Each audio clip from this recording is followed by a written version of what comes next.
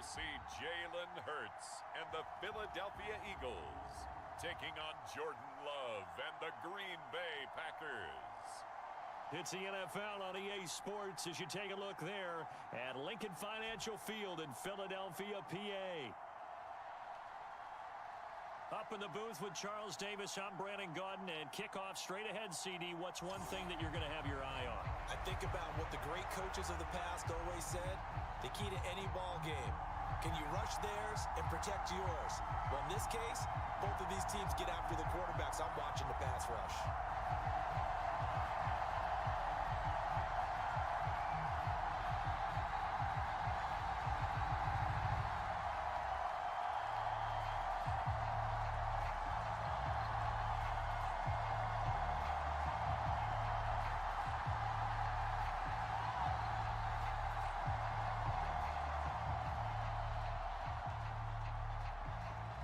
So the Packer kickoff team set to go as they will kick this one away. Here's Isaiah Rodgers to return. And out a little across the 25 to the 27.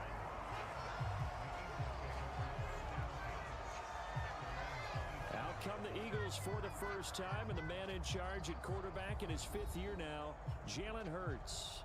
He's coming off a season where he certainly experienced his fair share of ups and downs. On the positive side, he threw for career highs in passing yards and touchdowns. On the negative side, he threw the most interceptions in his career, and his team struggled and collapsed down the stretch. If he can get back to playing mistake-free football without sacrificing his aggressiveness, this team can get back to competing for a Super Bowl berth.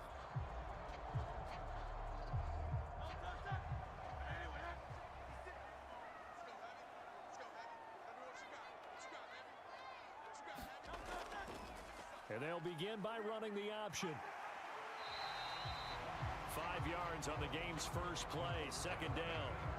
Well, that's what he can do when he keeps the football. It's not a huge gain, but it shows how hard it can be to stop him. Yeah, and I thought the defense had that one pretty well contained, and in fact, they probably came up and felt pretty good about what they did. Then they looked up and realized he still got good yardage out of it. He's a tough guy to stop. From the 32-yard line now, here's a 2nd and 5.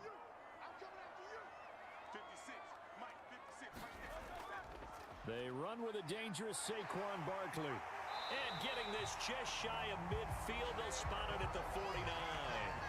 A big pickup there for the Eagles' first down, 18 yards. And there were a lot of people who were surprised when Barkley made the decision to sign with the Eagles this offseason. He adds another dynamic layer to an already stacked offense, and he's quickly making his presence felt as he picks up a nice first down here.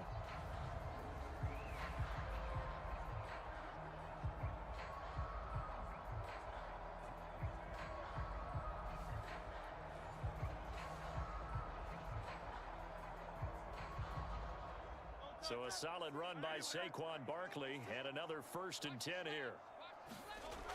Right back to him on first down. And he can only manage to get a couple. 2nd and 8 coming up.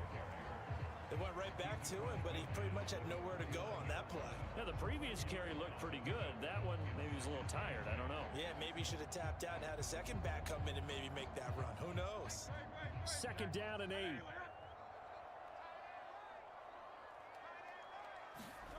Throwing is Hurts. This one goes out wide for Barkley. Yeah, he will go out right near the 35-yard line. 14 yards there and an Eagle first down. It's funny, throughout the time that we've been together, when we talk with running backs about the ability to catch the ball, their eyes light up when they talk about open field and having one-on-one matchups, don't they? Yeah, they do. And that's the reason why. What we just saw, shedding those tackles, and that's what they're used to doing. It is, and it starts at the beginning of the play. One-on-one matchup of someone. And down he goes. They sack him back right around the 41-yard line. They could not contain Kenny Clark as he gets home for the sack. They were trying to set up a screen there, but that one just too slow in developing. Yeah, too slow in developing and well read, because that ends up being a bad feeling for the quarterback. When he's got no blocking in front of him, his guys are just going to let defenders go, and they're coming for him. So if it's not there, you just got to throw the ball at the turf at your running back's feet. Protection certainly going to need to be a bit better here on 2nd and 16. Here's Hurts to throw. He'll get this one complete. That's A.J. Brown. And he is out of bounds, but not before he's inside the 30. It'll be a pickup of 15 as that'll lead to 3rd down. That's a good bounce back play right there after taking a sack on 1st down. Didn't quite get it to the marker, but now they're in a much better spot for a 3rd and short yardage call. If you're the offensive coordinator, you like looking at that section a heck of a lot better than trying to figure out 3rd and long. And they'll run the option on 3rd and short yardage. And he will have a 1st down at about the 21-yard line. 4 yards on the pickup, good enough to extend the drive. But if you're going to run the read option, typically, you've got to keep an eye on the defensive end. And what does that mean? What are you looking for with a defensive end? Well, you want to play off of what he does. If he collapses inside towards the running back, then you pull it and take it yourself outside in. If he stays outside, you go ahead and leave it with the running back. In this case, pulled it and got good yardage himself.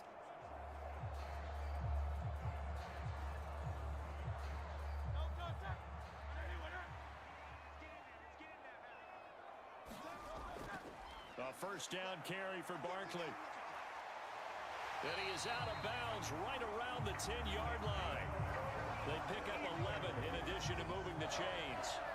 The impressive opening drive continues and just space being created by those guys up front. We're seeing this the same way, aren't we? We are seeing an offensive line, as this game gets started, as it starts to unfold, that they are dominating the line of scrimmage.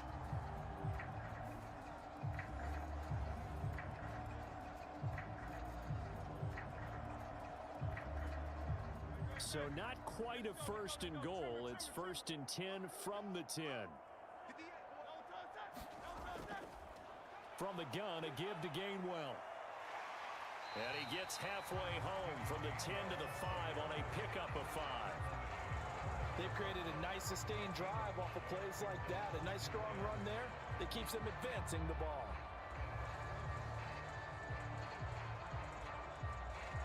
Here's a 2nd and 5.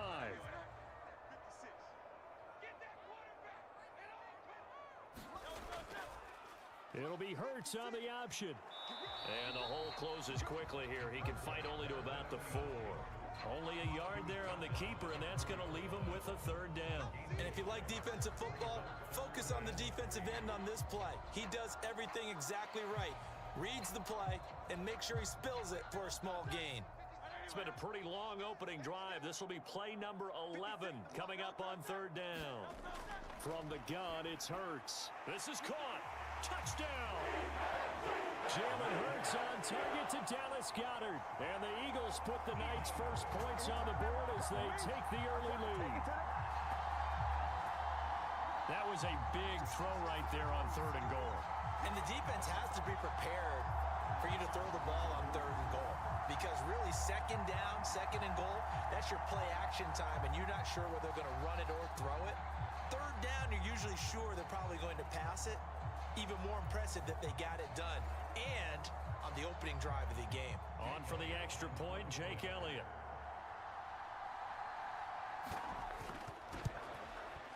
He's got it, and the Eagles lead at 7-0.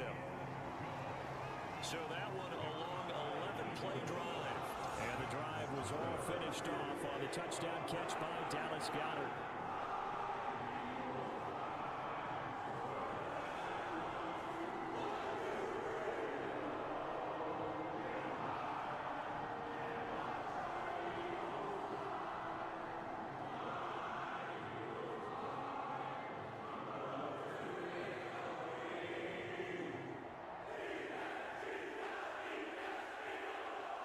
Now after the touchdown, here's Elliott on to kick it away.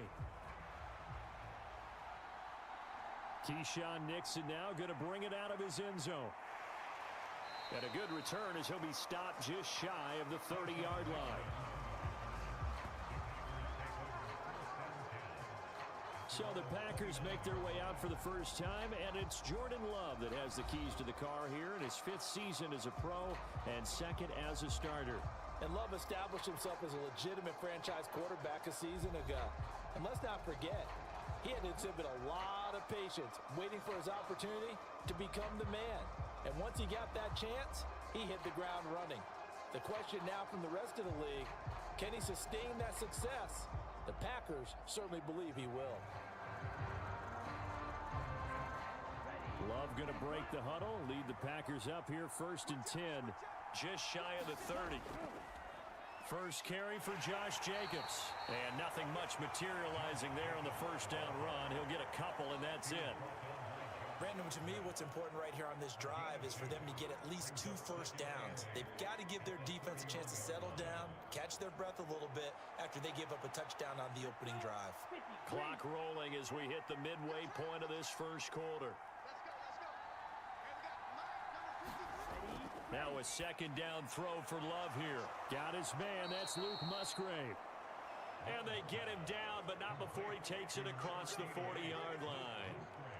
11 yards and a Green Bay Packer first down. We'll see what kind of mindset they have here offensively after giving up the touchdown on the opening drive. And based on our time with them, prior to this game, I feel like they've got a good mindset going in. In fact, the discussion that we had with the coaching staff was, we may give up some points in this game, so our offense has to be ready each and every time to either equal or try and get us ahead and try and keep us ahead. This is their chance to respond to that first touchdown given up. Back-to-back nice gains. That one for 14 yards and another first. And that play came together really well for them as he found open space, makes the catch, and gets down to the 1-yard line. He's kicking himself right now. He thought he had a chance to get a touchdown and put that in his ledger. Instead, his team gets a chance to cash in over these next few plays. And he was able to shed 1 tackle but could not get away from there. Give him 5 on the carry there, and it'll be second down.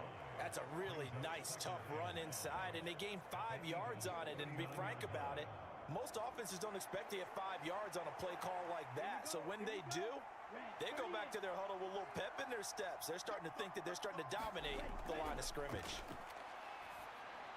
And that is going to be incomplete as he led him a bit too much. Just a little beyond the reach there of his receiver. That's probably one he wishes he had back. He wishes it had been 7-on-7 in practice, or maybe even routes versus air, because that's a completion he makes, 9.9 times out of 10? Just missed that one. Working out of the gun, Love. And that is knocked away in the middle of the field and incomplete. This defense has certainly played well so far in this game, and the coverage has been tight on just about every throw. Forced a few here so far in this game, and now it brings up 4th down. So coming on now is the field goal unit. They're going to try for 3, and he'll need all the leg he's got here. That's running out of steam, and it won't get there. He left it just short, no good, and this will stay at a 7-point game.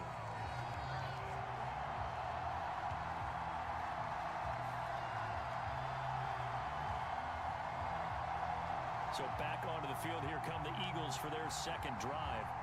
They've got a 7-0 lead in the football as well as they start out 1st and 10. And anytime you see a kicker trot out to try one from 56 yards, everything's got to come off perfectly for it to have a chance.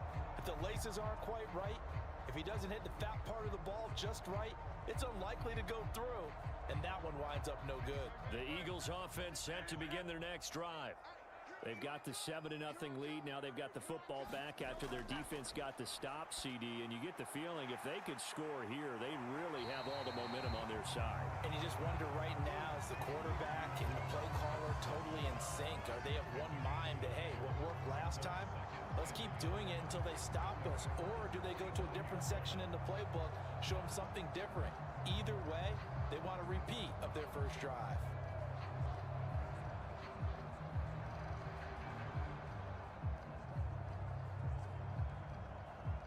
Ball spotted at the 45. Here's second down and 1.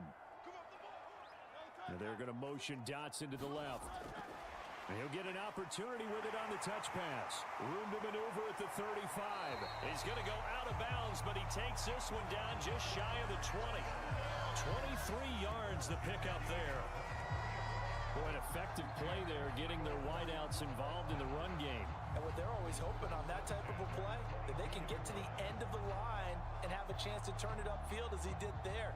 That means they controlled the blocking and took care of the defensive end or the outside linebacker to give him that lane. And I guess I need to clarify, I said getting their wideouts involved in the run game, but of course that was actually a pass as he popped it forward. He's got Dallas Goedert, his tight end, over the middle.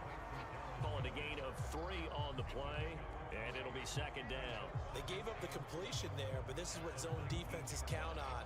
Catching the ball and not much run after the catch. 2nd and 7.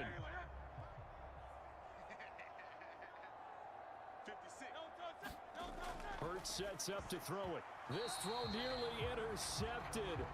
Oh, the big D lineman almost had it, but 3rd down coming up. I don't want to blow it too out of proportion, but maybe circle this play, because if they get the stop and hold them to a field goal here, that's a pretty good job. They're already down on the scoreboard. A stop now would be vital for them, because it could save them from having to do it multiple times later in the game in order to either get back into it or maybe have a chance to win.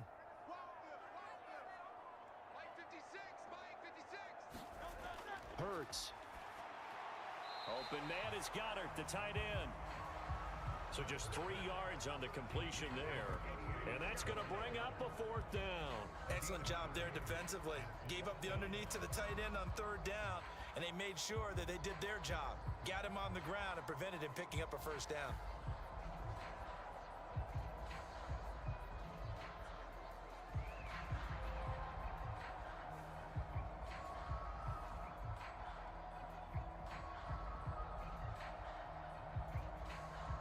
So Hurts is off, and on comes Jake Elliott for the Eagle field goal. From the right hash, this from 33. The kick by Elliott is good, and that will extend their lead even further.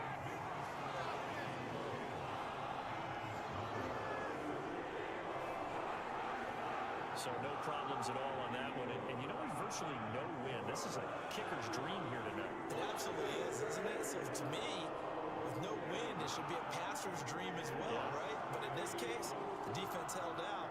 They had to force the field goal.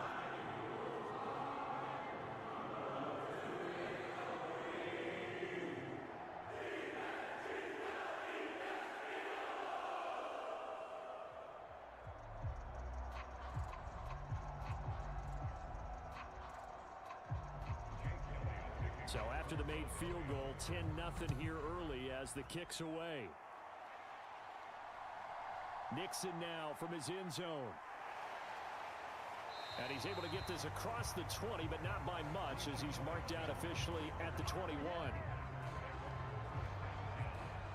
The Packers offense here coming back out for their 2nd drive. And they were in field goal range the last time out, but couldn't connect. And it's early in the game, so I don't think that the confidence just goes entirely out of, running your kicker back out there.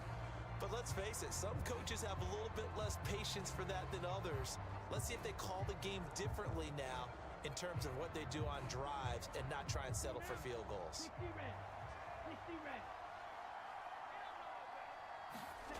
First down, Love to pass.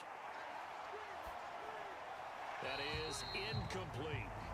No sense risking anything there on 1st down. Even though he's still in the pocket, he had a receiver out to his side, so just put that in a spot where the only people who can make a play on it are the trainers and the coaches. Well done. Now a 2nd and 10.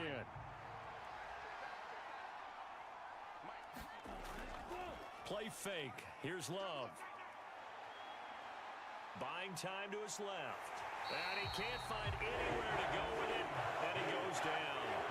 Josh Sweat rushing in and bringing him down to the ground.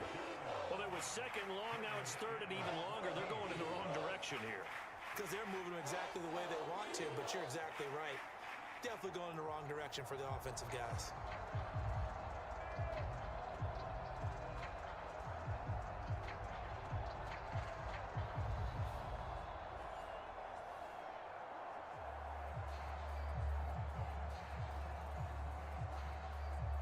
So here's a 3rd and 14.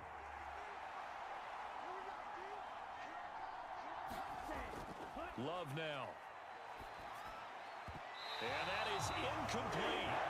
Well, he certainly thought he had a window to push that ball downfield, but as soon as he released the throw, the corner was there to slam that window shut.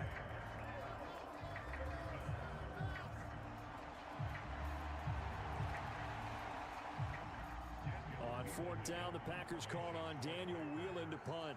Britton Covey deep for Philadelphia.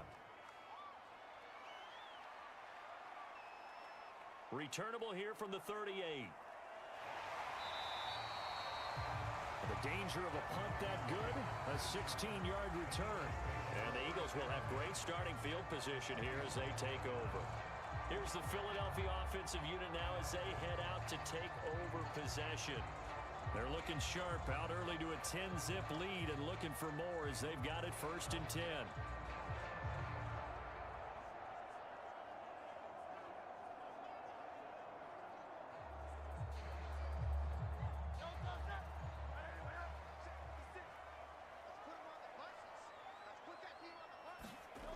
Throwing from the gun, it's Hurts. This short throw caught by Goddard. And the result here, a pickup of 8.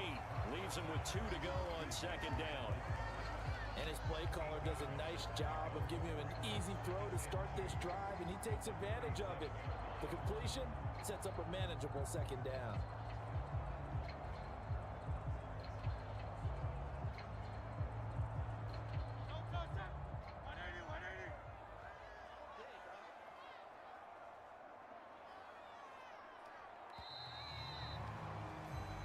Nothing to score after 1 on EA Sports.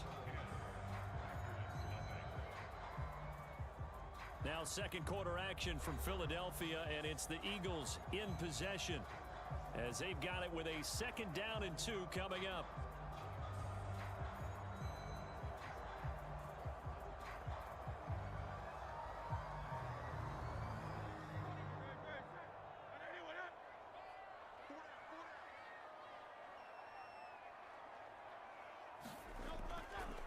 Now Hurts going to keep it running left. And they'll be inside the 35 now at the 34-yard line. He'll grab 3 yards on the play, taking it himself for the 1st down. How about that there? No frills, no additives, right? Nothing crazy. Just find a way to pick up the 1st down. A nice run right there.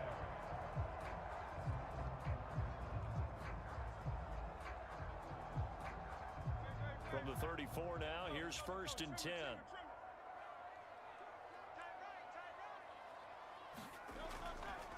Hurts going to keep it again. And that play is blown up, losing yardage back at the 35. Officially, it's a 1-yard loss. That's going to bring up 2nd and 11. And on this play, the read for the quarterback was the defensive end, and he was totally focused on the quarterback. He should have given it off inside to the running back. Instead, he kept it and ended up taking a loss on the play.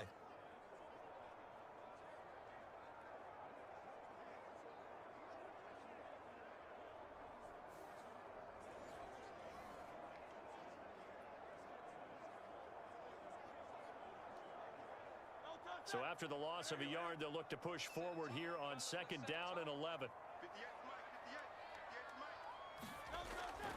Looking to throw.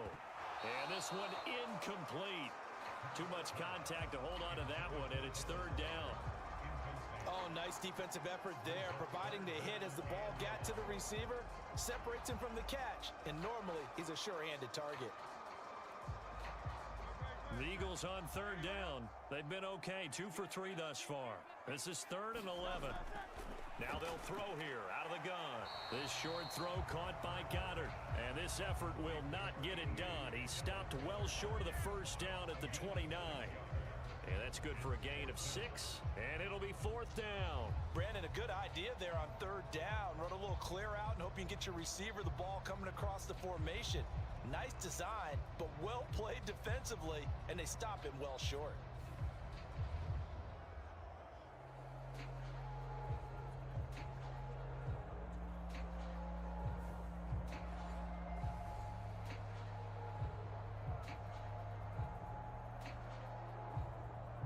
So Hurts is off, and on comes Jake Elliott for the Eagle field goal. Made his first. This now from 46 yards away. The kick by Elliott is good, and that will extend their lead even further.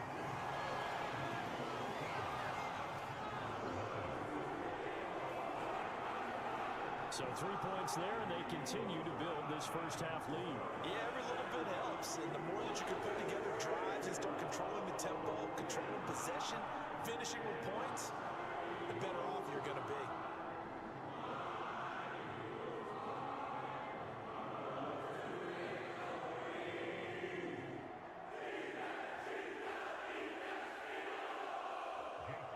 After the field goal, here's Elliott to kick it away.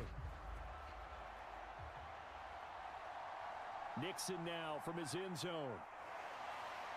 And able to get this across the 20, but not much further as he's dropped at the 23-yard line. The Green Bay offense ready to take over.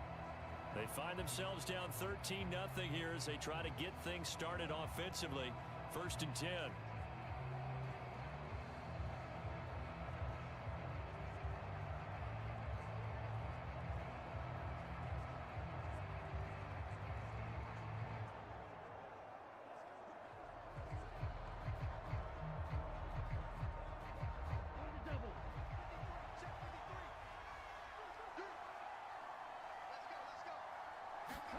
Out of the shotgun, it's Love. He has it complete to Christian Watson. So give him 5 yards there on the pitch and catch, and it'll be 2nd down. He decided to run a hitch route. It really helps to have a guy who can turn it loose. And, boy, he rifled one in there on that one. Not much run after catch, but it worked really well. From the 28, it's 2nd and 5. They will run the draw with Jacobs. A pickup of about 3 yards as he's taken down at the 31.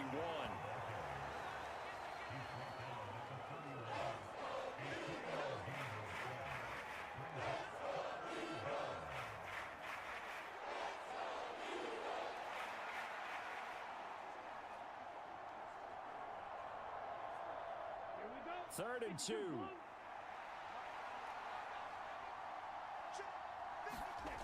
Love looking to throw it. That is caught, and he'll be taken down, but he does have 1st down yardage. They'll get 9 out of that one, and as a result, the drive continues. Would it be safe to say that as precise as routes are supposed to be run in the NFL, maybe they're not quite as precise in college ball? That's accurate, yeah. And I think we saw a college route in the NFL there. Just find the soft spot, find the dead zone, and find the 1st down. And that's what he just did. Come on, set, yellow, 22.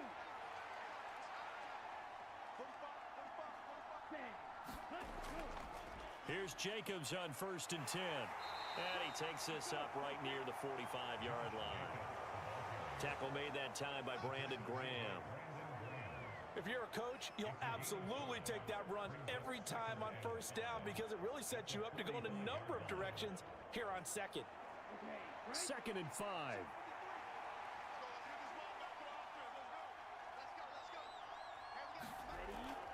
They'll stay on the ground with Jacobs. And no room that time, getting it to about the 46. They follow up the gain of 5 by only getting 1 there on 2nd down.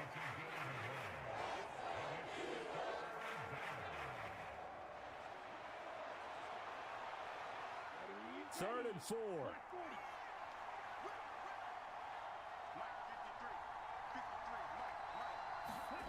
Love from the gun. And he's got this down to the 35. A good-looking drive for the Packers so far. It's a 1st down. Yeah, these are the types of plays they're going to need to hit on if they're going to get back into this game. It hasn't been the greatest of first halves, but this is a nice throw here on 3rd down, and they keep the drive going.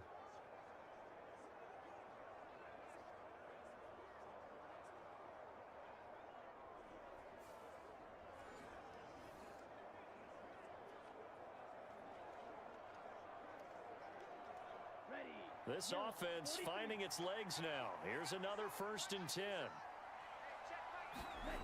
Love. He finds his man complete. That's Jacobs. Now this will leave him a yard short.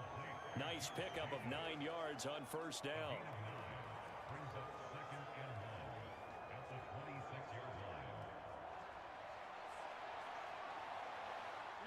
So from the 26-yard line, here's 2nd and a yard.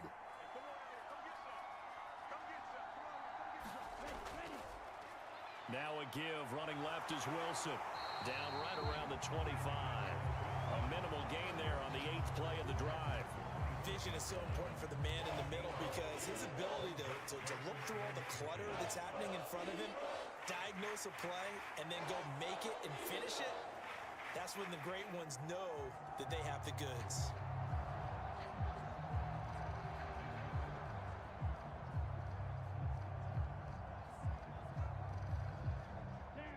So 3rd and inches, and this will be the 9th play of the drive. They go back to the ground, this time Jacobs. And he's going to have a first down here as he gets this one to the 17-yard line. A strong 8 yards will keep this drive rolling. I'm okay with the call there. In fact, I actually like it. I know they're down a couple of scores, but the running game worked in that situation. I would continue to go in that direction.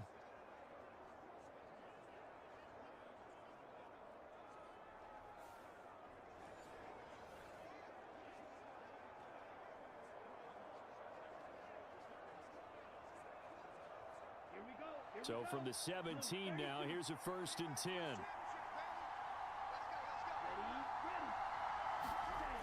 Now Love. To the goal line, but it's incomplete. Oh, they were so close. That close to their first points of the game. Just needed to hang on just a second longer, but he couldn't complete the process of the catch through the jostling from the defender. Here's 2nd and 10.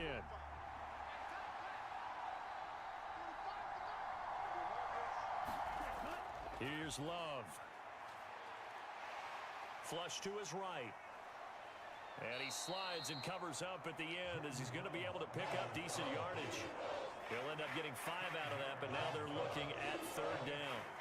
I certainly like what he did right there because he smartly wanted to avoid forcing anything downfield because nothing appeared to be open. Nice harmless slide there to avoid the big hit, and he gets a small gain on the play. To throw now, here's Love. And he's going to go down. Sacked right around the 17. And now that brings up 4th down there, a loss of 6 yards on the sack. When you're down a couple of scores like this, CD, you can't afford too many plays that go in the wrong direction like that one. Yeah, when you take a good look at it broadly, sacks are better than giving up an interception. But where they are on the scoreboard, they've got to get rid of all of that and just create positive plays for themselves in order to have a chance. 4th down and no hesitation from Matt LaFleur as he sends out the field goal unit. This will be a 34-yard attempt. And his kick is good. And they will indeed get on the board here, but still trailing. It's now 13-3.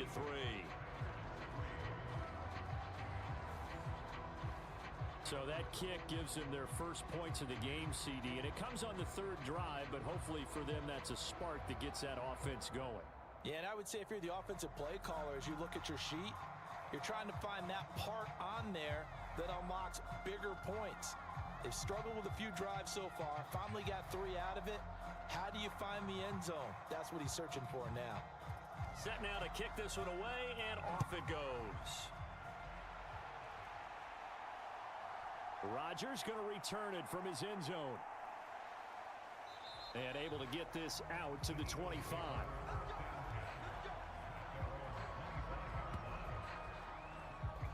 Philadelphia getting set to take the field. And they're not going to play this conservative, I don't think. They had the field goal last time, and they're up, but they're looking to put a drive in the end zone. Oh, I agree with you totally. No one goes out on the field and says, all right, let's just settle for 3, except in certain situations, trying to ice a game, that sort of deal. Most of the time, it's end zone, and that's what you're thinking, and I believe that's exactly what they're thinking as they begin this one. Yeah, no quarterback ever goes out there saying, hey, let's get 3, right? Not one that I've ever met. On 1st down, Hurts. Got a man, it's Brown. And he gets this one just shy of the 40, down at the 39. First play of the drive going for 14 and a 1st down. Already a terrific receiver, Brown has taken his game to another level since arriving in Philadelphia. He's totaled just under 3,000 receiving yards over the last 2 years, and he's someone who raises the ceiling of the entire offense offense whenever he's out there. His goal for this season, get Philadelphia back to the Super Bowl with a chance to win it. And the play goes nowhere, losing yardage back near the 40 at the 39. We remind you that coming up in 2 minutes' time, we'll hand you off to Orlando, where Jonathan Coachman will have highlights and analysis of this first half of action. Looking at a 2nd and 11 now after the loss. Back to throw here. Over the middle, complete. That's Brown. And this is going to result in another first down as the tackle's made at the Packers' 44-yard line. 17 yards on the pickup there, and the drive will continue. Good strong throw and catch right there. And so far in this game, the alleys have been open for them to get completions, and they're taking advantage of it.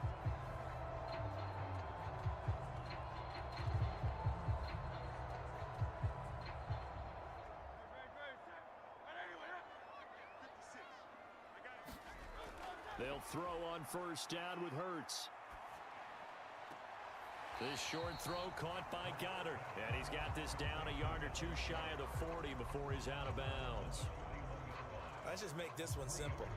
Could he be any more open than he was on that play? Yeah, they lost him going to the outside. Hard to believe because you go through your accounting on each and every defensive snap. Who's got who, what defense you're in.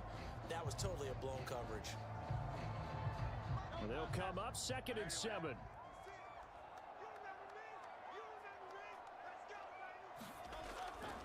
Out of the gun, they'll look to throw. A quick throw there is incomplete. I see the surprise in your face there, partner. That is a rare incompletion from him. He's been on point this entire game. He has percentage completion-wise way up, not that time.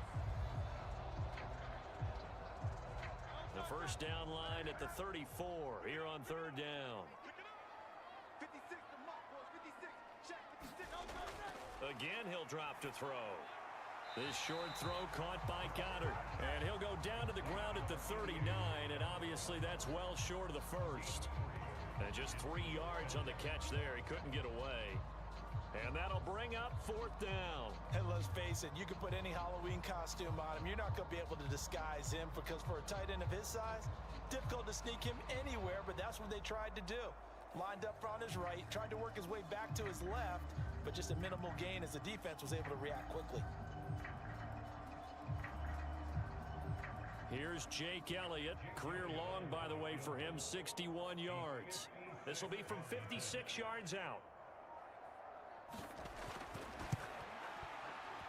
And his kick is good. He got every bit of that one as it's good from 56 yards out. And the lead stretches.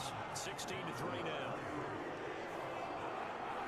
That was perfect. From distance, he steps up, knocks it right down Main Street. And Main Street's celebrating right now with him, aren't they? I love the mechanics of the whole thing. Snap, hold, everything was right on target, and the blocking was perfect, and he executed so well.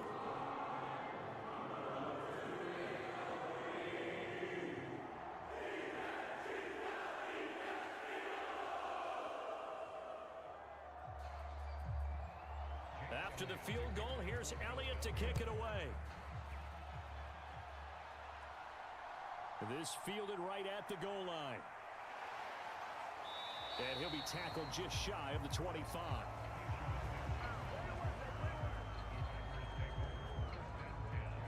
The Packers with the football here late in this first half. Well, not much time remains here in this first half. We'll see if they can get something out of this drive, at least a field goal. They could certainly use it. Down by 2 scores.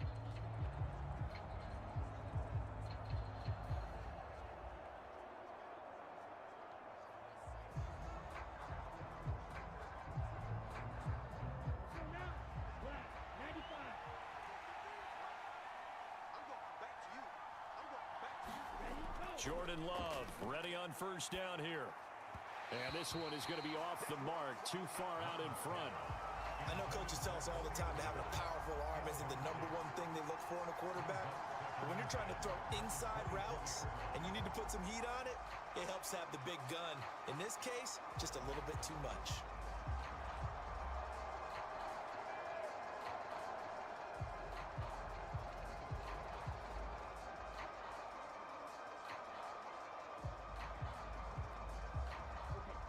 2nd and 10.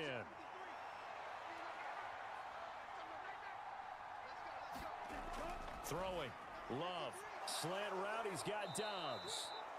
The Packers going to use one of their timeouts as they'll stop it with 27 seconds remaining here in the 2nd quarter.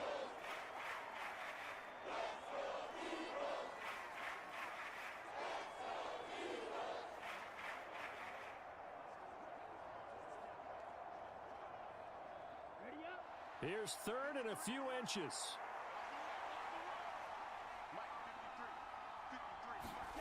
To pass, here's Jordan Love. He's got his target. That's complete. Now the Packers going to go ahead and use the 2nd of their timeouts. So that means they're down to 1 remaining here as we head toward halftime.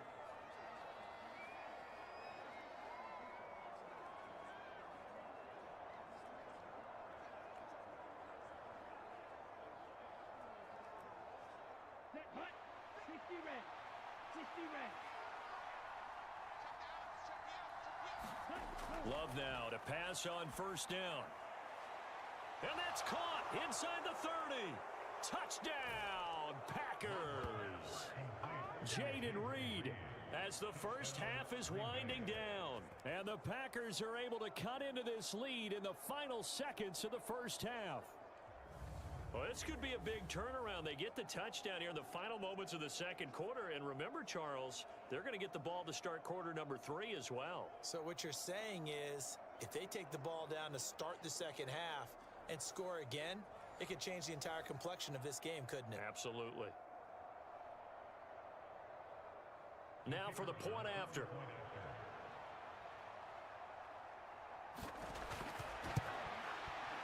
And it's up. This is good, and it makes it a 16-10 game now.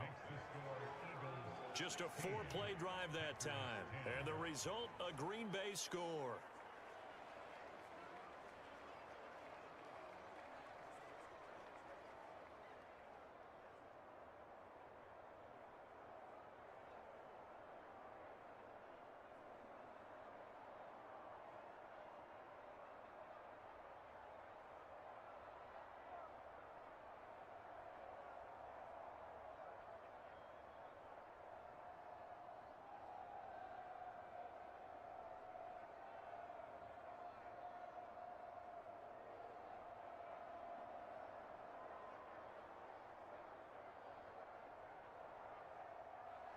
So not much time to speak of remaining in this 1st half as the kick's away. This taken in at the goal line. And the tackle going to be made right there at the 25-yard line.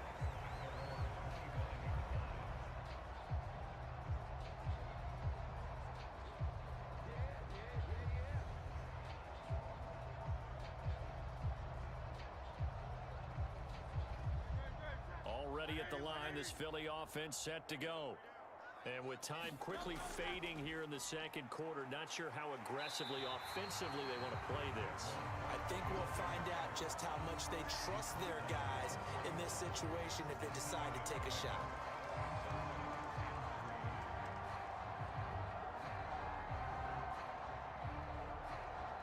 So we've come to halftime here in Philly with the Eagles on top. As we'll send you down the coast now to Orlando, that's where we find Jonathan Coachman ready with our EA Sports Halftime Report. Coach. Okay, Brandon, thanks very much. Back to you guys in a bit. But first, we welcome everyone to our EA Sports Halftime Report. We just watched a fine 1st half out of the mobile quarterback, that's Jalen Hurts. He was on point, throwing a touchdown pass to help his guys take the lead into the break. This game's had a little bit of everything thus far, and certainly plenty to look forward to as the teams are right back out there for the 2nd half. So we'll get right back out there as well, as we'll turn it back over to Brandon Godden.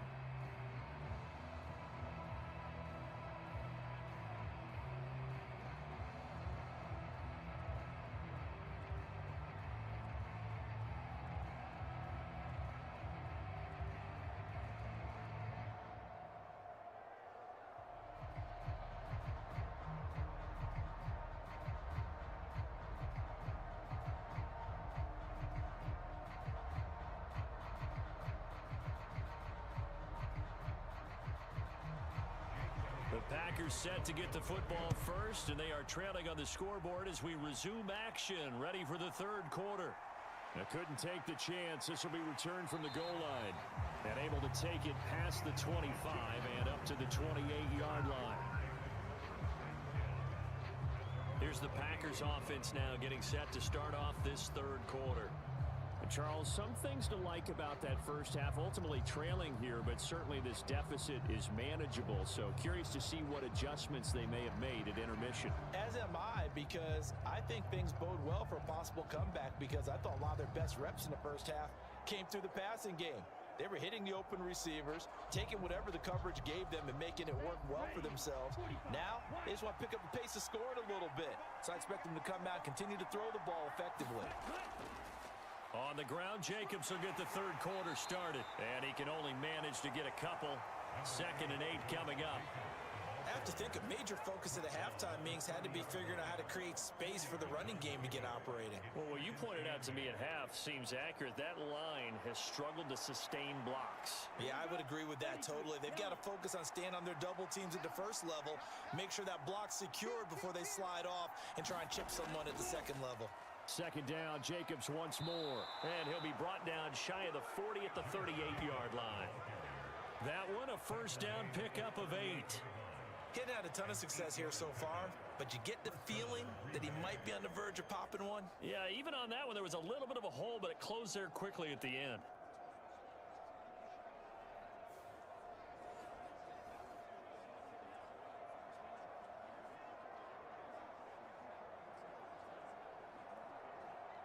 So here's a 1st and 10 at the 38.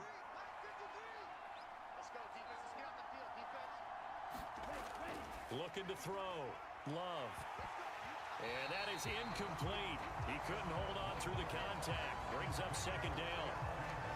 It's been clear in this matchup which side has been the more physical one. It's been this defense. And here's another example on that last play.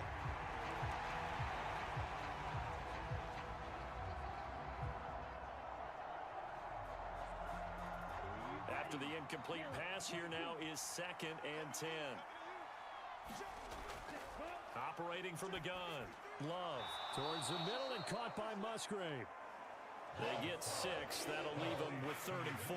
Let's not quibble about the gain there on 2nd down. That was a positive play because that was a take-what-you-can-get situation. Got out to the tight end. Now it gives them much better opportunity to convert on 3rd down. The Eagles call on the extra defensive back here as they prepare for a stop on 3rd down. Operating from the gun. Love able to find the open man. That's complete. And he is going to have a Packers first down. They needed 3. He doubled that. He got 6. And that one was a lot of fun right there because that was the game within the game.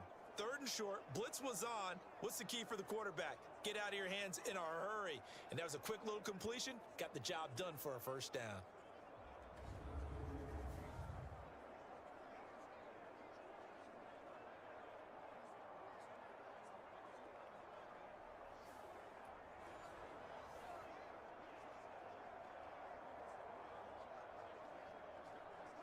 Ready.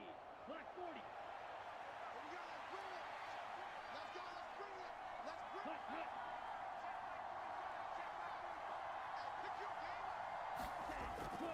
Jacobs going to try the middle. And they'll get him down here at about the 42.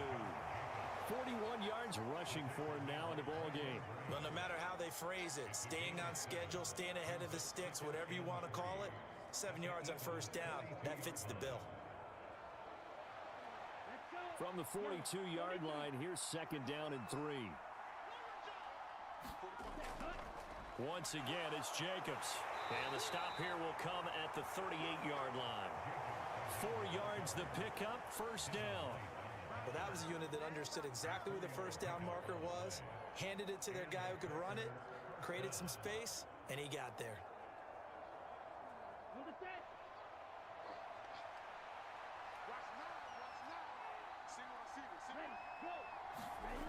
First down, going to the air with Love. This complete to the tight end, Tucker Kraft. And he works it past the 30, almost to the 25.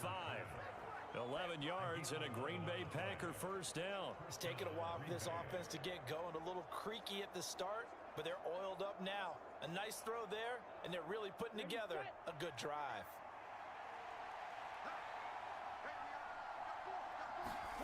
On 1st and 10, Love. Throw right side, hauled in by Dobbs. And he'll go out of bounds inside the 15-yard line. It's a first down, his 4th catch of the game after having 3 in the first half. I love the drive they're working on here because they know they can take the lead with a touchdown. And so far on this drive, so good. They've moved the ball down the field with very little resistance defensively, but they better be prepared for some adjustments to come their way now. Musgrave's got it out right. And he is out of bounds, getting it down to the 10. So the completion good for just 3. And that's going to bring up 2nd down. Well, that's always a good place to throw it just because he's one of the biggest targets not only on this team but in the National Football League. And you and I both know the quarterbacks love these large-body tight ends, and why not? Nowadays, they're really wide receivers who are just taller and have a little bit more weight. These guys catch the football, make big plays downfield. In the old days, we wanted them to block. Now coaches want them to catch the football first. A gain of 3 last play. This time they double it and pick up 6. This drive is turning into an extended one, and the guy carrying the ball, he's becoming more like a body blows guy. Every carry is putting some damage on the defense. So after a while, I'm not too sure how many guys are going to want to run up and tackle him. And he'll be taken down, but he does have first down yardage. Brandon, that's a gamer move right there. Facing 3rd down, steps up, calls his own number, and nearly makes the house call. If I'm the coach, I let him take another one right here. Give him a chance to be the first one to hit the end zone after that effort he just gave him.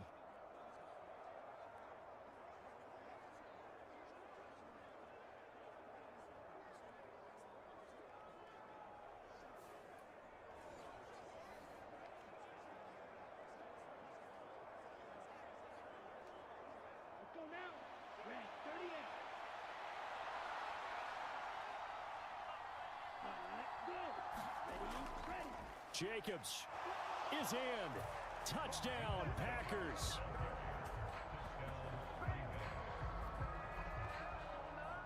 And they would not be denied on the ground, powering it in just one play after they got stopped short. And how about how many tight ends were on the field? Because in today's NFL, we think of the tight end more as a pass catcher. But this group, they tell them you've got to be able to run block to stay on this team. And they committed to it and got it done right there.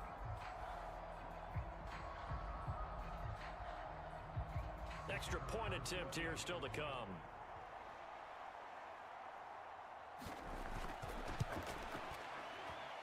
It's up and good, and they take the lead by a point, 17-16. So that drive spans 13 plays. And it was capped off by a touchdown run from Josh Jacobs.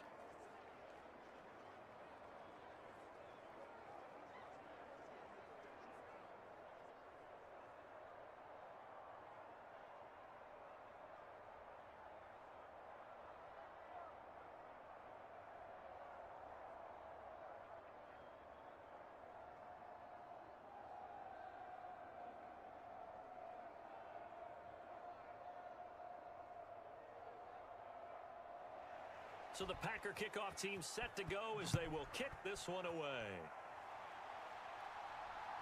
On the return from his end zone, Rodgers. And he won't quite make it to the 25.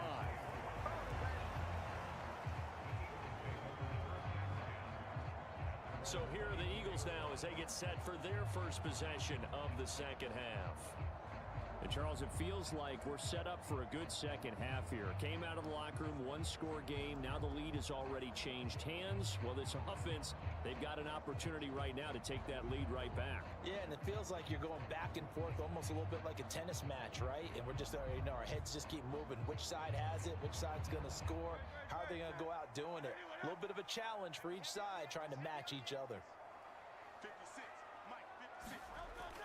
They'll try and get this run game going. This is Barkley. And he'll get this up to the 34-yard line. 47 yards rushing for him now on just 6 carries to this point. Seemed like they picked an excellent time there, Charles, to go with the draw play. They certainly did. Caught him a little over-eager trying to get into the backfield and get to the quarterback. They used their speed and their aggressiveness against them, didn't they?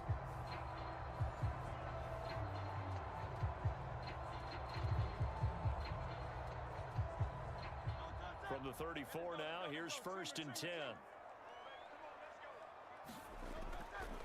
Again, it's Barkley. He'll get this to about the 38.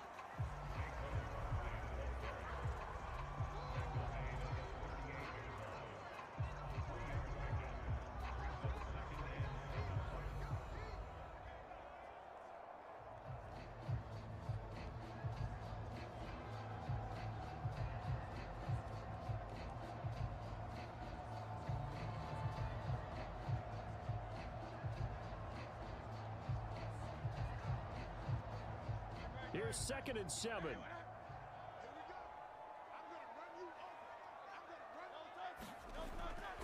They'll look to throw. That's complete. He's got Barkley out of the backfield. Call it a gain of 3 on the play. And that's going to lead to a 3rd down.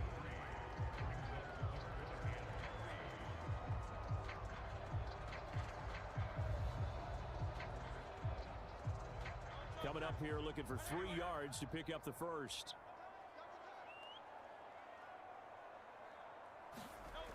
Out of the gun now on 3rd down. Oh, he tries to force it in, and it's intercepted. And a great return here gets this one all the way down to the 26-yard line. Before we came up to the booth, last thing he said as we were walking off the field, want to play mistake-free football. Well, that just went out the window there with a pick. And do you remember what you said to me when we were walking up to the booth after he said that? You're like, oh, fatal last words. Every time we hear that, things tend to fall apart a little bit, and that's what we saw there. Didn't get enough on that throw, and it turned into an interception.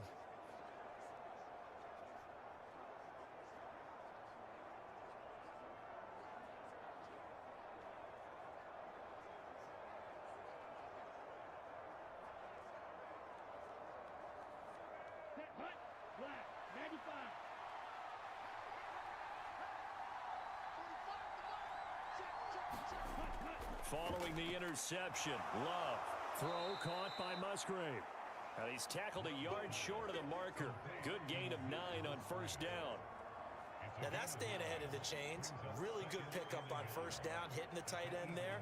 Now it brings up a 2nd and manageable. Just found a hole in that zone. 2nd down and a little more than a yard here.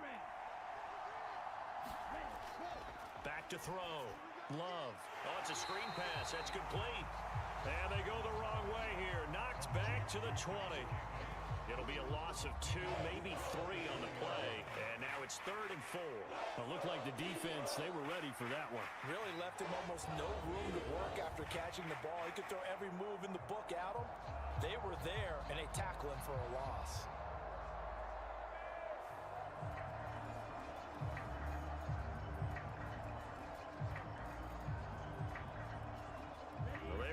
Great starting field position on this drive, but now they face a 3rd and 4. Looking to throw. Love. Looking end zone, but it's incomplete. But that was certainly an aggressive call and an aggressive play. Instead of just going for the 1st down, took the shot in the end zone, went for the touchdown. Yeah, and on 3rd down, they said, forget about the sticks. We want 6. 4th down and no hesitation from Matt LaFleur as he sends out the field goal unit. Right hash, 37-yard attempt. And this one is right through. And they add on and get a little bit of a cushion. It's 20-16 now.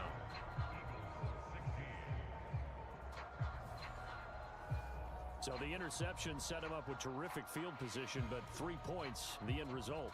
Yeah, we can make this one pretty simple, partner. You always want to end drives with points, but that's one that you're going to look back on and probably say, we should have done better there.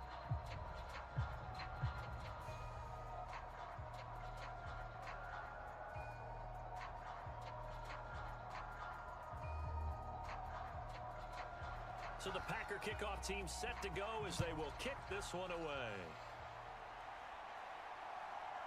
Rodgers going to return it from his end zone. And he'll be stopped up at the 25.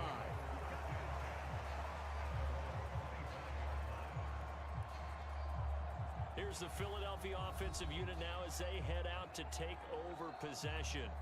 So now, Charles, this drive maybe a touch more important, trying to erase the memory of that interception they had the last time out. Yeah, and everyone goes through this because even the best in the game, you're going to have games where it just doesn't go right for you and interceptions result. So, frankly, to me, it's all about how you respond, not just the types of plays that you call, but how you carry yourself, how you show your team that you're still with it, and how you continue to lead. Trying to shake off the interception from the last drive. He'll look to throw. So just 3 yards on the completion there, and it'll be second down.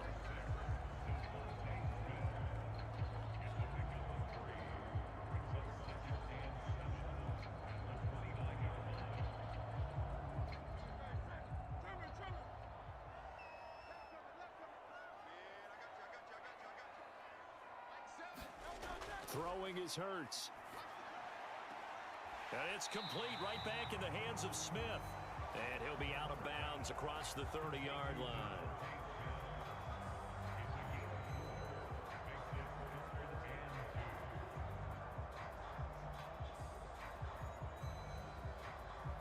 Now they need 2. Here's third down.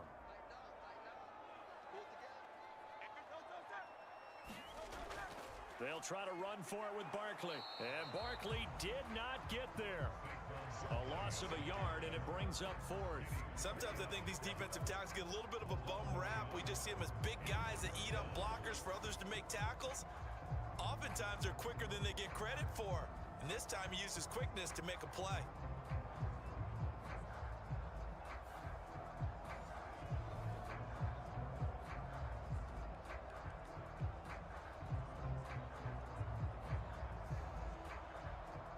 The Eagles send out their punter now as he's on to punt for the first time tonight.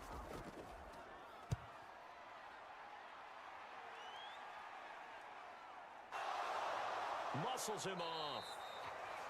A 40-yard punt, 5 yards on the return, and it'll be Packer football here. First down and 10. And Green Bay getting ready to go as they take the field. And they split the uprights last time for 3. They've got the lead. They're not going to play this conservative. They're not hoping for another field goal. They're hoping for a touchdown. I'm with you on that one. I like where your head is. I like the way you're thinking because you're exactly right. Trying to sit on a lead and play that way, that doesn't work too well for most teams. Run your offense. Run what you do best. Exactly. Put it all the way down and try to increase your lead in a big way. And the best way to do it, touchdowns. On the ground, it's Jacobs to start the drive. And he gets this to the 35. Good for a gain of 5. An opportunity to get a drive started here at the end of the third quarter. What you're trying to do is break the game down a little bit. Don't let your guys see too deep into the game, into the future, and say, oh, we got to get here. No, right here, right in front of them, melt the clock down, get to the fourth quarter, try and keep going. And try to keep that lead. Exactly.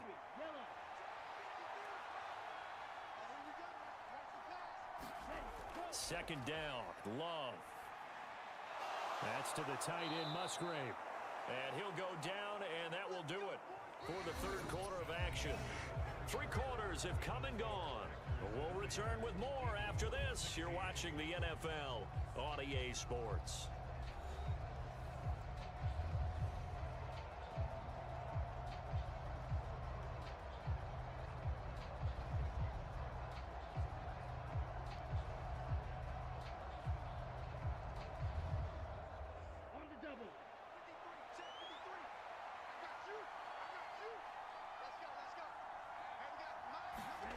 From the midfield stripe, they'll look to throw. His throw incomplete. That was well defended. They clamped down on every available receiver. Just got to give the win to the defense on that snap.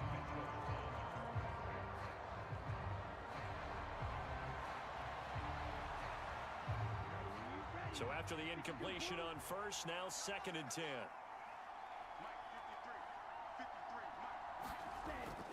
Back to throw. Love. Open man is Musgrave, the tight end. So they hit pay dirt, but don't count it yet. There's laundry on the field. We'll see what the penalty flag is about.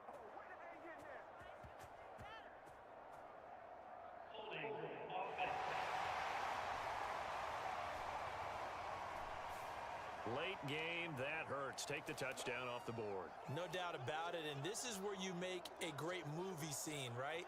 Go in, rally the team. Okay, we lost points there. Let's get it back and go out and score again. Can he get it done? Still second down.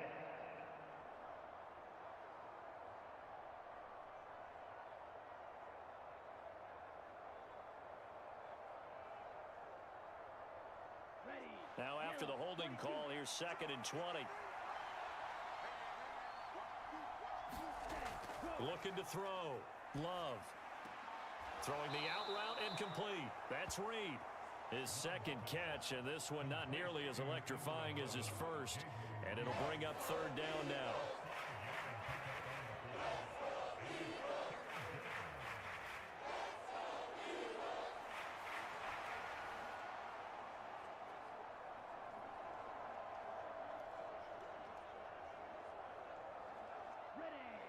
Tall task ahead of him here, needing a full 15 yards to move the chains. Now on 3rd and long, they'll look to throw. He'll complete this one to Watson. And he can only manage to get this to the 45-yard line, well short of the first. They pick up 10, but it'll still lead to a 4th down. Tell you what, he's been able to put the ball in some tight spots all game long. That throw, no different. Yeah, a lot of people would call it a gutsy type of a throw. I think he looks at it as, I can do it, so it's not that big of a deal to me, and I'm going to keep firing.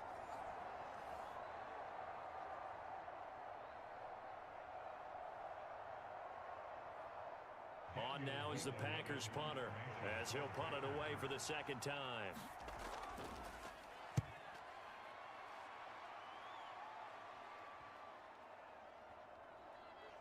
Oh, and what a play on special teams here. This is going to be down inside the 5, all the way down at the 2-yard line.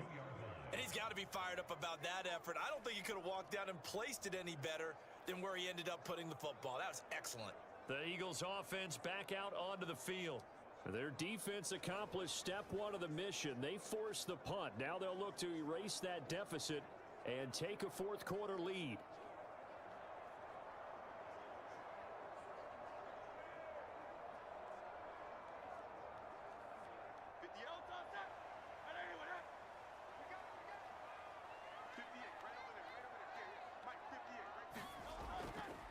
They'll start out on the ground. It's Saquon Barkley.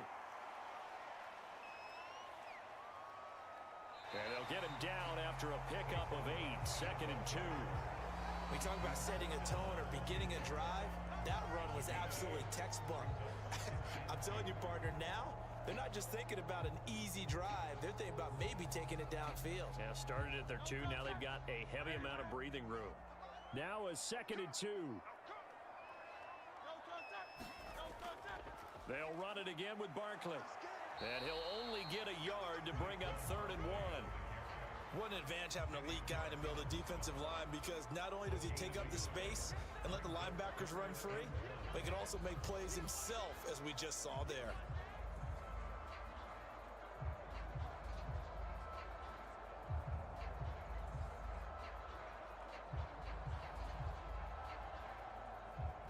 The offense on 3rd down tonight, lacking much success, just 2 for 7 to this point. They need just a yard here. It's 3rd and 1. And that's going to be incomplete. The contact there enough to jar that ball free, and it brings up 4th down. This is certainly a team that has proven it likes to target its backs through the air, and defensively, they were aware of that and certainly were prepared on that throw.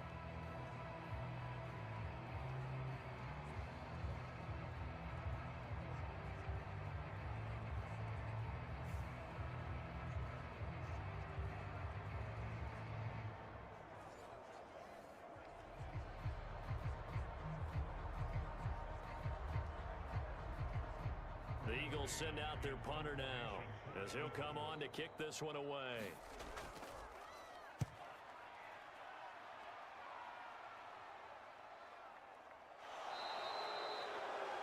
So possession goes over here on the punt. And it will be 1st and 10 as they take over. Now trotting out there, the Packers getting ready to go. Their defense got the stop, forced the punt, and now you really start to monitor the clock as they nurse this slim lead.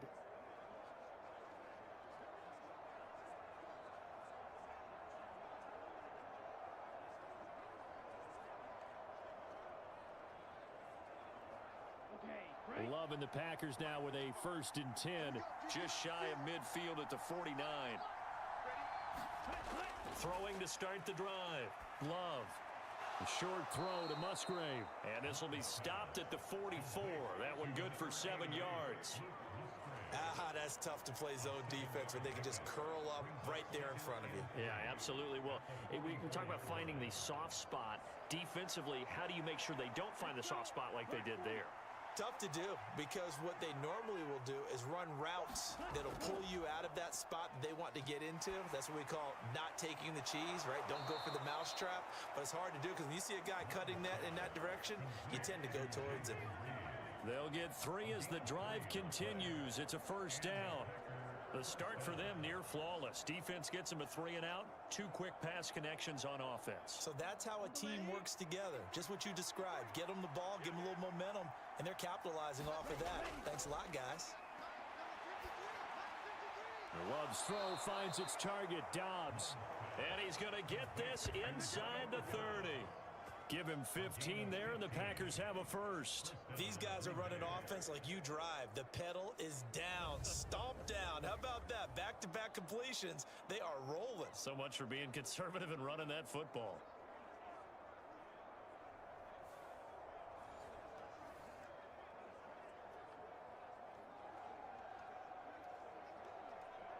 Down.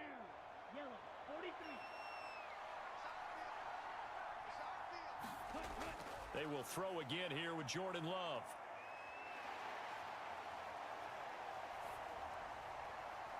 Got a man on the right sideline. That's Reed.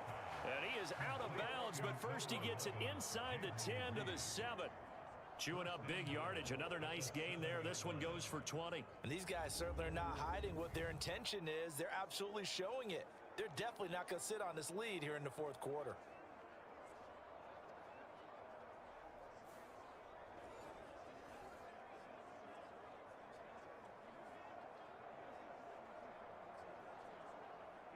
So 1st and goal, 6 points here would go a long way toward wrapping this one up.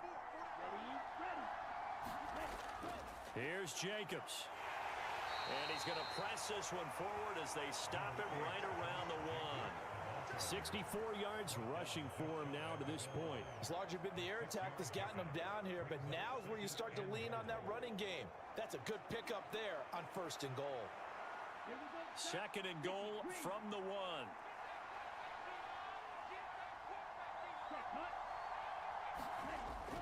The carry here for the big tight end. And he's going to take it in. Touchdown, Packers. It's a 1-yard touchdown run. And the Packers get an important score there to extend their lead here in this 4th quarter. Well, that's certainly going to bump up the old win probability index because now it's a 2-score game here in the 4th quarter. Yeah, you're taking me into that deep water now. Win probability index. This game's definitely not over. We're not looking at a 0.5% or something. It's just 2 scores. But the way that this team has played, to me, what I've seen, they absolutely deserve to win this game. They've been the better team by far throughout. Extra point attempt to come here.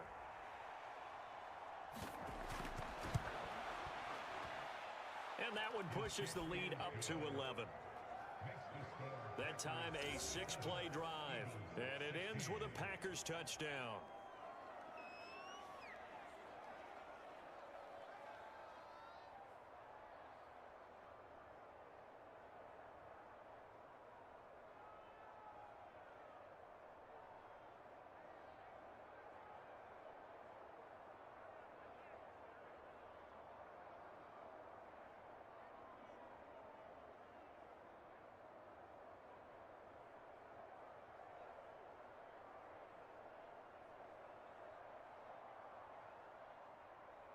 Out is the kickoff unit as they run up and send this one away. On the return from his end zone, Rodgers. And he takes this near the 25. Just a little pass there. Call it the 26. Philadelphia getting set to take the field. And the script really is flipped for them. The momentum on the other sideline, and now they have to try and battle back from a 2-score deficit.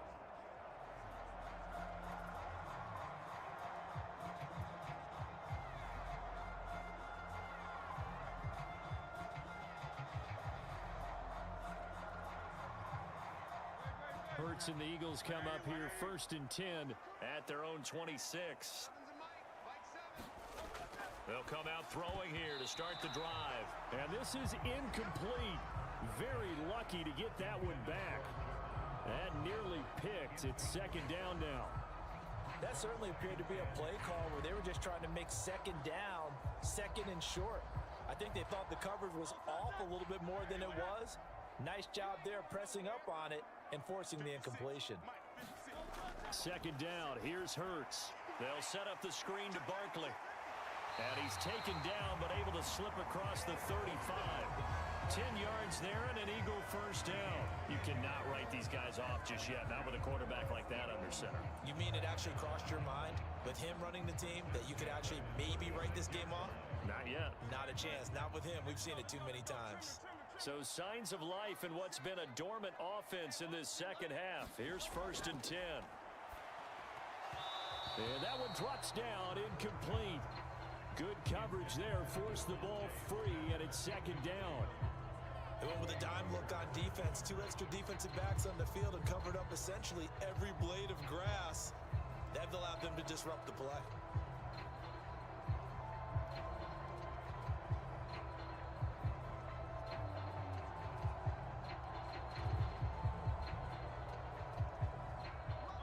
They'll try again from the 36 on 2nd and 10.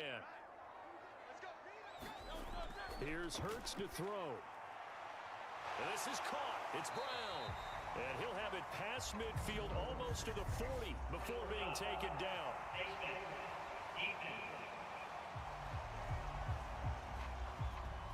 But Charles, they're trying to protect this lead late. Those are the types of mistakes they could afford to go without. But the last thing you want to give them is help in completing a comeback, which is exactly what that penalty does.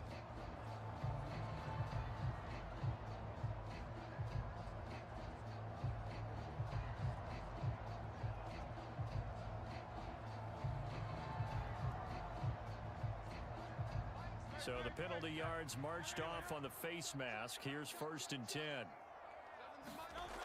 Hurts sets up to throw it. And that is caught on the right sideline, but out of bounds, says the line judge. The throw took him a little too far. It's 2nd down. Close there. He caught it, just wasn't able to stay in bounds. And that's where the sideline, it was used as a 12th defender. You know, 11's legal. This one is an imaginary one that my college coach used to call Sammy Sideline. Sammy Sideline can protect you at times, and in this case, that's exactly what he did for the defenders. 5 yards, now it's 3rd and 5. And that's all about recognition right there, because he's got to go from pass rush mode to pursuit mode, what defensive line coaches like to call retracing. And he's able to retreat and make the tackle for just a short gain. The offense on 3rd down tonight, they've struggled to the tune of 2 for 8 so far. This will be 3rd and 5. And he picks up the 1st down yardage as he takes it down to the 16. Give him the 3rd down conversion, 5 yards on the play. Brandon, this can be so demoralizing for a defense. They've had 2 opportunities to get off the field. They haven't gotten it done. So now your coordinator, he's going to call every blitz that he has, any type of exotic, something that they haven't seen before. And he's also telling the defensive lineman, don't worry about holding people up. Just get in gaps and try and make a big play. And not only not getting off the field on 2 opportunities, clock continuing to run. So the ball down to the 16 here for 1st and 10. They'll go to Barkley again. And he's brought down just outside of the 10 at the 11. 5 yards is the tally on 1st down. That brings up 2nd and 5. But, partner, if the defense isn't going to adjust and they keep giving them those 5, 6, 7-yard runs over and over, They're likely to run it the whole way to the end zone. They'll be more than happy to take the yardage available and save some of their other plays in the playbook for another time. And Hurts able to show off some of that elusiveness as he slides to the ground there, and in the process picks up the first down. I like how he hung in there and went through his progressions, but eventually his internal clock went off and told him it was time to make a run for it, and he ends up sliding down with a solid gain.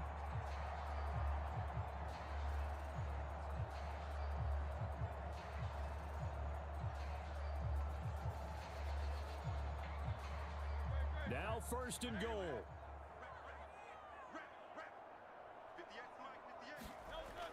They'll try and run for it with Barkley. And he's in. Touchdown, Eagles.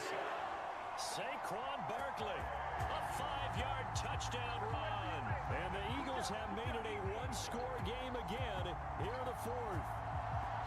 A solid blocking up front from the guys on the offensive line allowed him to get in for the touchdown. Yeah, some might say that the guys on the offensive line were in concert. I used to have a coach who called it marrying up.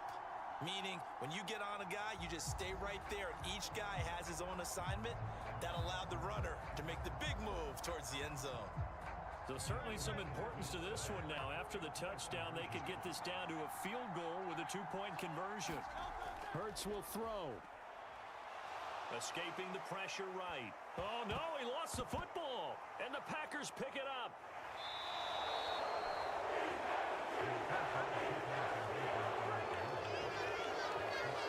It's funny to me because we actually keep a football in the booth with us during games, and I notice you cradling the football. You get it tucked pretty tight with the points of pressure here, and that didn't occur on that play, did it? Now, you saying I wouldn't have fumbled if I was down there? You would not have fumbled. You got that thing locked in tight. I also have really large biceps.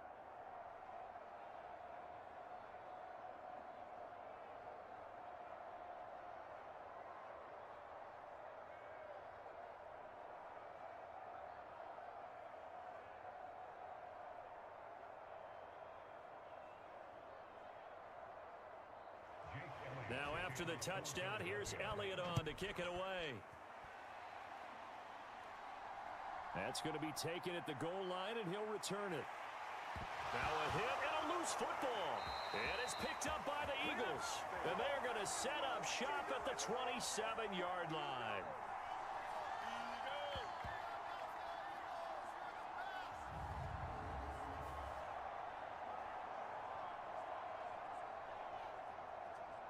So it's Eagle football here as we get you reset. They come up on a 1st and I believe the referee's been buzzed. Yeah, they want to take another look at this call, and it's certainly a big one here late in a tight game. Now the question, was the knee in fact down before this ball comes loose, and is the video convincing enough to overturn it? A lot of factors here. Remember, you also need clear possession of the football afterwards. This is a tough one to overturn.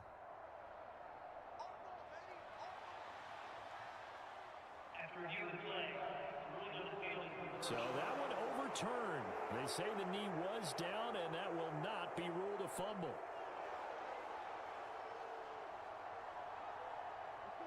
The Packer offense ready to get their next drive underway.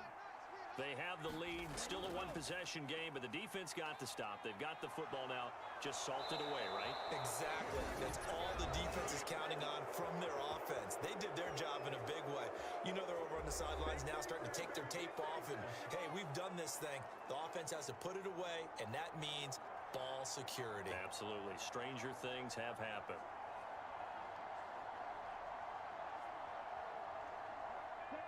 Not totally home free yet, but it's looking good as they come up 1st and 10. Running straight ahead is Jacobs, and he'll take this ahead for about 4. 2nd down coming up. And now we're going to get a timeout defensively. So another stop, 1:50 left in the football game.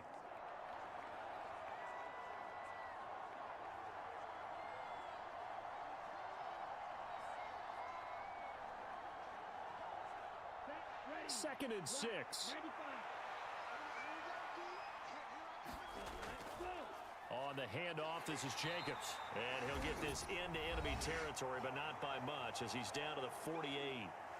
The Eagles will take their third and final timeout as they'll head to the sideline and talk over what to do next.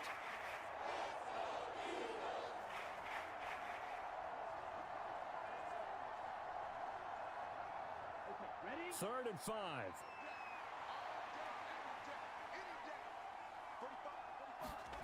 Here's Love.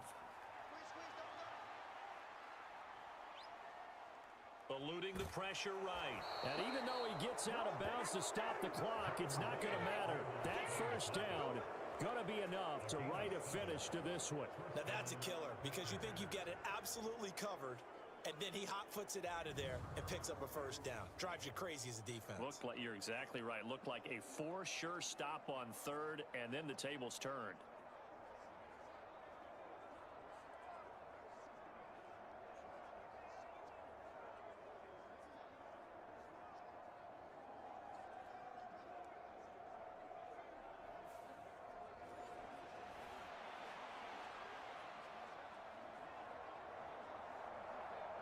Here we go. 60 red. 60 red. Hut, hut. And they'll indeed take a knee.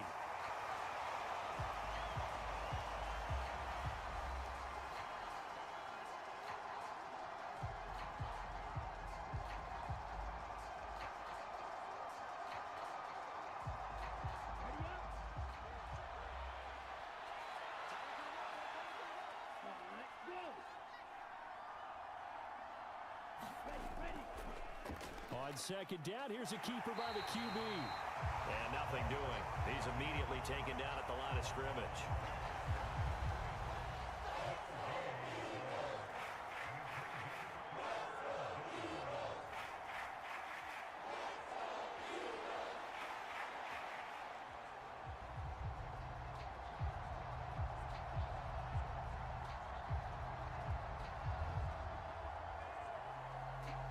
Come on. Set. 45. Line.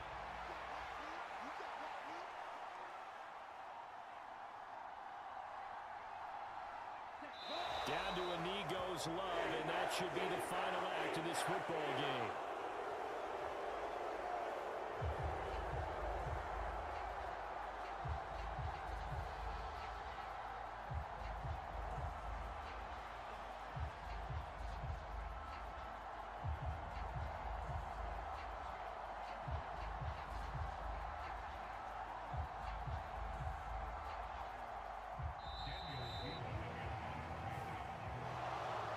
What a finish in this one, Charles. You know, this group, they come in, they have to fight a hostile atmosphere every snap.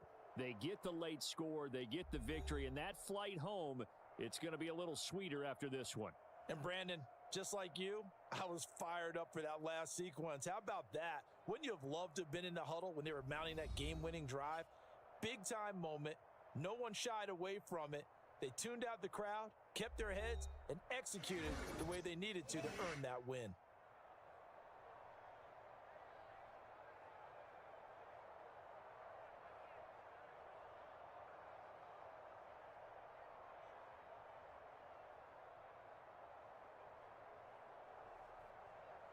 So that's a wrap for Charles Davis. I'm Brandon Gaudin.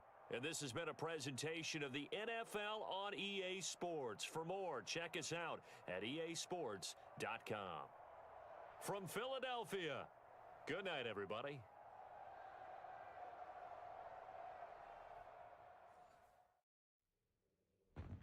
Today, from Lucas Oil Stadium in Indianapolis, this is Madden Football on EA Sports.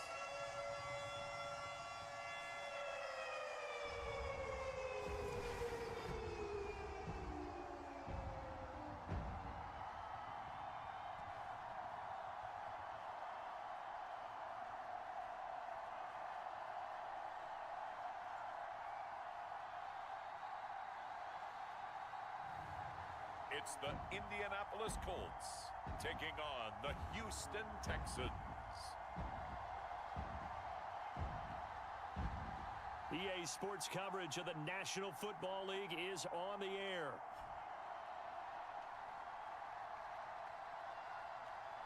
Brandon Gaudin and Charles Davis on hand. Kickoff just moments away. Charles, quickly, keys to the game. For me, it's coaching. Who prepared his team the best going into this one to give them the confidence to believe that they would win the game? That's who's going to come out of this one on top.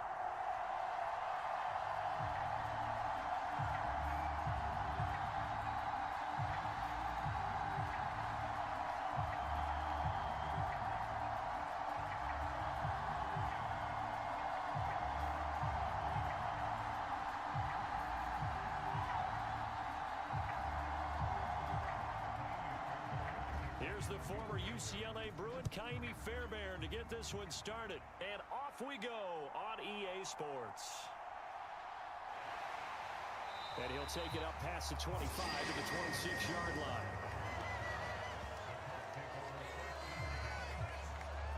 The Colts heading out for the first time behind their 22-year-old quarterback in his second season now in the NFL, Anthony Richardson. And we're talking about an uber-talented young quarterback. Finally healthy after suffering a setback a season ago. Obviously, you'd love to have him on the field, but the time away may have been a blessing in disguise in terms of long-term development. And if you ask anyone around the Indianapolis camp, make no mistake about it, they have lofty expectations of this young man, and he is a big, big player in the Colts' future.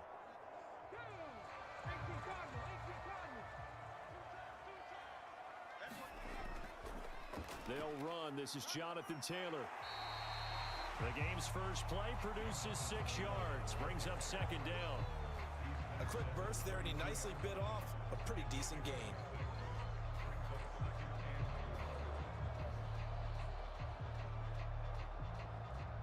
This 2nd and 4.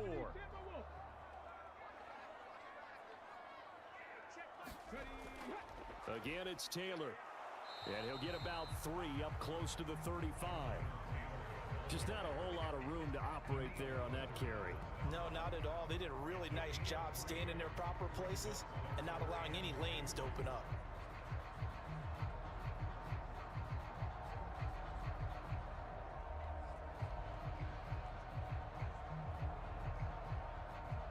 An early test, 2 plays in. This is 3rd and 2.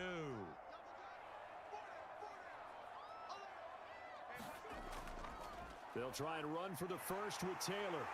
And they'll get it up just short of the 45 at the 44.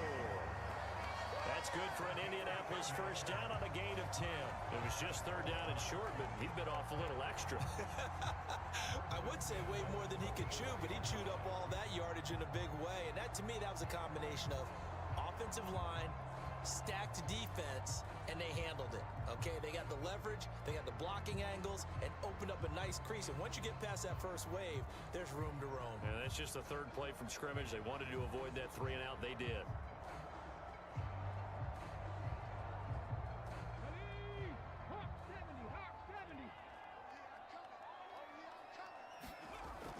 First and 10, Taylor now.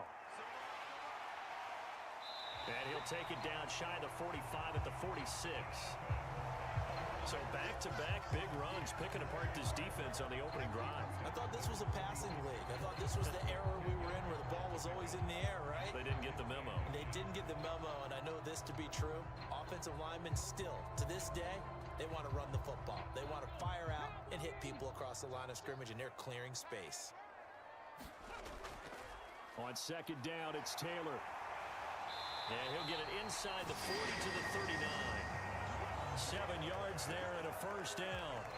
They did tell us they wanted to establish the ground game early, didn't they? They did, in a small sample size that we've seen so far, but pretty good return. Yeah, you got to like that. They've strung together a couple of first downs, established what they wanted, the running game. And guess what? They also got their lead guy running it pretty well, too. A give for Taylor running right side. And little room to maneuver there. He gets it down to about the 39. Will Anderson gets to him for the tackle. A 1-yard gain can look like a disaster, but all depends on how the game is going. Is it a series of 1-yard gains running the ball? If that's the case, you might have to start thinking about throwing it a little bit more. But if it's just the occasional 1-yard run, hey, congratulations to the defense. They won that one. Come back and get them the next time. And he is out of bounds, but not before he's inside the 30. Give him 10 yards there as this offense is on a roll. This drive continues to plunge forward. So after several rushes to start the game, Charles, they go to the air there and get a nice completion. Nice mix-up on the play calling, right? Establish the running game, make the defense think you're going to do it again, and then hit them over the top. Now you've got them betwixt and between. They don't know which way you're going to come at them. Might have gotten this one down to the 28, and that's all. Azeez Al-Shaair in to make the stop. I think if we put together a job description for a middle linebacker, we would start with being able to hold down things in the middle of the line of scrimmage and be able to take on blockers. But how about the guys who can go sideline to sideline and make plays? Love a guy that can do that. We saw a perfect example of it right there. Dances by him. And he'll go down right on the edge of the red zone following a pickup of about 7 or 8. That's an early scramble that can be viewed positively by either side. From the offensive point of view, it begins to establish him as a possibility to keep it on certain plays. And defensively, they avoided giving up a huge play in one of their first tests in containing a quarterback on the run. 3rd and 1, Richardson to throw. And they're going to get him. He's sacked back around the 28. And Daniil Hunter, he's the one who gets in there and brings him down to the ground. Really talk about how teams are so competitively matched and you just want to make those plays that give you an advantage. How about right here? The difference between letting them score a touchdown versus holding them to a field goal, that's absolutely huge with the play he just made. And you know he hated taking the loss there on 3rd down.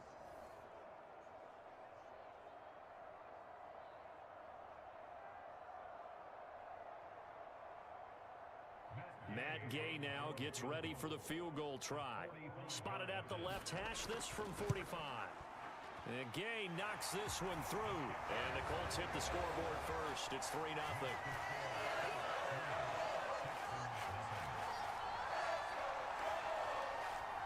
Even though they didn't find the end zone, they have to be pretty pleased with how they moved the ball on the ground because we know that that was one of their big goals in this game. And that really goes through the entire offense because when you're running the ball effectively, just about everyone's involved. It's not just the guy carrying the football. It's everyone blocking for him, both inside and on the perimeter.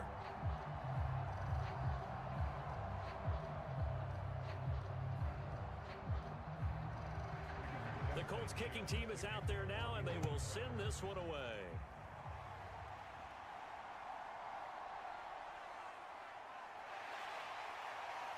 And a decent return out to the 27-yard line.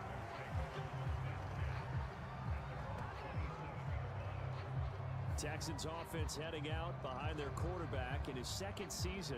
Last year's Offensive Rookie of the Year, C.J. Stroud. And he's coming off of a truly remarkable rookie season where he quieted a lot of his doubters in a most emphatic fashion. Remember, going into the draft, many thought he was the number 2 quarterback coming out of college. He proved quickly he was a top quarterback going into the NFL. One of the best rookie seasons by a quarterback in recent memory. And what's scary about it, he's not even close to reaching his ceiling.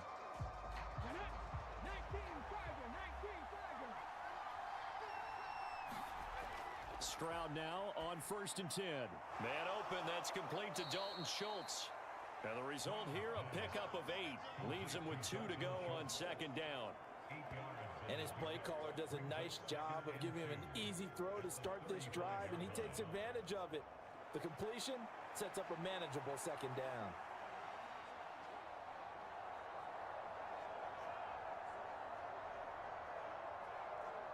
From the 35, here's 2nd and 2.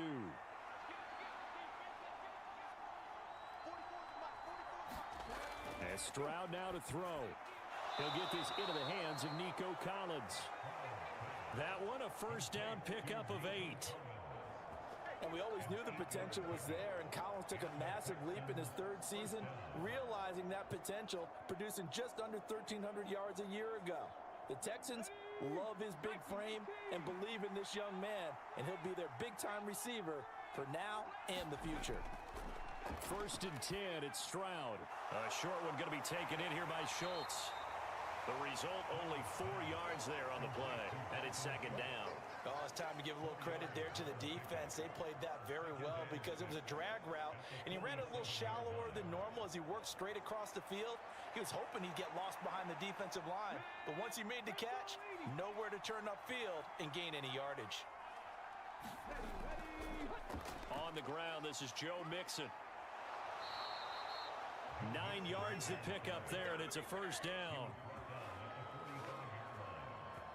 For a lot of guys playing this game, there's no better feeling than running right through a tackle. He's able to lower his center of gravity and churn his legs for a really nice pickup.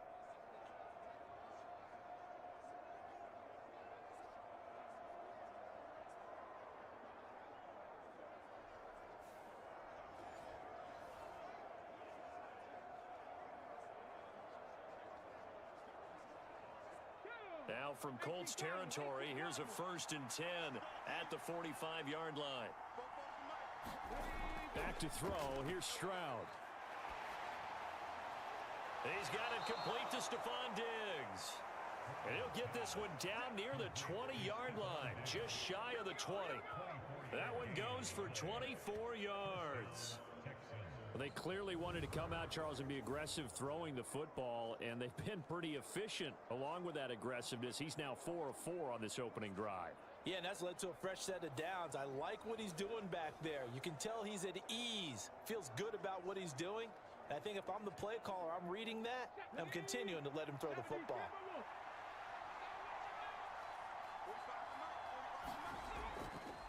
And they'll let the quarterback keep it here on 1st and 10. And he's going to be met at the line of scrimmage and taken down. No gain there as he kept it himself at 2nd down. Well, for that being an option play, there really weren't too many options available for him, were there? No, there weren't, and at least he was able to get back to the line of scrimmage, so they didn't lose anything, but you're exactly right. Nowhere to go. On 2nd down, here's Mixon. And he gets it inside the 10 to the 9. It's a nice pickup of 12 yards, and it gives him a 1st and goal. Quite the opening drive march they're on right now. It looks a lot like what we saw in practice prior to the game, doesn't it? You know, because on that last big practice beforehand, you go through your offensive script. You go through your play calling. You go through all the stuff and establish things, and it looks like it's going like clockwork right now for them.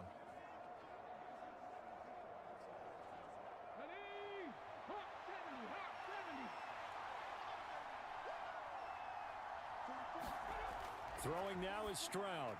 Over the middle, complete. It's Schultz. That'll bring up 2nd and goal after the gain of 5. Well, that's not just his first, not his second, already his 3rd completion here on the opening drive. And I think it's safe to say that getting him the ball in this game, one of their top priorities. And a top priority for the defense has got to be finding ways to cover him. And I don't think you can have one basic coverage to get it done. You have to throw a number of coverages at him, make him think as he's running downfield, and hope you can create a little bit of havoc. Mixon will take this one in for a Texans touchdown. That almost looked too easy, and I think thanks goes to the offensive line for making it look easy. Yeah, I agree with you totally on that one. I'm not sure how much everyone understands the preparations that go into a game for an offensive line, because there's a reason that running backs and quarterbacks give them big gifts at the end of a season after a big year. The consistency and the continuity it takes to know each other and execute their blocks is pretty impressive. Kaimi Fairbairn on for the extra point.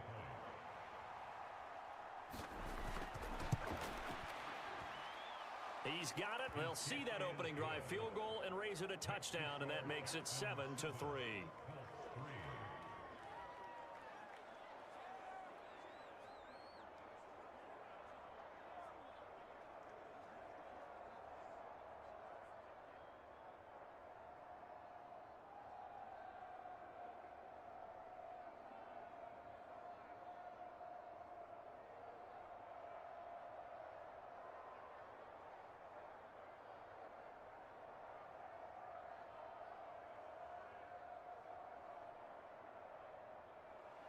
So after the touchdown, here's Fairbairn now to kick it away.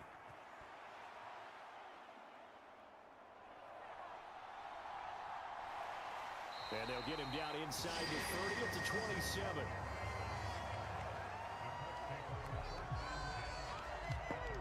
Second drive coming up here for the Indianapolis Colts. And after the field goal last time, we'll see what they can get here. At least they got points out of the last drive, Charles. I never met an offensive coach that didn't want to drive to end with a kick. Most of them wanted to end with a PAT, right? In this case, a field goal, they'll take it. Way better than the alternative, which is a punt. Yeah, but you met fan bases that wanted that, that weren't happy with that field goal. I haven't met a fan base yet that wants to drive to end with a kick, other than the extra point. That's it. A carry by Taylor to start the drive. And he'll push his way forward to about the 32. Give him 5 on the carry there, and it'll be second down. Well, it's time for them to be good teammates right here. And what I mean by that is possess the ball for a little while. Get at least 2 first downs. Give their defense a chance to settle down a little bit after they give up a touchdown. From the 32-yard line now, here's second down and 5. They run once more with Taylor. And they'll stop him after a gain of a couple to the 33.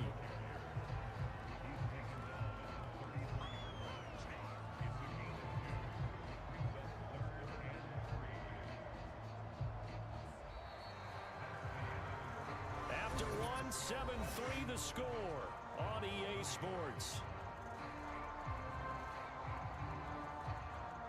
Second quarter now from Indianapolis with the homestanding Colts in possession as they've got it with a third down coming up.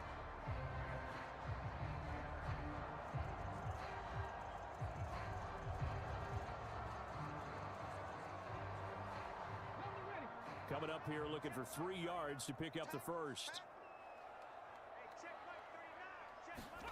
Richardson on 3rd and short. And this pass broken up. The contact well timed there, and now 4th down. That's an excellent job right there on 3rd down. Like any defense, you never want to let them get anything started, and that would have been a first down. Instead, you saw the contact on time, no penalty, and before this drive could get wings, it's 4th down. As Sanchez on to punt here as he sends this one away. And no return on this one as the fair catch is signaled for and taken. So a change of possession here on the punt. And the Texans will take over. So now we get set to see Houston for their second drive of the ball game. This drive here beginning probably with a pair of motivated groups. Remember, the offense scored a touchdown on their last time out, looking to repeat that in Charles's defense. They were very frustrated after giving up 6 the last time on the field. And frankly, it's just a battle of wills in a lot of ways because you know they're both motivated, they both game plan for this drive, and they both have specific outcomes in mind. To me, it just comes down to who can execute better and which side can step up and assert its will over the other. Meanwhile, Stroud's throw completed to Mechie. And he'll get this up to the 34-yard line. Solid way to start the drive, 13 yards, picking up the first. But one of the ways that quarterbacks keep all the receivers alive in a play, never lock in on any one guy. Make sure you keep your eyes moving, scan the field, and here he finds the open guy for a nice pickup. Mixon with a first down carry, and he can only manage to get a couple. 2nd and 8 coming up. Certainly a nice job there by the defense rallying to the football and getting him on the ground, but I think the play gets made by the defensive front because if they can't get upfield, their job is to go ahead and get low, almost get into a ball sometimes, stack things up, and make it difficult for the runner to find a hole. On 2nd down, it's Stroud. That's complete. It's Collins. And a 6-yard gain gets him right around the 43. Simple drag route here, lined up out left and tried to work his way back across the field. You probably saw me twitch there, partner, because I think he wanted the ball a little bit sooner. By the time he looked it in, defender was right on him.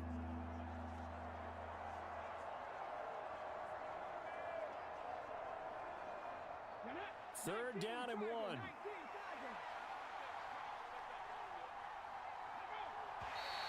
And movement here by one of the Texans up front. In comes the flag. That flag accepted, and it backs the offense up a little bit. Still third down.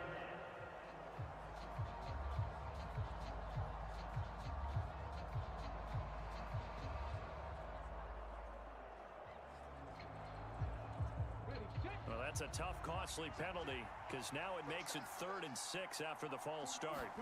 Here's Stroud. And he is caught. He's going to have the first down and then some. Touchdown, Houston.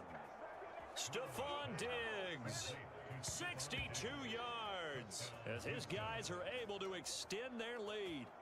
And he showcased his blazing speed on that one. Was he wearing football cleats or track spikes? Because he was gone. Big-time play, and just think about what that does if you're a receiver on the team with him. Well, that's got to open things up for you as well, because if I'm a defense, I've got to get back deeper and deeper in order to keep him in front. But I'm not sure how many can actually keep him in front with that speed. On for the PAT, Kaimi Fairbairn.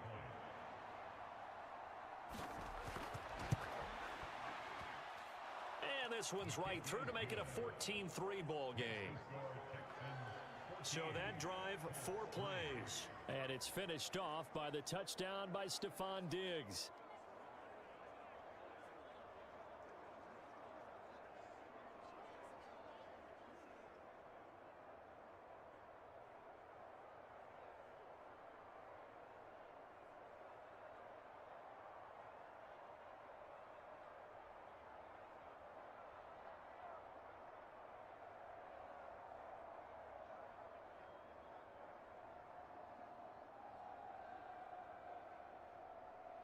So after the touchdown, here's Fairbairn now to kick it away.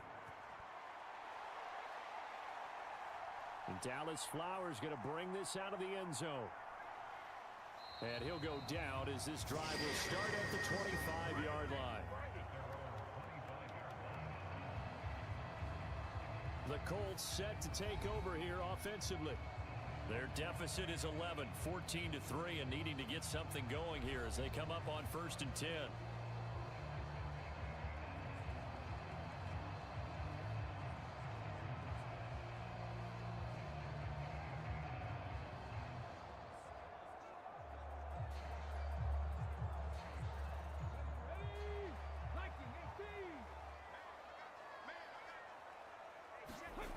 Now it's Richardson.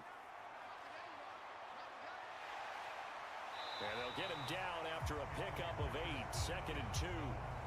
I do think it's fair to say that they were caught off guard a little bit. We decided not to throw it on 1st down. But give them credit. They recovered in time to deny him the 1st down yardage. But it's only 2nd and short. So that run is still likely to lead to a new set of downs. From the 34-yard line, here's 2nd down and 2.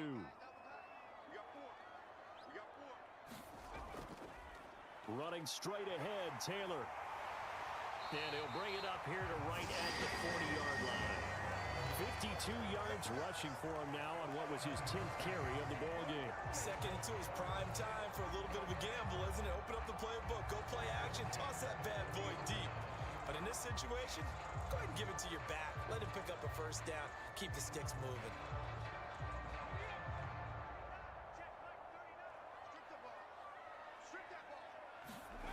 First and 10, Richardson looks to throw it. And he works his way past the line of scrimmage and then slides to a halt. He'll wind up getting right about 4 there on the scramble, and it's 2nd down. I certainly like what he did right there because he smartly wanted to avoid forcing anything downfield because nothing appeared to be open. Nice harmless slide there to avoid the big hit, and he gets a small gain on the play. Up the middle, here's Taylor. And he'll be taken down just shy of midfield after a gain of about 4. 2 straight 4-yard runs, and it is steadily working the ball downfield. To me, they're staying right on schedule. 1st down, you want 4 yards or more to set up the rest of the drive. They're getting exactly that. The Colts on 3rd down, just 1 for 3 thus far. This time they face a 3rd and 2. They go to the ground again with Taylor. And he's got the 1st down yardage before being taken down at midfield. I think they like this drive a little bit better there, partner. Running game helping out, picking up some of the slack. Because remember, the last drive they went 3 and out.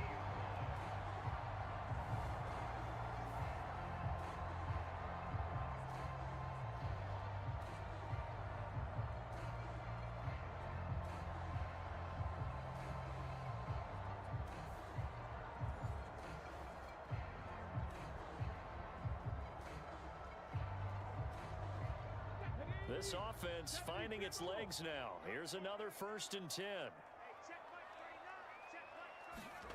From the midfield stripe, they'll look to throw. A short throw. This is caught by Cox. And a 6-yard gain gets him right around the 43. Completion was given up, but that's why you play zone defense, so that you can have people around the ball when it's caught, and you don't give up much run after the catch.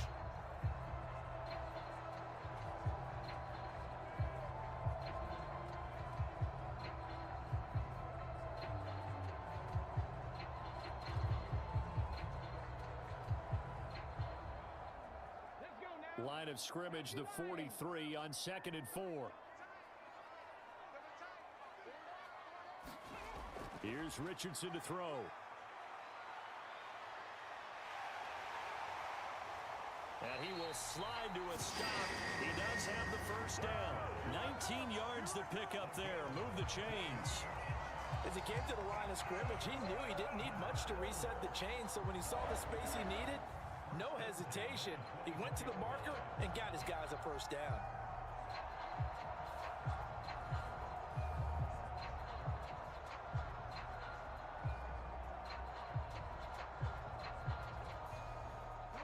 Three tight ends in the ball game here on 1st and 10. On the handoff, Taylor. Nifty move. And down inside the 15, shy of the 10. Another nice gain, 13 yards that time, and another first down. We use the word relentless a lot with guys who are aggressive on the field. In this case, it really fits, doesn't it? How about his ability to break tackles and his feet never stop moving?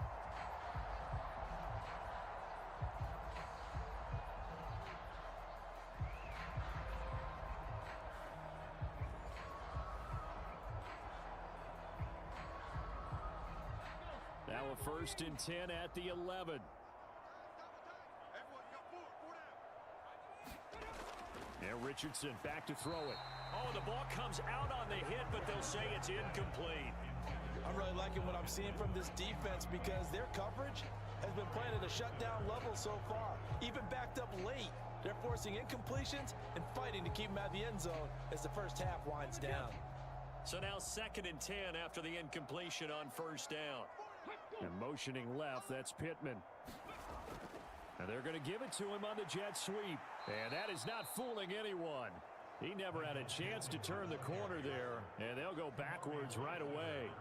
It'll go as a loss of a yard, so now they deal with 3rd and 11. That's the danger, Charles, of running plays like this for your wide receiver. They can hit big or they can be duds. Yeah, you're exactly right about that because if they're forced to try and go around defenders behind the line of scrimmage, sometimes you can give yardage in order to gain it. But in this case, they gave yardage and didn't get it back. What do they have for this? 3rd and 11. Richardson. That's complete to Pierce. And able to break one tackle, but then quickly brought down. But a nice little gain. It'll go down as a gain of 6. And that's going to bring up a 4th down. That pattern and scheme was well defensed on 3rd down. He tried to just sprint from one side of the field to the other, and they got it to him quickly. But no chance at yards after the catch there, and they stop him short.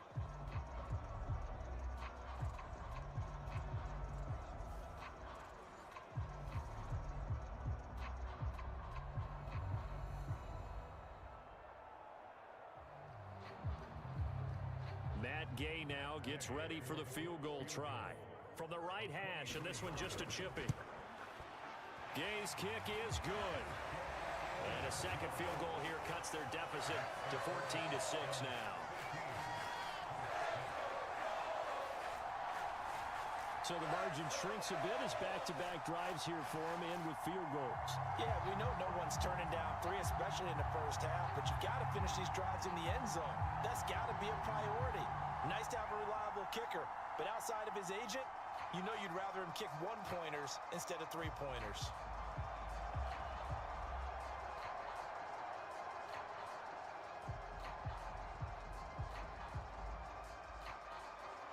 So the lead trimmed down to 8 as here comes the kickoff, and it's away.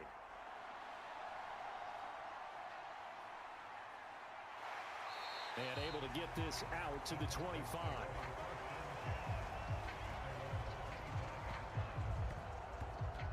And now we move our focus to Stephon Diggs. He's already approaching 100 yards and has the touchdown. I'm sure on that opposite sideline right now, they're scratching their heads saying, all right, what do we do? And the hard part is, even if you limit him to a short catch, he has that make-you-miss ability to take it for big yardage and put in the end zone again.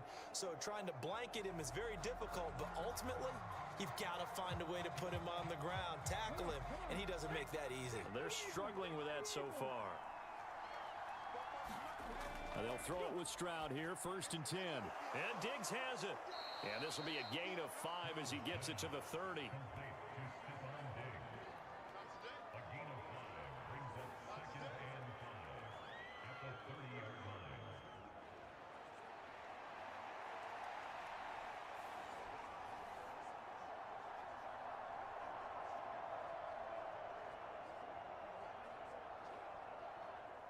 Ball on the 30. They'll come up with a 2nd and 5. It's Mixon on the counter. And forget about finding a lane. He barely had time to look up before he was planted in the backfield. It's a loss of 4. Now 3rd down. That was a terrific play, causing a loss. As a middle linebacker, simple. You can either fill holes or you can attack them, as he did there.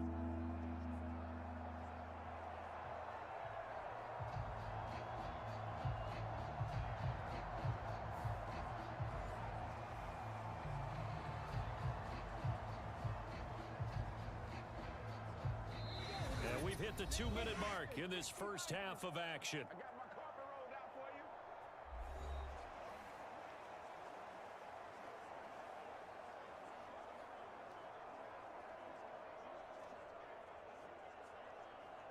Third and 9 here.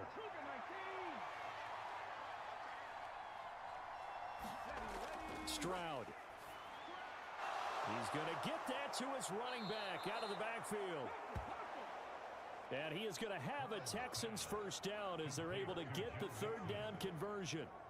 So many times in my career, I've heard coaches talk about completions are one thing. But as long as we're there at the catch and we get guys on the ground, we can live with that. But if you're going to give up 10, 12, 15 yards after the catch, then your defense is going to be in a lot of trouble.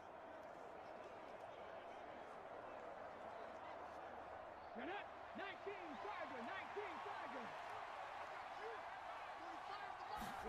On 1st down, here's Stroud. And his throw's going to be incomplete. Defensively, celebration time because they finally forced an incompletion. He was perfect throwing the ball to that point. Yeah, but from his viewpoint, they didn't force the incompletion. He just missed. That's how hot he is right now, and that's how he wants to continue to throw the ball. Now it's 2nd and 10. Stroud to throw it. Buying time to his left. And they'll get him down as he's inside the 40. The escapability in evidence there as that one good for 15 and a first. They asked him to take charge and get them to a spot where they could at least attempt a kick before the half, and he does just that. Didn't trust what he saw downfield, so he took it upon himself to get them into field goal range using his legs. That's coming through with a play they needed in a big spot.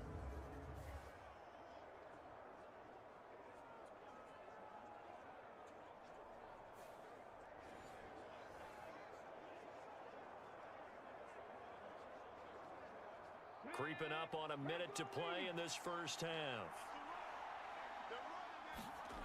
Stroud to the air on 1st and 10.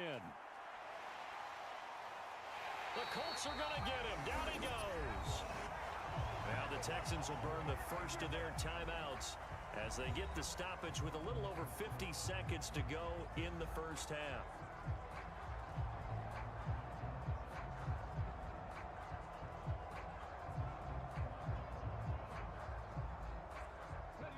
So now 20 yards to go on 2nd down after the sack. Work to be done. Stroud looking to throw. Under pressure, and they got to him again. Now the Texans will use one of their 2 remaining timeouts as the clock shows 50 seconds to play here in half number 1.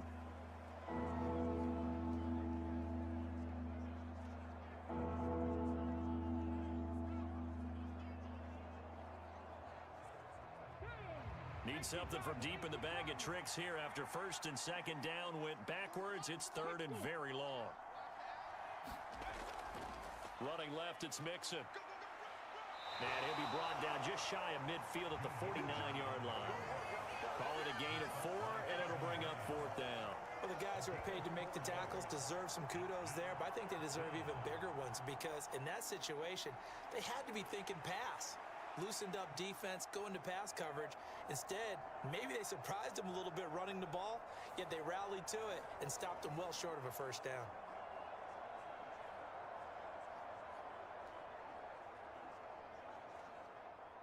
Here's Tommy Townsend on to punt. The deep to return is Josh Downs. And the kick's away as he angles this one for the sideline. And this will be out of bounds. Now it's a question of where they'll mark it. And they'll say it crosses at the 11-yard line.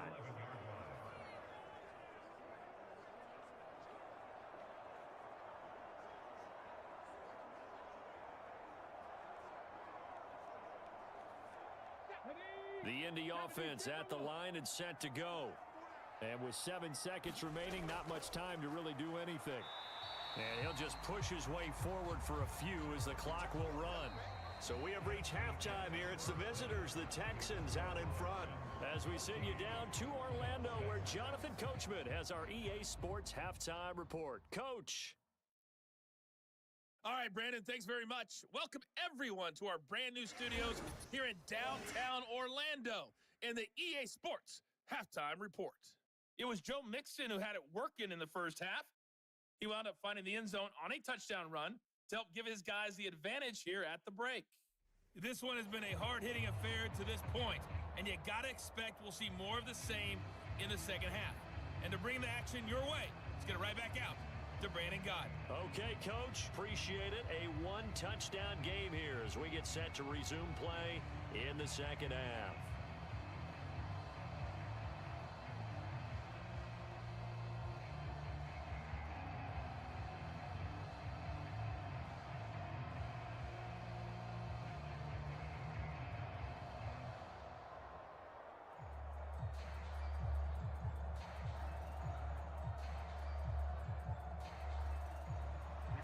It's the Texans in front, and they're going to get the football first as we are back underway in the third quarter. And makes it across the 20 as his guys will set up shop at the 23-yard line. The Texans going to take over here to start quarter number 3. And they've got the lead. CD, what do you think the message was at halftime? I don't think the message was too drastic, I think, at the half, or that they need to change things too much. I do think the offensive line could play a little bit better, and I think they'll try and help them out more. They'll probably keep a tight end in a few more times and maybe add a running back to the formation and pick up those pass rushers because they probably allowed a few too many sacks for comfort in the first half.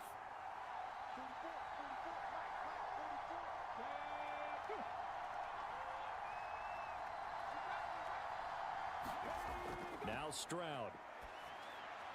There's Stephon Diggs for the catch on the slant. And he'll be corralled right around the 34. It's a first down, his 4th catch of the game after having 3 in the first half. That was a nicely run slant route, and what the receiver's trying to do is make the defender think he's going upfield for a deeper route and then breaks it off, usually after about 3 to 4 steps, and cuts towards the middle of the field. And now what he's trying to do is use his body to keep the defender away from the football and give the quarterback a really nice target. On first down, Stroud. And he'll be brought down by the Colts. Quiddy Pay able to get in there for his 2nd sack of the afternoon. And that's his 2nd sack in this one. And you just can't ask a defensive end or an edge rusher to play any better than what we're seeing right now. And, partner, it's still just the 3rd quarter. I'm thinking he's not done yet. Even if he's not getting a sack, he's bringing a lot of pressure to the pocket.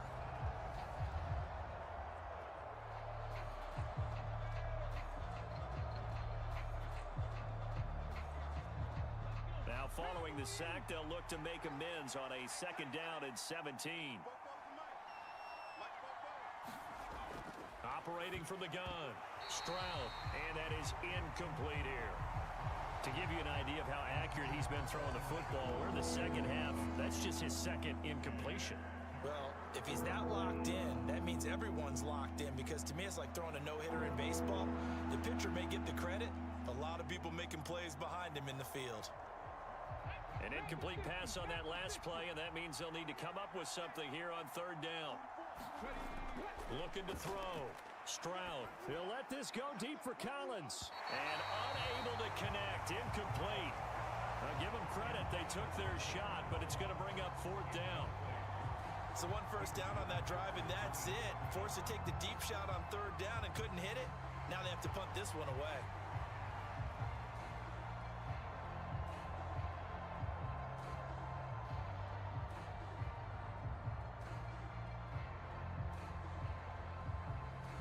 The Texans send the punter out as he'll punt it away for the second time.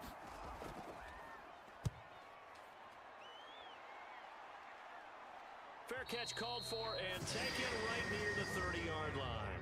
Yeah, call it 38 yards on the punt, no return. And the Colts will go on offense here, 1st and 10. Now we take a glance at the offense as they work their way back out for their first possession of the second half. And both of these defenses have been stifling these last few drives offensively. Just not able to get anything going, so what needs to change?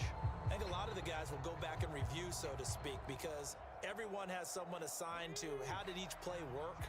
Okay, what did we use that kind of worked for us during this game? Try and get back to some of those plays, as well as the possibility of showing something you haven't shown already in this game and trying to change things up. We'll see if they take the advice of Mr. Davis. They'll wind up getting right about 4 there on the scramble, and it's second down. His running ability has been an extra dimension of their game plan thus far. For once, though, he doesn't create any magic against the front that's prepared for him to try and take off. Line of scrimmage, the 24. This is 2nd and 6. On the handoff, this is Taylor. And he'll get 2, maybe 3 up near the 37.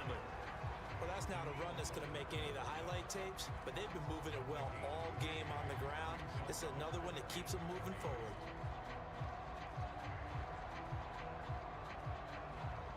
Third and 3.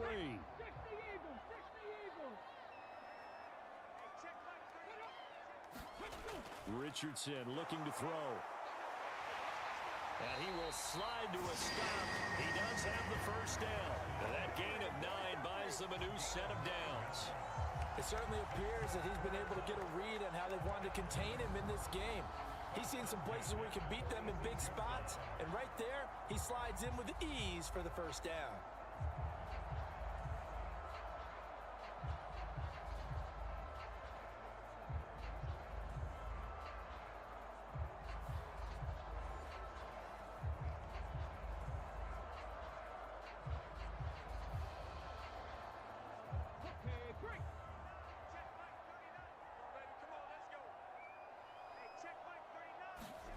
First and 10, it's Richardson.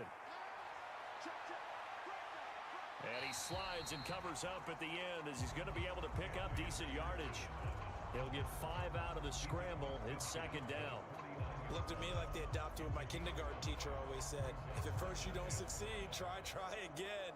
And finally, able to hold him in check. He'd been carving him up running the ball. That's the first time I think I've seen where the coverage was good downfield and they accounted for him and stopped him for a short pickup. Yeah, I don't think it was a big adjustment, but much more emphasis on making sure they knew where he was when he decided to take off and go. Still a couple yards short of the first as the 3-yard gain brings up a third down. Well, praise has to go to the guys on the offensive line because they've had a very nice, productive day running the football. How about that poor defensive line? They've been knocked around the entire game, and while they slowed them down on that run, can they continue to do so? Because they haven't had much success throughout this ball game. Well, this is going to depend on the spot, but it's not a very generous one. He looks to be about a yard or so short. It'll be a gain of just a yard, and it'll be fourth down. As a defense, you're more balanced when you're in zone coverage because you're able to keep your eyes on the quarterback and see the play develop in front of you. They're able to keep the quick pass in front of them and stop it right at the line of scrimmage. Oh, it's a wobbler here. And this one will not be returnable as it sails out of bounds. Here's Stephon Diggs as he and the rest of the offense get ready to go again. And I know that they've double-teamed him a couple times, but not a ton. Whatever they're doing isn't working. He's up over 100 yards. We'll see how they adjust. And when they do that, they weaken their defense in other places as well. And how many times have we done games where we've seen a guy have a big game like this, but it's usually not by himself, is it? Right. Usually it opens it up for other people to have big games as well. 19 Tiger, 19 Tiger. A shotgun snap to Stroud. He'll drop this one down to Mixon. And he gets this one just shy of the 40. They'll mark him down at the 39. Give him 13 yards on the opening play of the drive and also give him a first down. It's funny, throughout the time that we've been together, when we talk with running backs about the ability to catch the ball, their eyes light up when they talk about open field and having one-on-one matchups, don't they? Yeah, they do. And that's the reason why. What we just saw, shedding those tackles, and that's what they're used to doing. It is, and it starts at the beginning of the play. One-on-one matchup with someone trying to cover them, but they also like those one-on-ones downfield after the catch when they're running with the ball. They think they're going to win those too. Fired that one in there, able to make connection on a nice in route. With those faster passes when they're going that fast, any hesitation as a quarterback that the deflection, if you miss, might be bigger and lead to an interception? Yeah, and the deflection works both ways. Maybe a defender gets a hand in the way and it pops in the air. And sometimes you throw it so hard your receiver can't handle it, and he pops it up in the air for the defenders to grab as well. But a moot point there as they were able to connect. 6 yards to pick up, and that's a first down.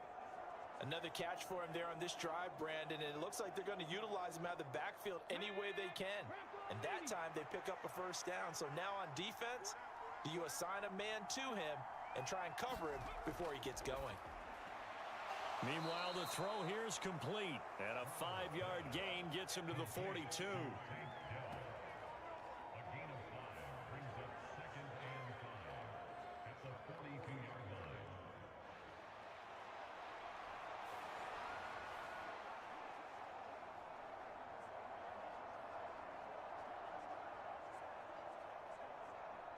Now 2nd and 5.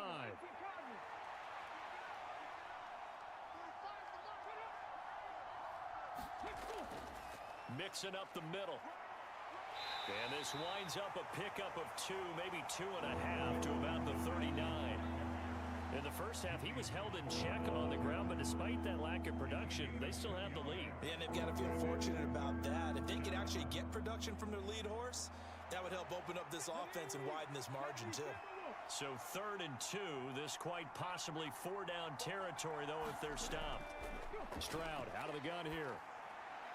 Able to find the open man. That's complete. And he gets it down a yard or 2 shy of the 30 before he's out of bounds. 2nd catch for him today, and it'll wind up a first down. And Brandon, from our time in college football, where receivers weren't running the traditional NFL route tree, one thing they did learn, find open areas, find soft spots, and set up and catch the ball. And I think we just saw that there. Yeah, we saw that indeed, picking up the first. Stroud's throw taken in by Collins. And he gets this one inside the 15, just a yard or 2 shy of the 10. A good pickup there of 20 yards. What a drive this has been, just chewing up the yardage. And here's one of their best plays yet, as they finally get down into the red zone and look to finish this off with 6.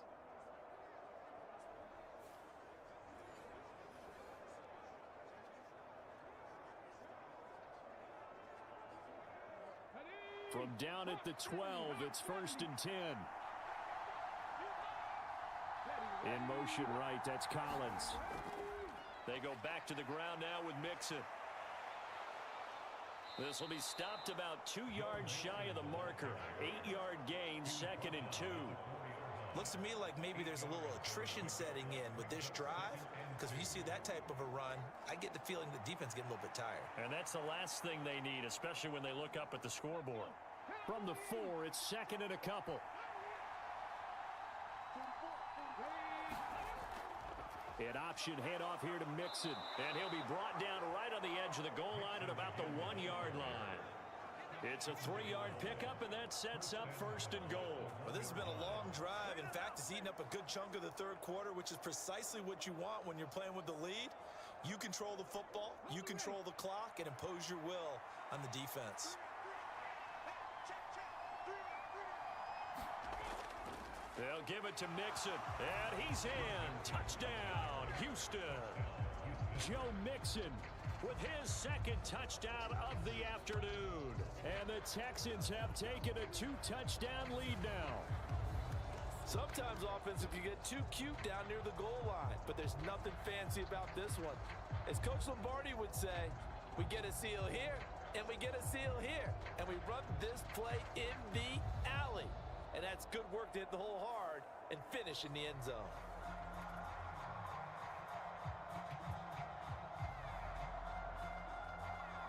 Fairbairn now to add the extra point.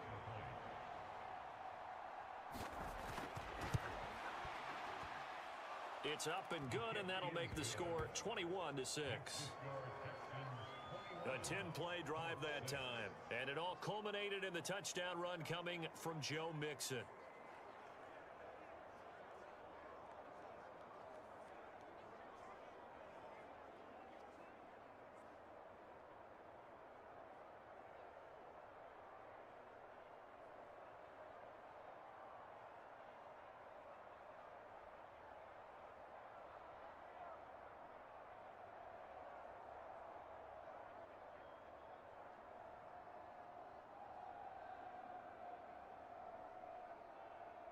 So after the touchdown, here's Fairbairn now to kick it away.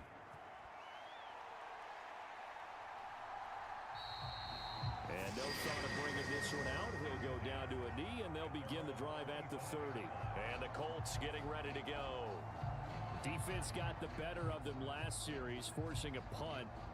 See if they make a few changes in the game plan here and try to get points out of this drive. 1st and 10.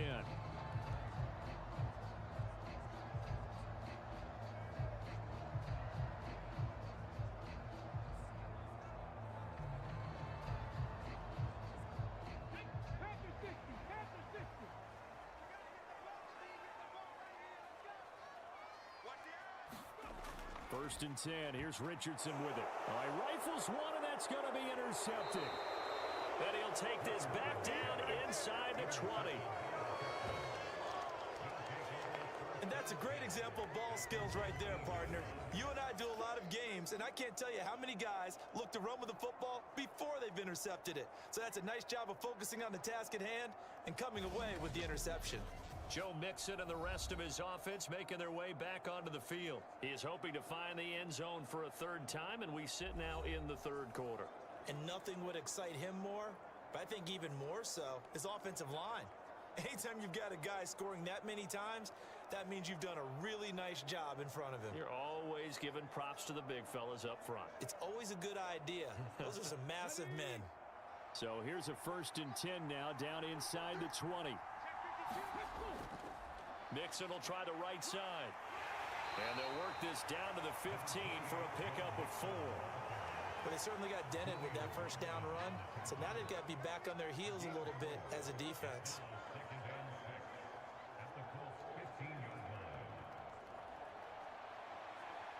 Now a 2nd and 6.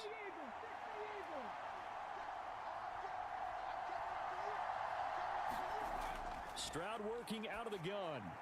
Looking left side, and he's got a man. That's Schultz. 2 yards on the pickup there. And now it's 3rd and 4. Got to give credit where it's due. Really nice defense on that play. The pitch and catch was successful, but not any run after it.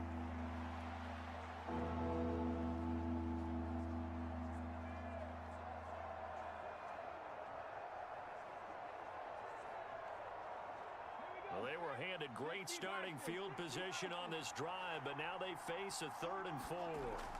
Back to throw. Stroud. He had a man open, but he missed him, and it's incomplete. Well, the other day they told us when we've got 3rd and 5 or less, we have to be able to convert. And I guess every team would say that, Charles, but an opportunity missed there. What they were trying to tell us is they believe it's a matchup game at that point, and they liked some matchups that they had, thought they could exploit them, unable to do so on that play. The kick by Fairbairn is good, and that will extend their lead even further.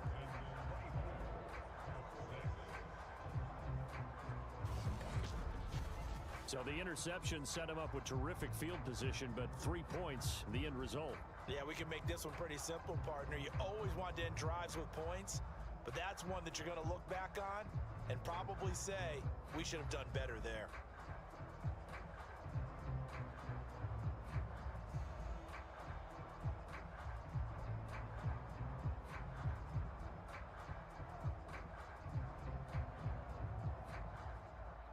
Fairbairn now following the made field goal. He'll send this one away. And here comes a return from just beyond the goal line. And he will be taken down here on the return on what will wind up being the final play of this third quarter. We have played 3 quarters. We'll return with more after this break. You're watching the NFL on EA Sports.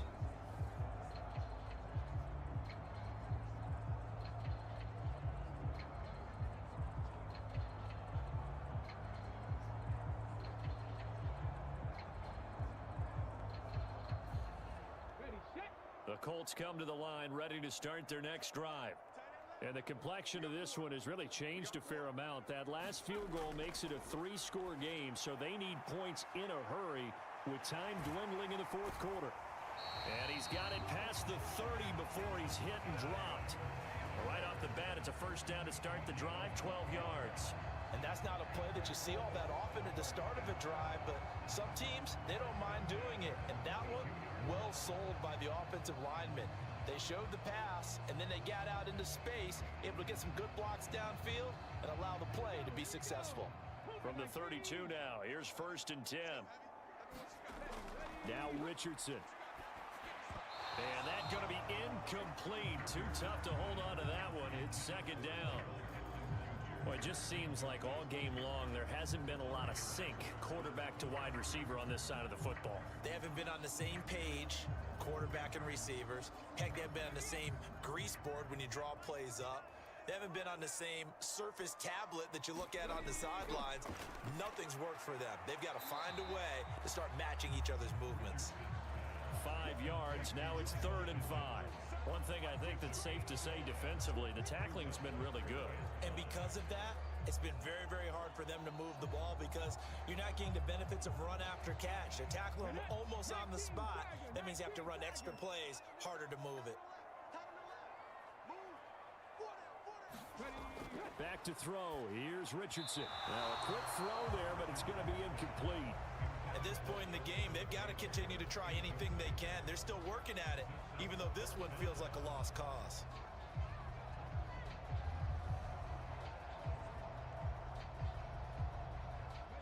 All right, they're going to try and keep hope alive here on 4th down. They're going for it.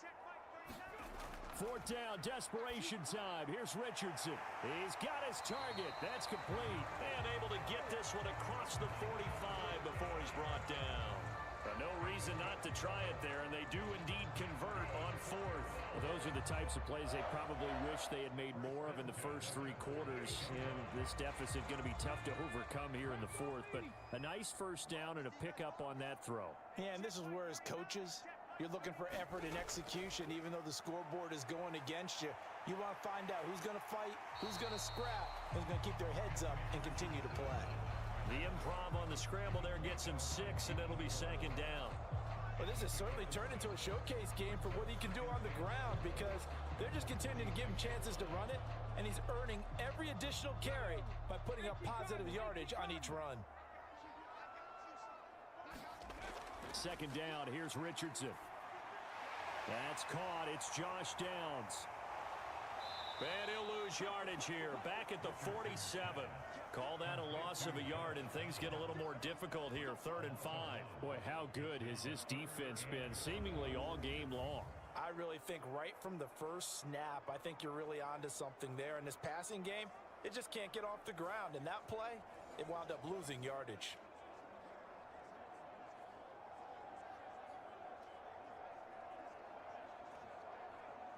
The Colts on 3rd down. They've converted 3 times and 8 chances. This will be 3rd and 5. Richardson looking to throw this. And he'll be stopped well short. Only 2 yards there. 4th and 3. He certainly had plenty of success running the ball, and right now I'm getting the sense that he's looking to take off and run every time he steps back to throw it. But they did a nice job there collapsing on him and holding him to a short gain.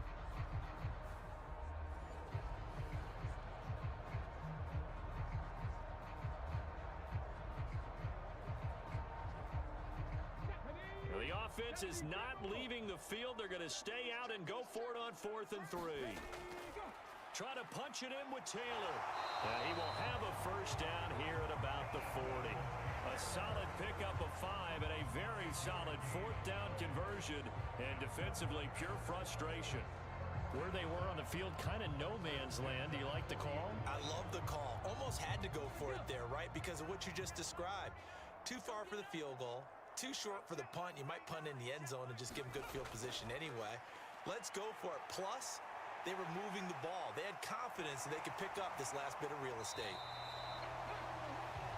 And brought down, but not before they're inside the 25. Able to make something out of nothing there. 17 yards and a first down. Has not been a big game for him throwing the football. I think he feels like, let's try something different. Let's use the legs here and see if we can make some plays. And no passing touchdowns, yardage not where he would like it. Try something new. It worked there.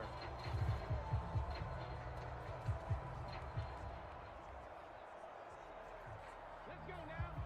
Take your Lions. Let's go, D. Tighten up. Let's go, D. Tighten up. On first down, Richardson.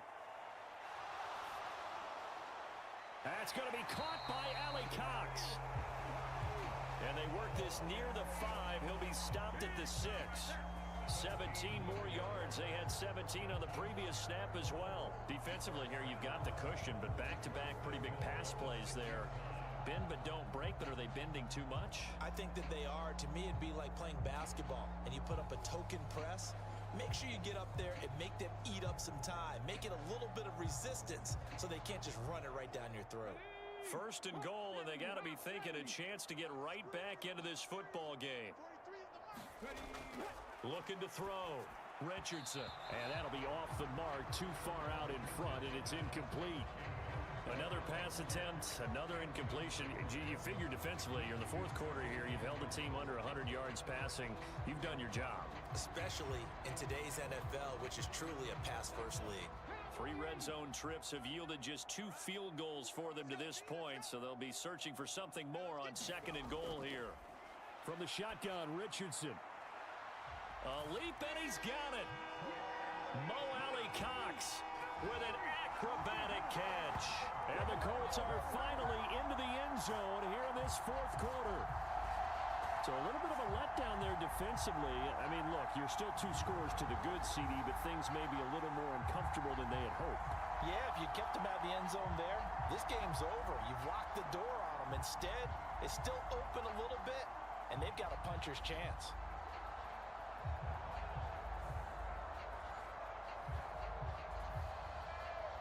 Matt Gay on for the extra point.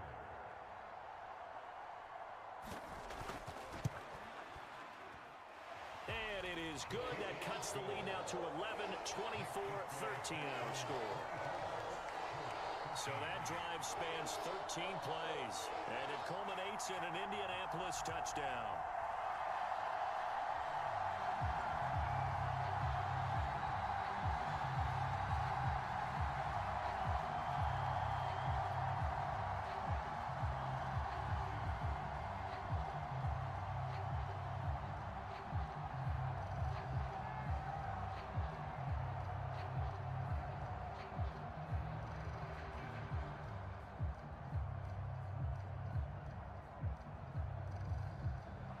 Sanchez now, he'll kick it away following the touchdown.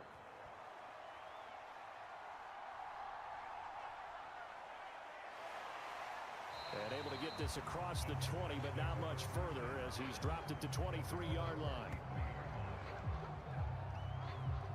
And now out comes Houston. Now, there are 2 scores on the plus side. Still time here in this 4th quarter, but maybe you start thinking about playing keep away? Yeah, I think here's the situation. You're not thinking touchdowns anymore. You're just thinking first downs. To keep up with your theme there, playing keep away, first downs, they can't touch the ball.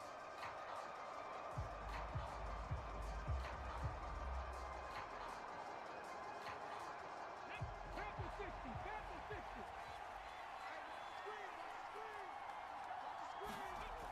Stroud now on 1st and 10.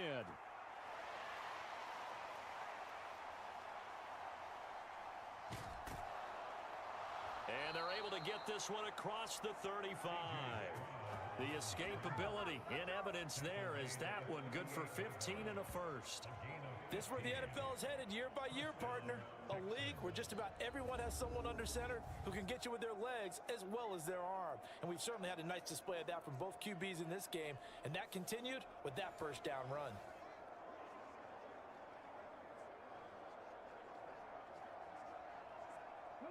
From all the way up at the 38 now after a good start to the drive. Stroud sets up the play action. He's going to look deep down the field. And that's caught inside the 30. And they're able to work this to the 25 before it's all said and done. That one good for 37 yards. And this is seemingly how it's been all game long. This defense has been just a step too slow. And here they're burned again. Another big play.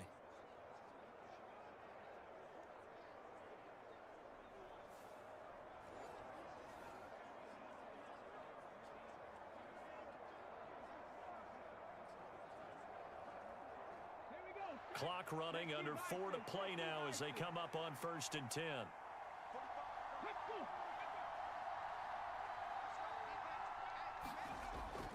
Now it's Mixon running right. And nothing much materializing there on the first down run. He'll get a couple, and that's it. That's a good play by the guys on the defensive side of the ball. Held him to a gain of 2. And that changes the playbook a little bit now for the guy calling plays. 2nd and 8. Now he's got to probably think about going to the air instead of maybe staying with the ground game. Clock continuing to run. They'll probably wind this all the way before snapping it on 2nd down. Once again, they run with Mixon. And a nice job to break free of 1 tackle, but it slowed his momentum somewhat, and he's taken down right after. And still about 3 yards shy of a first as the 4-yard pickup brings it to 3rd down. The recipe's pretty simple, I think, right? Just give your superstar the ball and continue to feed him. Yeah, don't overthink this one, right? Make sure he's touching the football, but you're also counting on his intelligence in playing the game as well. If it's not there, don't force the run. Just make sure you hang on to the football and keep the clock ticking. On 3rd down, Mixon. And he's going to be a yard short. A 2-yard pickup leads to 4th and 1. He may be a bit undersized compared to the modern-day NFL defensive tackle, but what he lacks in size, he definitely makes up for in his ability to make tackles in the run game as well.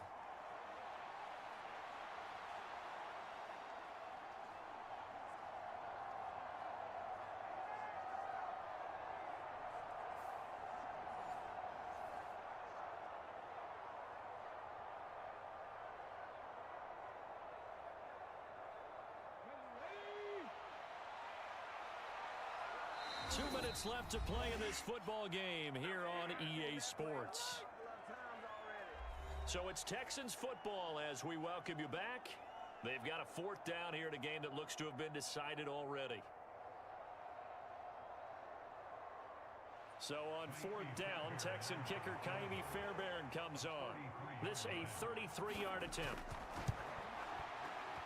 Fairbairn able to put this one through, and that will extend their lead even further.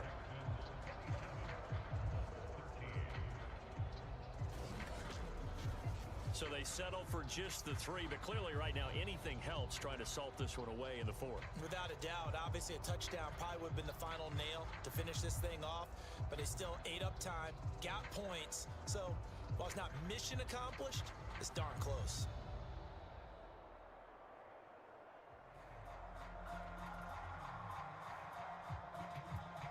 Fairbairn now following the made field goal. He'll send this one away.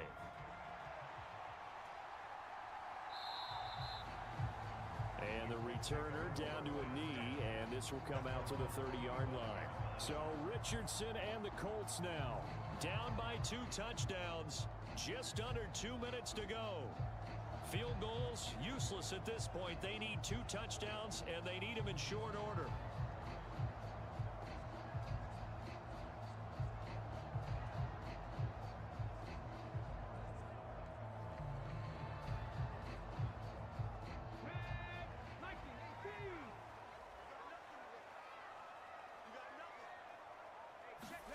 Richardson. And that is incomplete. He couldn't hold on through the contact. Brings up second down.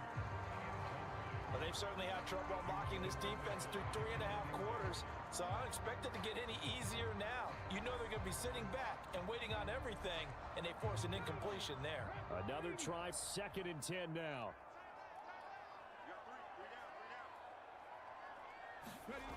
Now Richardson. They'll set up the screen to Taylor.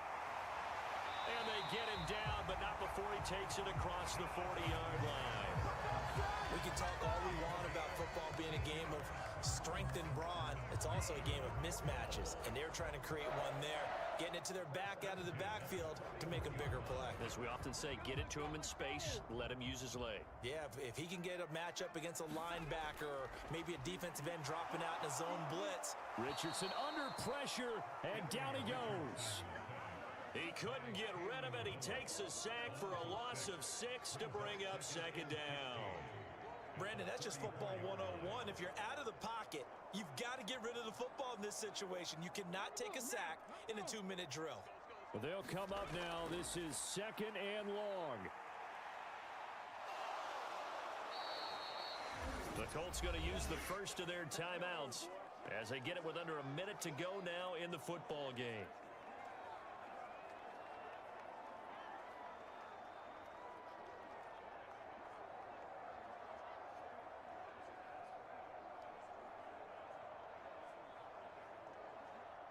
This definitely 4-down territory at this point, but a critical 3rd down here.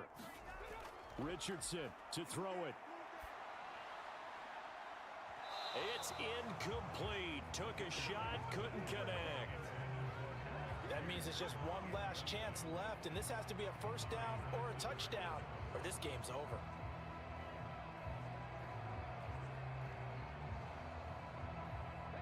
The decision made for them. They've got to go. It's 4th down. Here's Richardson. Now a desperation throw deep downfield. Oh, a leap and he will make the catch. And they will touch him down, but not before he gets the first. Well, this game's not done just yet. A big conversion there on 4th down and a big gainer as well. They're going to have to play perfect football from here and get all the breaks, but at least they're giving themselves a shot.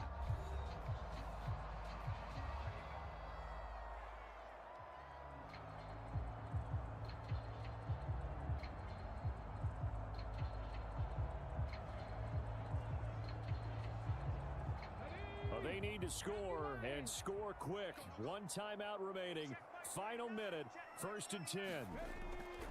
Back to throw. Richardson. And he's got Pierce. And they've got it inside the 10 at the 8. How about the way they're moving the ball down the field? They had a big play a moment ago. Followed it up with another nice one here. And before you know it, they're already looking at 1st and goal.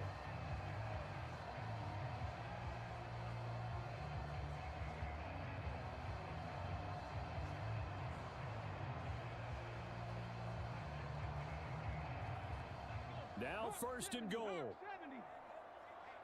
Let's get off the field, D. Let's get off the field, D. Yeah, Richardson yet again.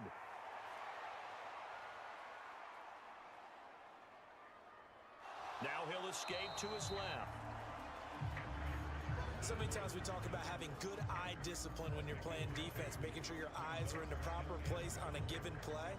Looks like that discipline came to the front there, didn't it? They were able to hold him for a short gain when he took off running.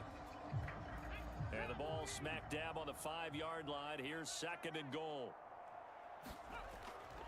Looking to throw. Richardson. Being chased. And he is into the end zone for the touchdown. So they still need a miracle with the clock where it's at, but they get one piece to the puzzle done. Still have hope. Coming from where they were, they knew this was going to be tough, but they got the touchdown. Now they need the miracle, the onside kick and a little extra. Yeah, and you have to get the onside kick and not have the ball bounce around a lot and eat up time. You want to be able to grab it, possess it, and get your offense out there for what you just termed a miracle last chance.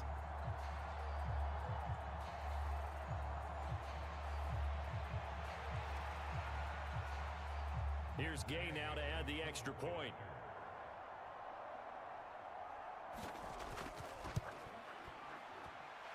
And that'll cut the lead down now to a touchdown. A good drive that time as they go 9 plays in all. And it was Anthony Richardson who took it into the end zone to finish things off.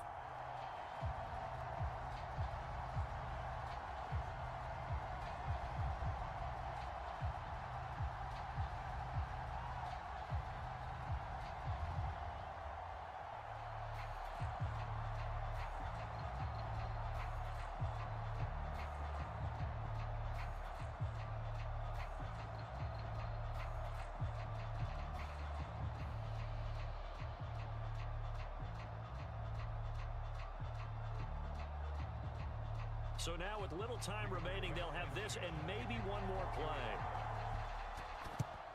And this is going to be recovered by the hands team.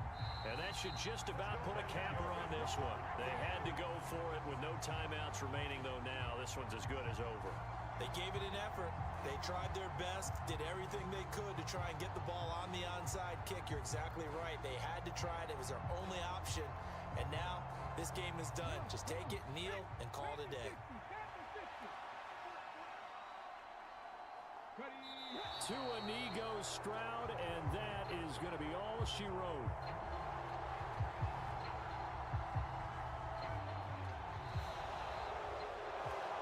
What a finish in this one, Charles. You know, this group, they come in, they have to fight a hostile atmosphere every snap. They get the late score, they get the victory, and that flight home, it's going to be a little sweeter after this one. And Brandon, just like you, I was fired up for that last sequence. How about that? Wouldn't you have loved to have been in the huddle when they were mounting that game-winning drive? Big-time moment.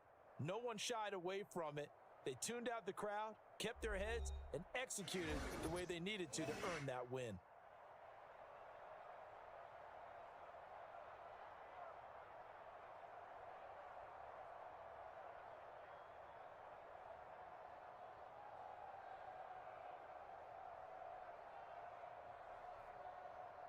So that'll do it for my partner, Charles Davis, and the best darn crew in the industry. I'm Brandon Gaudin. This has been a presentation of the NFL on EA Sports.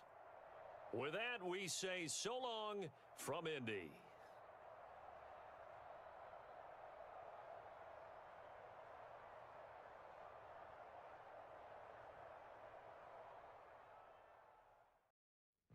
Today, from the Caesars Superdome in New Orleans, this is the NFL on EA Sports.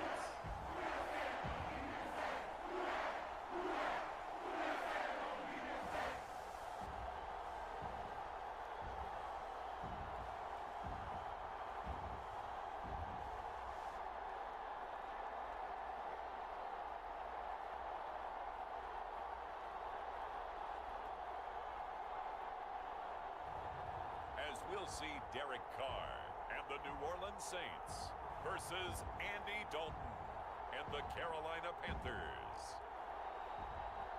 It is always a celebration here in the city of New Orleans, and we are just outside of the French Quarter at the Superdome.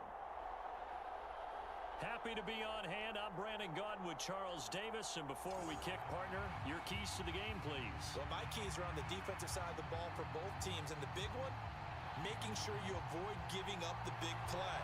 These safeties are going to get tested all game long. Their job, keep the ball in front of them, tackle people, make them run extra plays in order to try and score.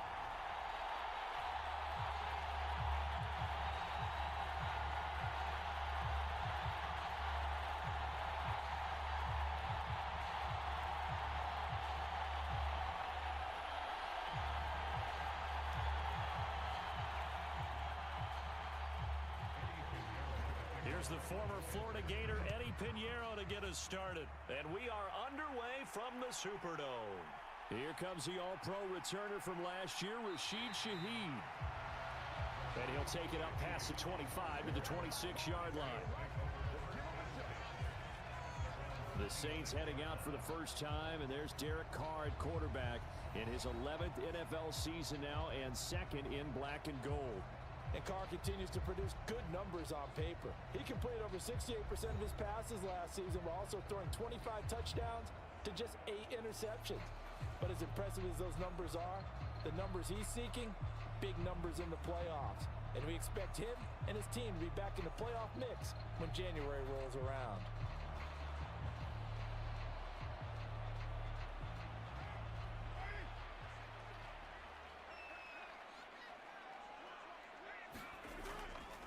The first carry now. This is Alvin Kamara. And not much to speak of. Call it a 1-yard gain up to the 26. That felt like a trap because it looked to me like the opposing front was on that play from the get-go. They had everyone crashing the ball carrier before he even made the line, and they hold him to just a yard. The last play got just a yard. Here's 2nd and 9 from the 26.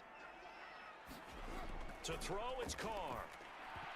And that nearly an interception here on this opening drive, but he gets a reprieve. It's 3rd down. Oh, man, that was close. The opportunity to change momentum, big play, right in his hands, unable to come down with it. A sigh of relief, no doubt, on offense if that fell harmlessly to the ground. Throwing his Carr on 3rd down. Pressure comes in. He's brought down. It's a Panther sack. The defense rising to the challenge and setting him back on the sack. It always helps for a visiting team to come in and set the tone on defense. In fact, when we talked with them prior to the game, they said they wanted this home crowd to feel like they had to hide their valuables when they were in town. Well, the home crowd quiet now early. See if their offense can take over and get some points on the board.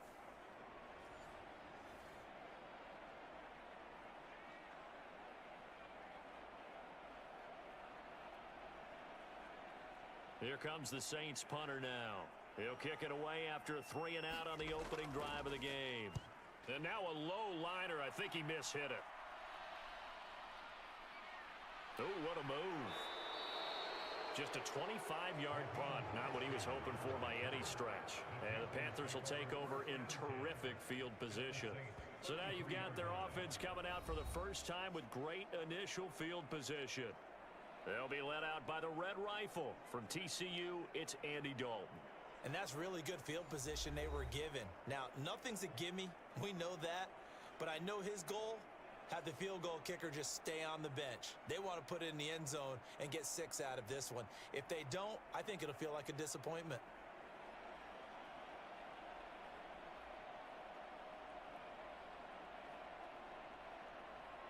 So they'll come up 1st and 10 now from the 33. From the gun, Dalton looks to throw. And his throw is incomplete. Certainly looked like maybe his 3rd or his 4th read on his progression. Just trying to find his outlet man that time. Ends up leading him just a bit too much.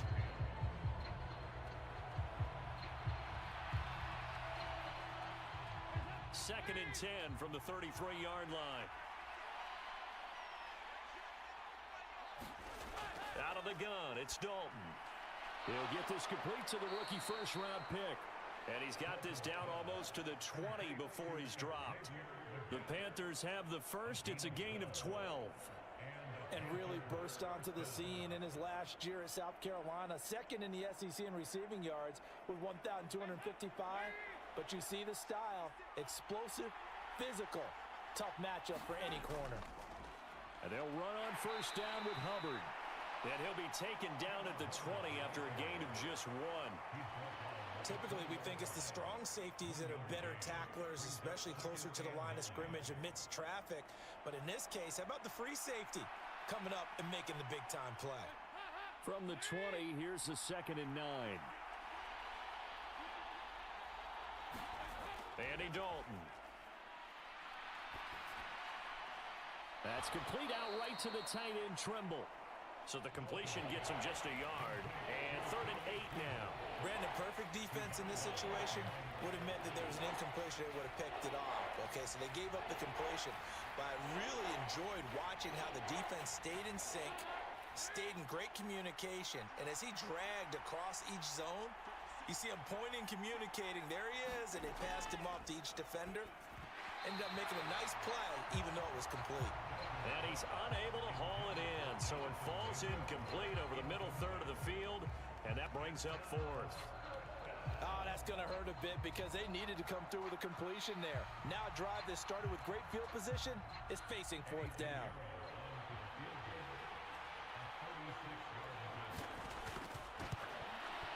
This is up and good from Pinheiro. And the Panthers stake claim to a 3-0 lead.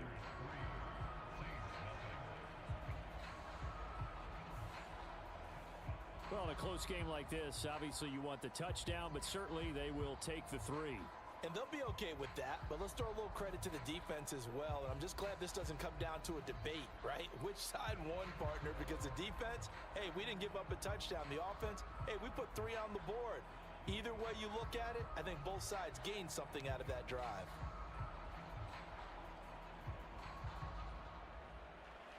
After the field goal, on to kick it away is Pinheiro.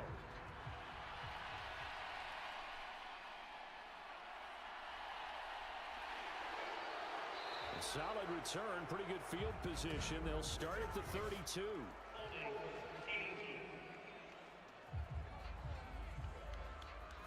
So holding will scratch off some of that return. And I know fans get frustrated when they see penalties of this sort on kick returns, but it is difficult to do it right against these moving targets at full speed. Hard to do.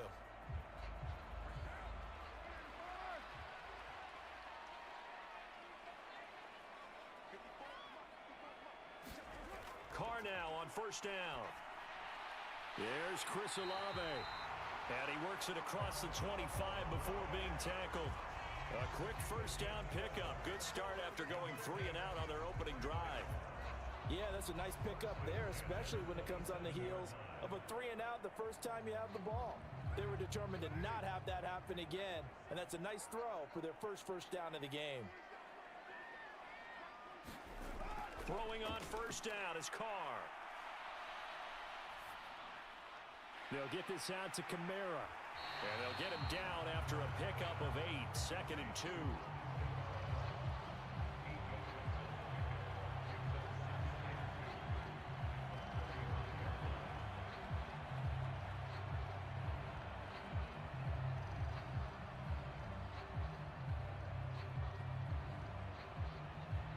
From the 35, here's 2nd down and 2.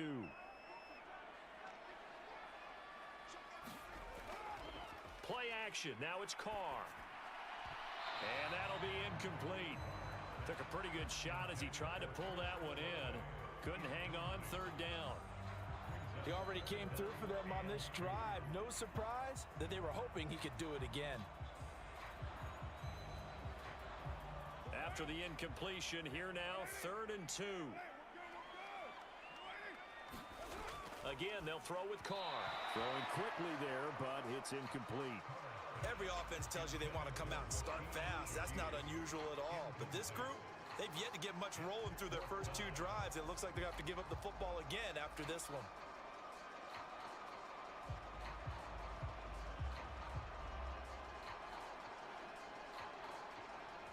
Here comes the Saints punter now, as he'll kick it away for the 2nd time.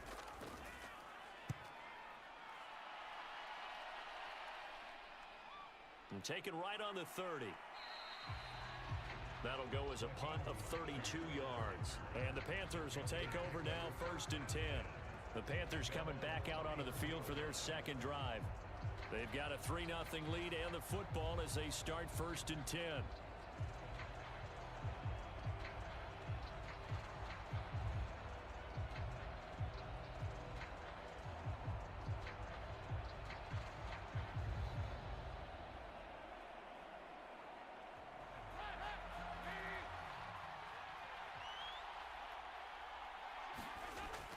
They'll start on the ground with Hubbard.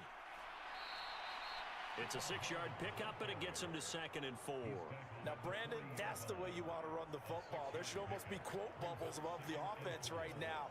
Bam, boom, biff. That's how they feel good about moving the football. They'll come up on a 2nd and 4 now from the 40-yard line.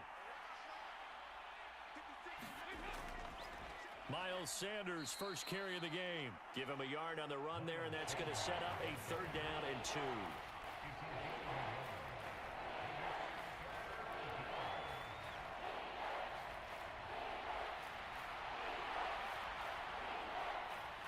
They'll come to the line, needing only 2 yards to gain the first here. On 3rd down, they'll run it with Sanders.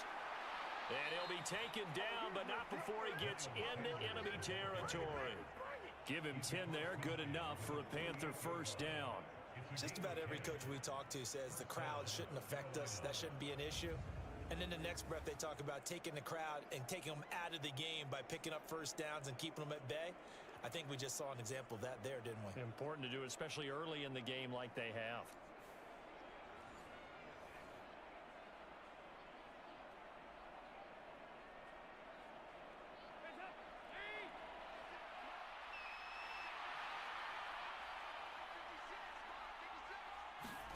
First and 10 for Dalton. Got his man. It's Jonathan Mingo. And he's corralled, but not before getting it inside the 35. 15 yards there for number 15.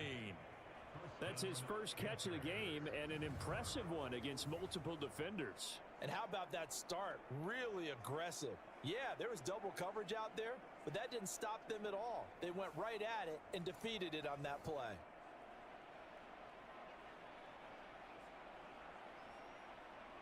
From the 34 now, here's first and 10.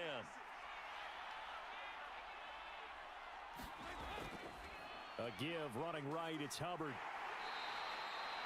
Credit him with a 1-yard gain there to make it 2nd and 9. Now that's the type of play that'll fire up a defense. Hold them to 1 yard on a first down run. It'll be interesting to see if the offense decides to press the run at all, or if they'll abandon it now after gaining only 1 on that play. From the 32-yard line now, here's a 2nd down and 9. To throw here, Dalton. He'll find the former Steeler, Deontay Johnson. And brought down, but not before they're inside the 25. His first catch there, good for 10 yards and a first down. We've seen quite a bit of the short passing game here early on first quarter, haven't we? We have, and I think it works a couple of ways for this team because, number one, you throw the short game until they stop it. And if they're not going to stop it, you keep throwing it, and occasionally you'll break a tackle and turn it into a bigger gain. Also, if they start to creep up, start to pressure receivers, now you go over the top, take it deep, and now you get some of those big shots downfield. Back-to-back nice plays, 12 yards that time and a first down. Nice little nifty play for him there. That's the ability to read a defense and utilize players that don't often get picked up in coverage easily. And I'm talking about being able to use the backside of the backfield. Because I know that when I used to cover, hey, we got everybody oh, he just snuck out there, and they just got a nice first down there. What do we love to say? Get those backs into space, right? And they were able to do that there. Nice pickup on first down. And the Panthers are going to be set up with a 1st and goal. He couldn't quite reach the chalk, but they'll have it at the 1-yard line. Correct me if I'm wrong, but I think they had 3 tight ends in on that set. And these guys are punching really well. I use boxing analogies a lot. A lot of coaches have told me that when you line up to run the football, it's 10 fistfights along the line of scrimmage, right? You've got to win your share. These 3 tight ends, they almost always win their fistfights. Now Thomas, and he is in. Touchdown, Carolina. Ian Thomas taking it in from a yard out. And the Panthers are able to widen their advantage.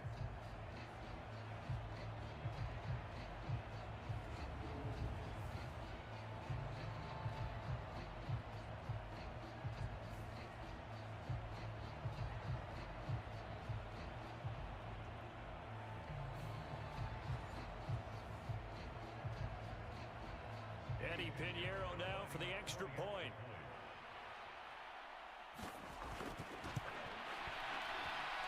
He's got it, and now it's a 10-0 lead here in the opening quarter.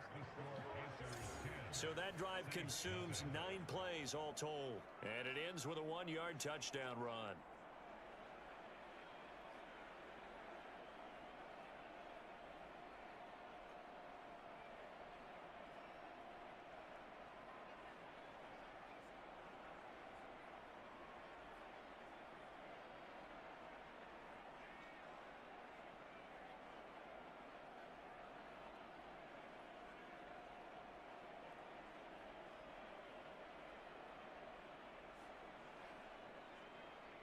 So an early 10-0 lead for them now as they kick it away.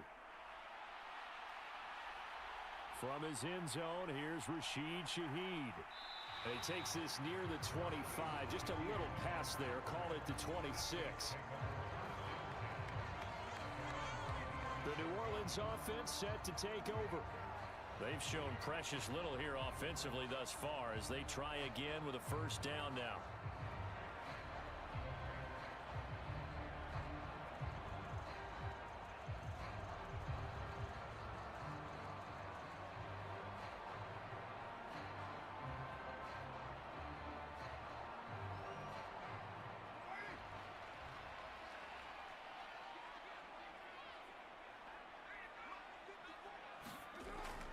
They start the drive on the ground. Kamara. And he powers his way up past the 30. Shaq Thompson on the tackle that time. Well, you're down early. How do you get back in the game? Maybe establish the run. I think they're trying to do that. Now, I'm with you on that one, and what I like about the message is that there's no panic from the head coach.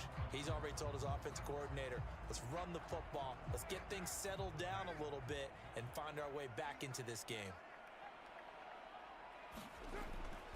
Second down, and it's Kamara again.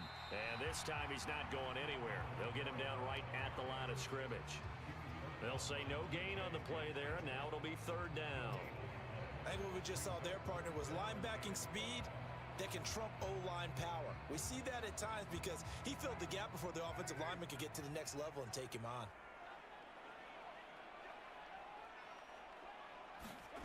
Now Carr. Able to find the open man. That's complete. And they'll get it up just short of the 45 at the 44. 13 yards on his first catch. It's a first down as well. You can almost hear the sigh of relief coming from their sideline and from their point on the field because this has been a tough start for them thus far. A much-needed first down there. They needed something good to happen. Plays like that will continue to help them dig out of this hole.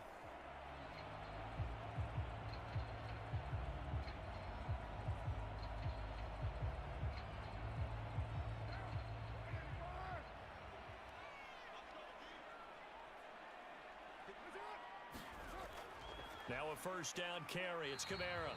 And he gets forward up the middle, but only for a couple. It'll be second down. 2 yards on the carry there. It'll be second down.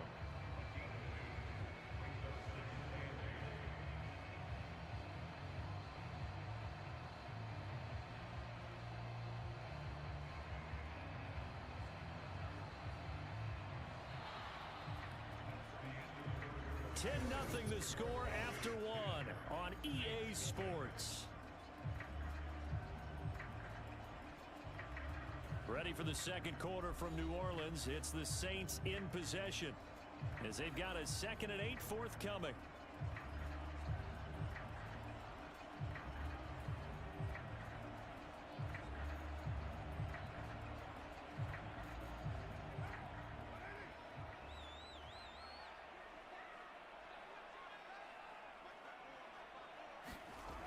Carr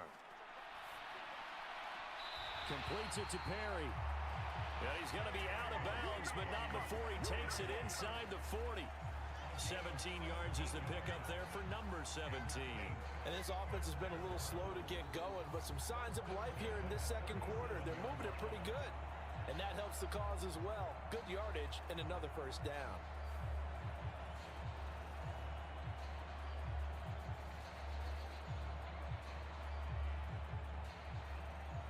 This offense finding its legs now. Here's another 1st and 10. Now Carr.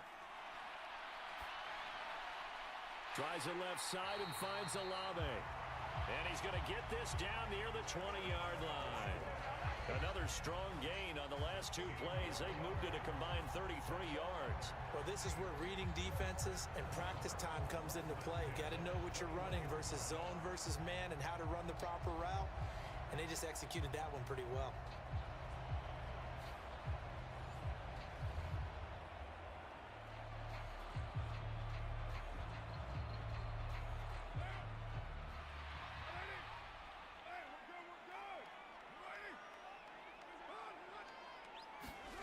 Well, they'll run it here on the jet sweep. And he's tackled a yard short of the marker.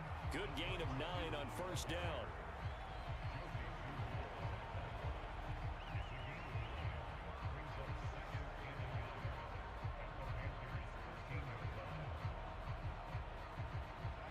Just need a yard here. 2nd and 1. From the gun, it's a run for Kamara. And he'll only get a yard to bring up 3rd and 1. Whenever we talk about the best strong safeties, one word constantly comes up, and that's instincts. Being able to diagnose run or pass and make the appropriate moves. He crashed down hard there. He was ready for that running play. This offense so far on 3rd down, just 1 for 3 thus far. They're up against a 3rd and 1 situation.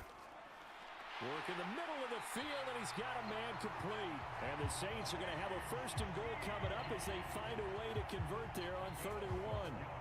Well, they've certainly not shied away from throwing the football as they've leaned on their quarterback to start this game. 4 straight passes right out of the gate, with that last one earning them a new set of downs.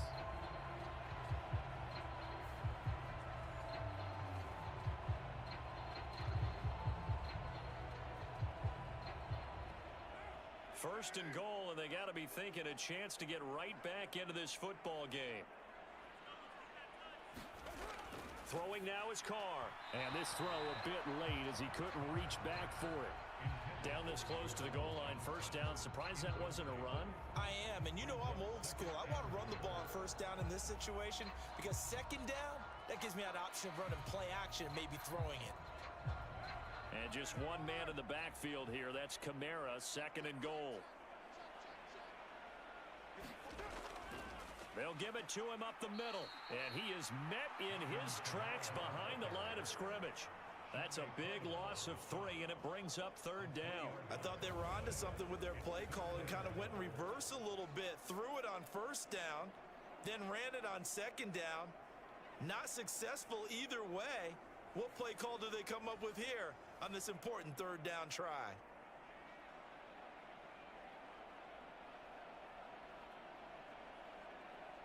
This Carolina defense looking to keep him out of the end zone once more. 3rd and goal. Carr going to throw. Now a battle for the football. It's caught. It's a touchdown. Chris Olave from 3 yards out. And the Saints are back within a score. A lot of people might call this backyard football. Sometimes just understanding who you got out wide and who you're going to throw it to. Give him an opportunity to go up and make a play, even when contested. Looks like that one worked out pretty well. The trust factor in effect.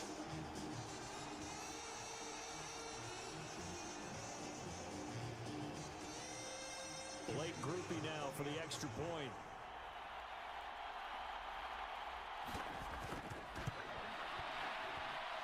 And they're back within a field goal. It's 10-7 now. So that drive, 12 plays in length. And it was Chris Olave who finished things off with a touchdown.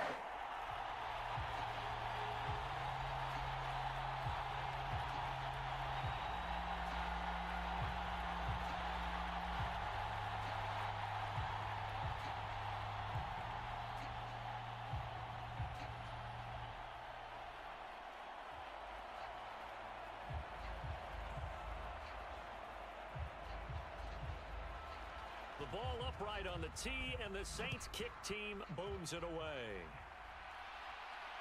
Now couldn't take the chance. This will be returned from the goal line.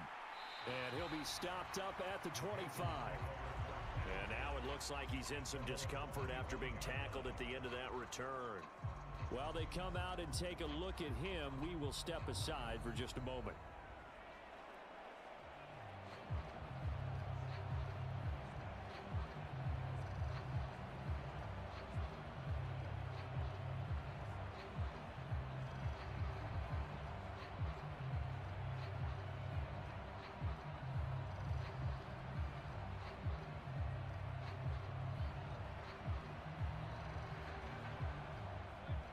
The Panthers out there and ready to begin their next drive.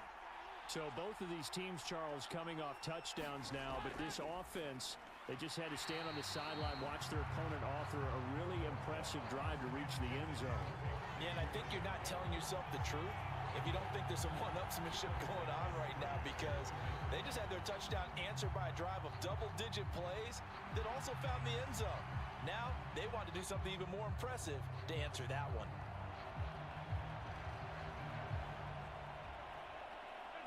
Following the incomplete pass, here they go again, 2nd and 10 from the 25. Throwing, Dalton. Over the middle, and it's incomplete. Well, they approached this drive with a lot of confidence after their last one ended up as a touchdown. But incompletions on their first 2 throws has them huddling up and trying to figure out a big play here on 3rd down to get their momentum going again. Now they face a 3rd and 10 after back-to-back incompletions. Passing, it's Dalton. Complete, it's Johnson. And he's taken down, but able to slip across the 35. Second catch for him today, and it'll wind up a 1st down. And that's a good job there of knuckling down as an offense. You're trying to avoid 3 and out at all costs. And after 2 straight incompletions, this one's on target, and they're able to keep the chains moving.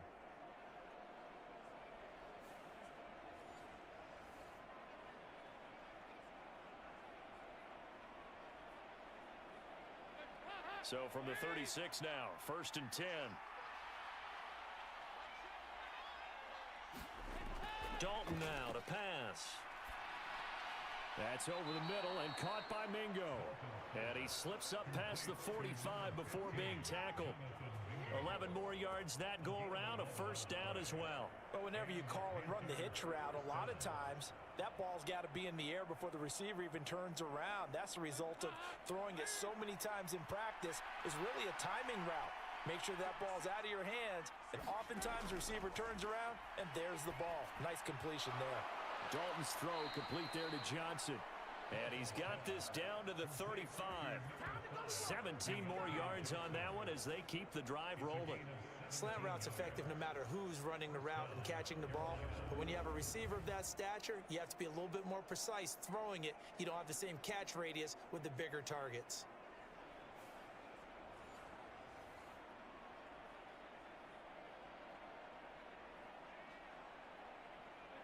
So in Saints territory now. Here's 1st and 10 at the 35-yard line.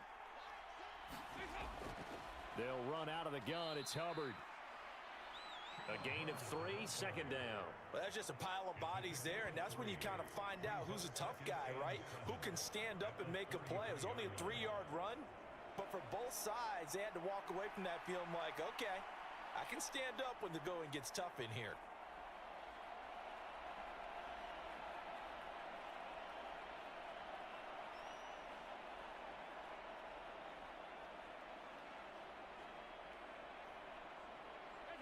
From the 33, here's 2nd down at 7.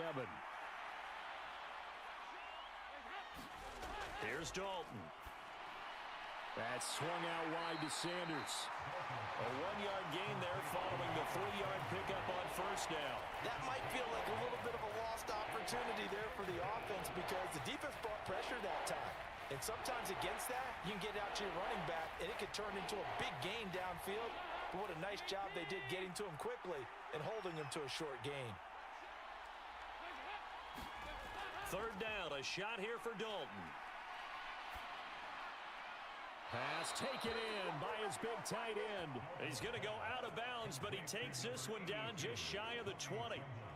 11 more yards there. This methodical drive continues. They're just going to run a drive route here with their tight end. Let him get upfield about 10 yards and then move toward the middle of the field. This ball's right on target, and it results in a 1st down.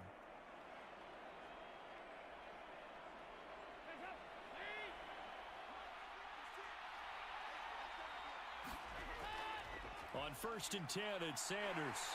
And he can only manage to get a couple. 2nd and 8 coming up. And the big fella stuffed that one up in a big way. I think doubling him has to be a priority because you can't move up to the next level if you don't take care of him first.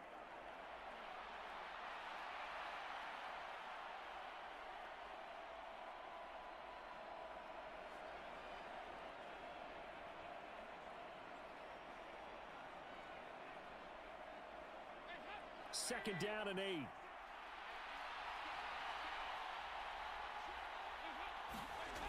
And Dalton to throw. Left side here to Sanders. And he is going to lose yardage here. It'll be a loss of 2, maybe 3 on the play. And that'll bring up a 3rd and 11 situation. Brandon, how about that reaction there from a defensive end? Able to recognize the screen pass trying to happen. Broke off his pass rush. And then get back to tackle the running back. That's a very athletic and intelligent play. Reminds me of you working out and seeing that the treadmill's open and getting there before anyone else. See, I know you're just patronizing me right now. Everybody knows at home that that is nothing but a shot at me, and I'll take it, absorb it, and we'll move on. And this offense on 3rd down today, they've been good. 3 for 4 thus far. This is 3rd and 11. Dalton. There's Trimble, the tight end. Just a gain of a couple there. And that's going to bring up a 4th down. Partner, I think that completion takes the definition of dink and dunk to a different level, doesn't it? It does, and the defense was right there, kind of played into their hands. Eddie Pinheiro on now. From the left hash, it's a 36-yard attempt. The kick by Pinheiro is good. And the lead stretches to 6 here. It's 13-7.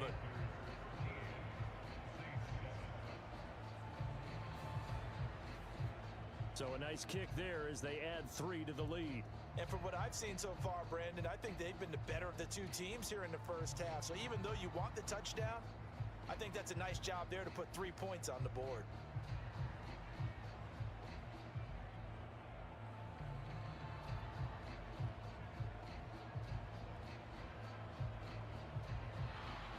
After the field goal, on to kick it away is Pinheiro.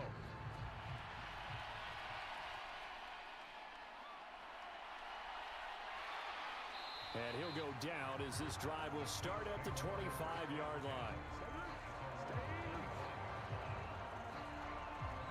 And now the Saints get set to trot out there. The long drive last time out for this offense, Charles, if you remember, they started basically in the shadows of their own end zone, marched it down the field, and a lot of that was through the passing game. And partner, as a former defensive back, I'm having almost a physical reaction watching what's happening right now, but let's give credit where it's due because they've done an excellent job moving the ball through the air. Secondary getting picked apart pass by pass. Obviously, they need to make some adjustments there on the back end. Yeah, because offensively, we know that they're not going to be shy about throwing that football. They begin on the ground with Kamara. And they're going to stop him right at the line of scrimmage. Just no cutback lane to be found whatsoever. 2nd and 10. Looked like he was trying to bounce it outside, but no success. Yeah, sometimes you got to just figure out where you're going to go, and sometimes you just have to take it to another spot. In trying to get it outside, the defensive pursuit was there and just ran him down. Carr. Over the middle and complete to Shaheed. And they get him down, but not before he takes it across the 40-yard line. 2nd catch for him today, and it'll wind up a 1st down.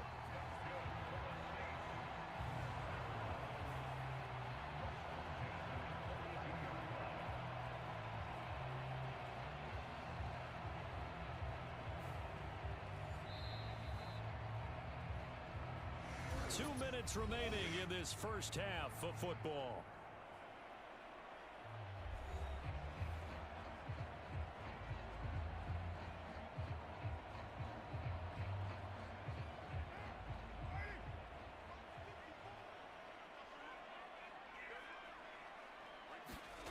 On 1st and 10, here's Carr.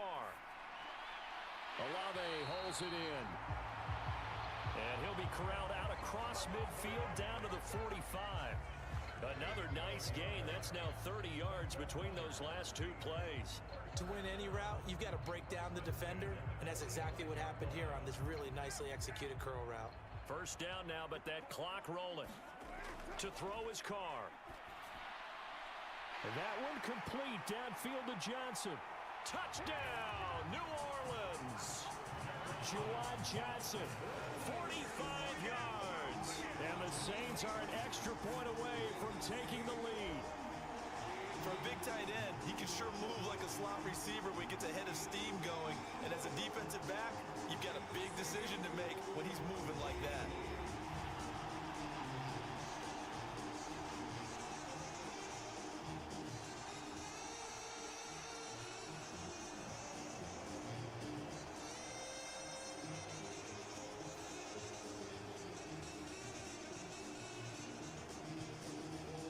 Here's Groupie for the PAT.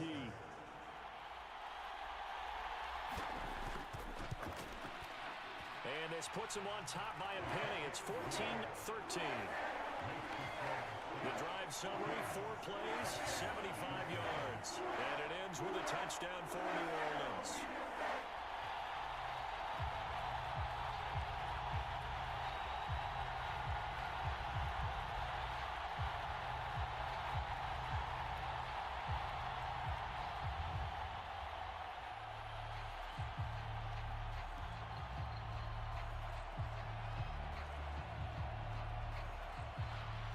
The kickoff team on the field now as they will send this one away.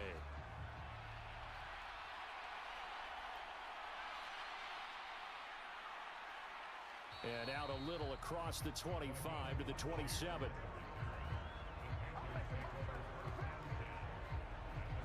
The Carolina offense about ready to go. And now with still more than a minute to go in what's been a tight game, you figure we'll try to see them move the ball downfield. And remember, they get the kickoff to start the second half, so this is a golden opportunity for them to go down there and put up a couple of sixes back-to-back. What a momentum swing that would be. Yeah, you might be able to get a 2-for-1 without ever even giving up the football.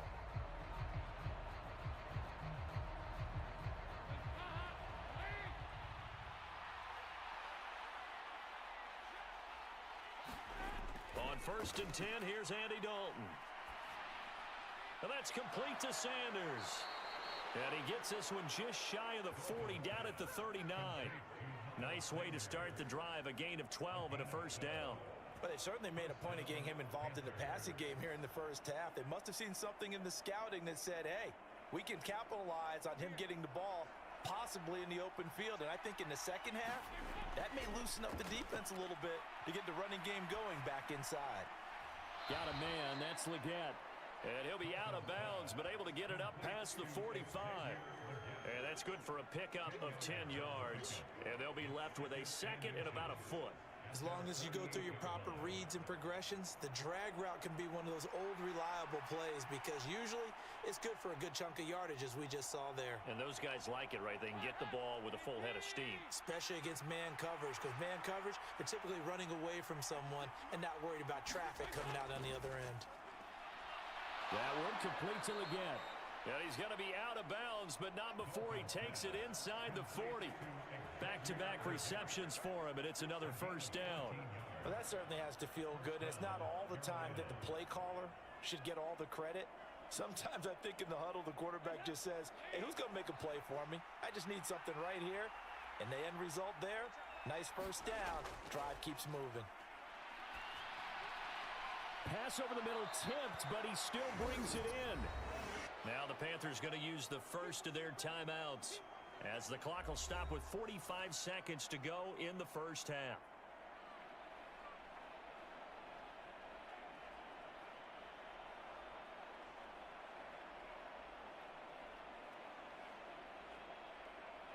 Here's a 2nd and 5.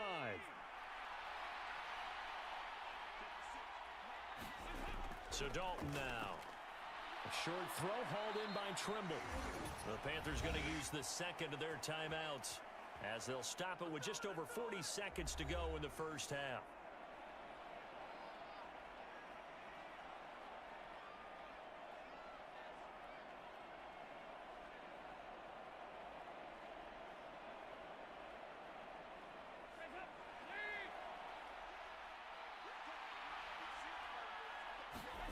Now Dalton with a 1st and 10. And that nearly a turnover, but it's incomplete. Oh, fortunate to retain possession there, and it's 2nd down. And not a common sight, at least on this drive. A momentary setback, though, for this passing game that has been moving well this series. Good thing for them, though. Still 2 more downs to connect and try and pick up another first down. Another chance for Dalton. He's got Mingo. And they've got it inside the 10 at the 8. 19 yards on the pickup there, and now they'll have it first and goal. Partner, they weren't quite in the red zone, but things are starting to get condensed on the field. Throwing the corner route there, really nice play because it gives them a little bit of room to complete it.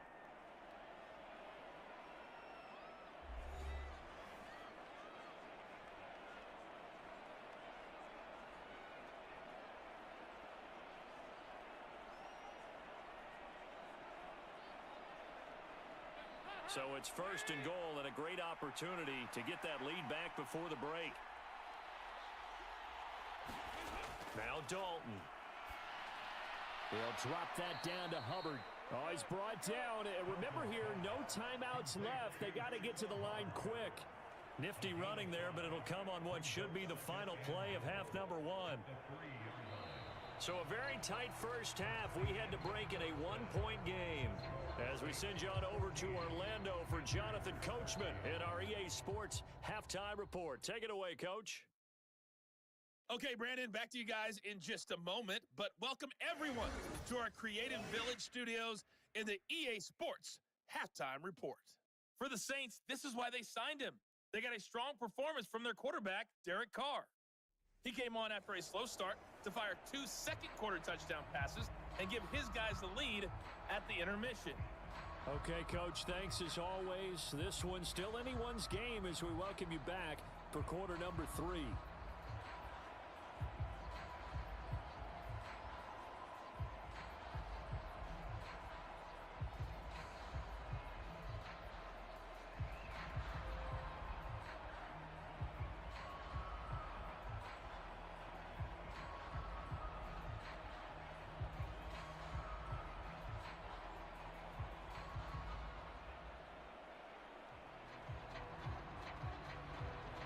The Panthers going to get the football first, trailing here as well as we resume play in this second half. From a yard or 2 deep, here comes a return. And he's able to get this across the 20, but not by much as he's marked down officially at the 21. Out come the Panthers. They'll have it first on offense in the third quarter.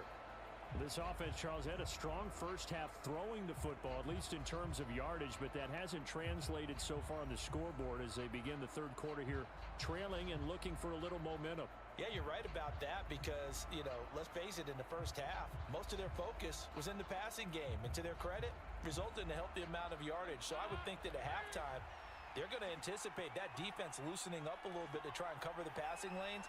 They've got to get the running game going, and there should be some gaps to run through now. And his throw's going to be incomplete. So many offenses want to include their running backs into their passing offense and be able to swing the ball out or check it down to them.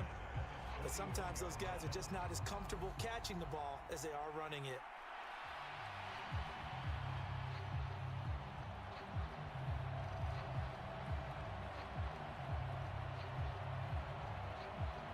Second and 10.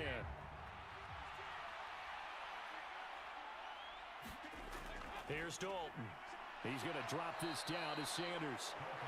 He'll get only 3 there, so it leaves him with a 3rd and 7 ahead.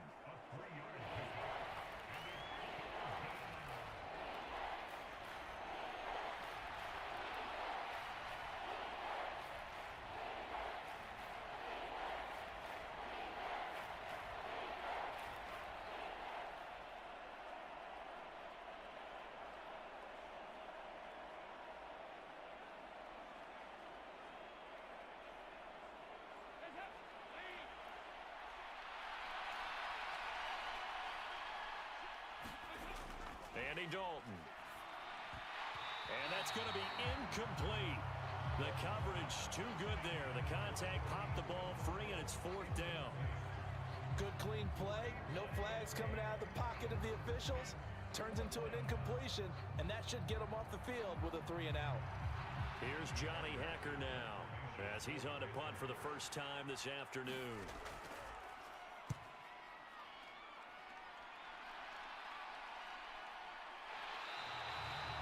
So possession goes over here on the punt. And the Saints will take over with a first down and 10. Now we take a glance at the offense as they work their way back out for their first possession of the second half. We have not seen much on offense here from either side these last few drives. We've hit a wall, so to speak. And have hit it hard, haven't we? Because the defenses right now, they seem to be a step ahead, don't they? Beating them to the point of attack, beating them to the punch. These offensive guys, they're tinkering like crazy. What's it going to take to get back on track? Yeah, both sides searching for adjustments. They throw right away, and that's complete out on the right side. And he'll be out of bounds across the 30-yard line. So just 3 yards on the completion there. And it's second down. When you see zone defense and you know you've got a drag route on as your primary call, you've got to be really careful as a passer about how far you let your guy go because he might wander into some tough coverage. On second down, here's Carr. The pass caught by Olave. And they get him down, but not before he takes it across the 40-yard line. 5th catch of the afternoon, and that gives him a first down. They like going to him in the slot. He catches another one. I think this comes under the heading of until they stop him, why not go back to him? He has something going really well. Great working relationship with the guy throwing the ball, and they keep making the connection. Coming left is Kamara. And he stopped immediately there.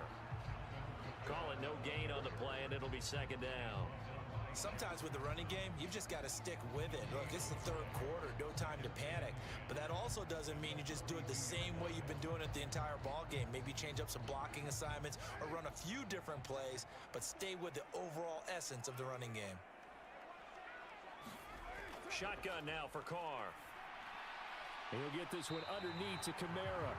It'll be a gain of 5, and it's 3rd and 4 now.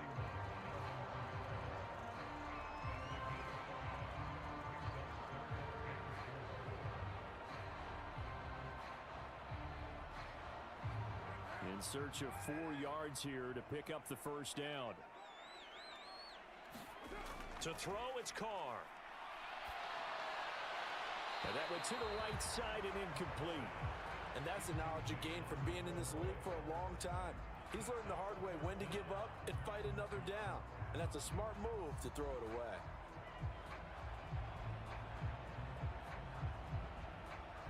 Here comes the Saints punter now, as he's on to kick it away. And here's a very low-line drive, almost whiffed on it. And the fair catch is made at about the 27-yard line. It'll be called just a 22-yard punt, certainly not what he wanted. And it will be the Panthers' ball, 1st and 10. Here's the Carolina offense as they get ready to take over here. And our game's hit a little bit of a lull here, a little bit of a snag. Punts on back-to-back drives. And old-school coaches don't necessarily mind that. Didn't turn it over, right? Didn't create a big play for the other team. Right now what you're looking for is can you gain an advantage in field position? And that's what both teams are seeking right now. Yeah, they'll be seeking to gain that advantage here on this drive. On first down, they'll start out with Hubbard. There he goes left side. And he has a big gain inside the 40 before being dropped. It's a gain of 35. Thought they were going to have him down a lot earlier, but he was able to shed that tackle. Shows the value of the weight room, doesn't it? Shows the value of the attitude when you run the football. Don't go down easily. Break a few tackles. Gain some additional yardage.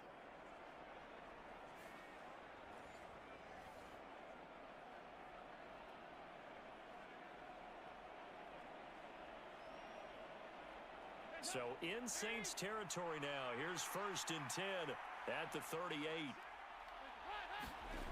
Dalton here from the gun. And that is caught on the right sideline, but out of bounds, says the line judge. The throw took him a little too far. It's 2nd down. Out routes are always timing routes. And if the timing's off just a little bit, it can really throw off a play. Looked like he led him a little too much there. Yeah, there was a fraction of a second because he caught it, just couldn't stay in bounds. Here's 2nd and 10.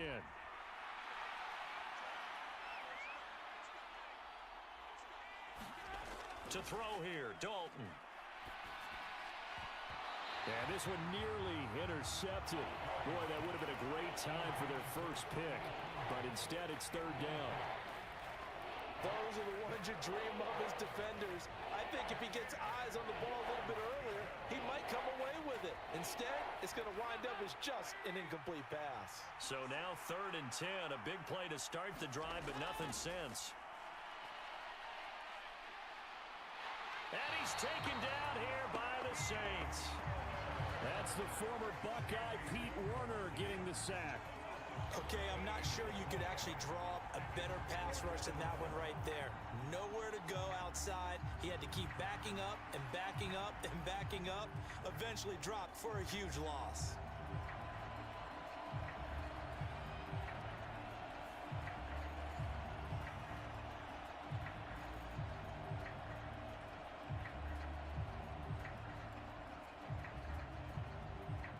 Here's Johnny Hacker now, as he'll punt it away for the second time. He'll get off a fairly short kick here as this is toward the sideline. And this will carry out of bounds. Where are they going to spot it now? At about the 18-yard line, it looks like. The Saints again ready to go on offense. Obviously not the intended goal last drive. They had to punt the football, but still, they've got the lead here, and now a chance to add on to that lead if they can get points on this drive. 1st and 10 upcoming.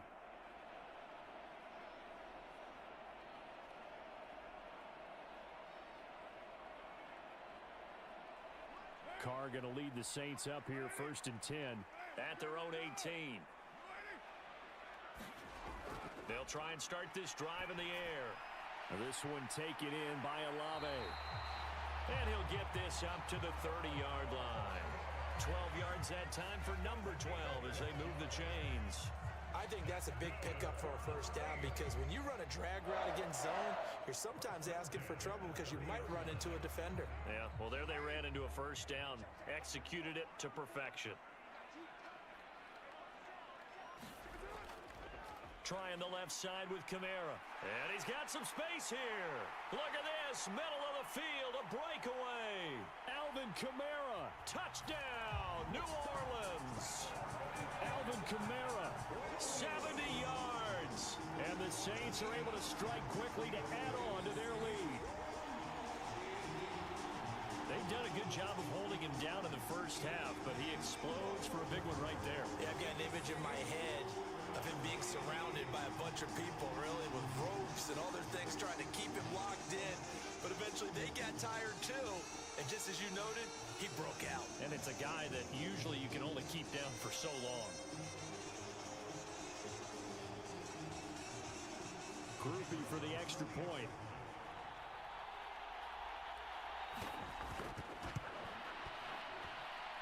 And with that, the lead is up to 8. So 2 plays on that scoring drive. That's how they drew it up. And a long run into the end zone, and what a run it was.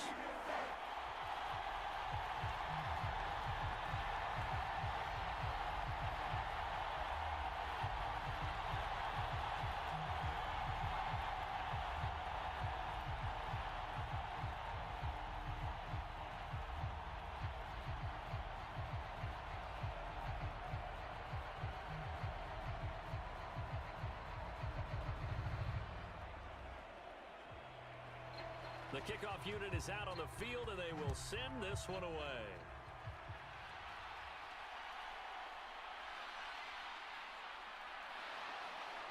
And they'll start this drive just across the 30. Pretty nice work on the return.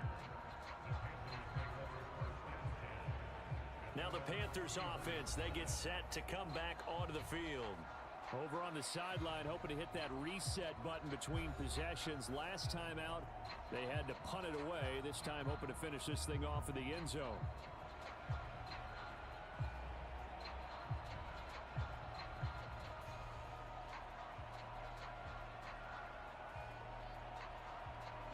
Dalton and the Panthers now with a 1st and 10 at the 31-yard line.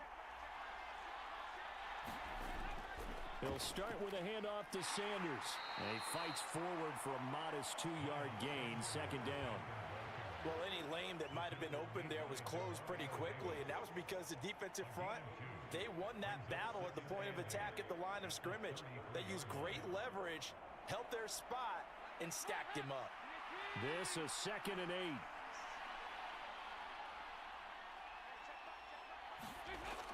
8. Looking to throw. Dalton. Throw out wide is incomplete.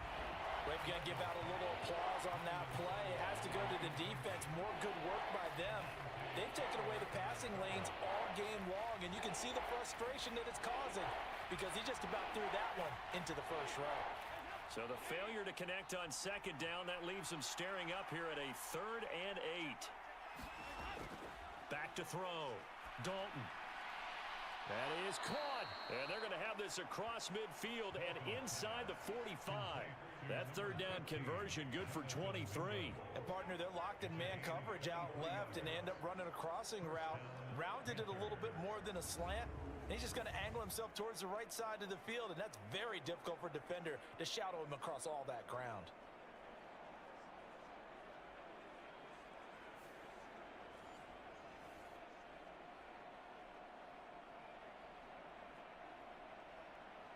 So in Saints territory now. Here's 1st and 10 at the 44-yard line. Dalton off play action. Johnson's got it complete. And he's taken down inside the 30. 15 more there, and they're on a roll. It's another 1st down. And that play came together really well for them as he found open space, makes the catch, and gets down to the 1-yard line. You know he's kicking himself right now. He thought he had a chance to get a touchdown and put that in his ledger. Instead, his team gets a chance to cash in over these next few plays.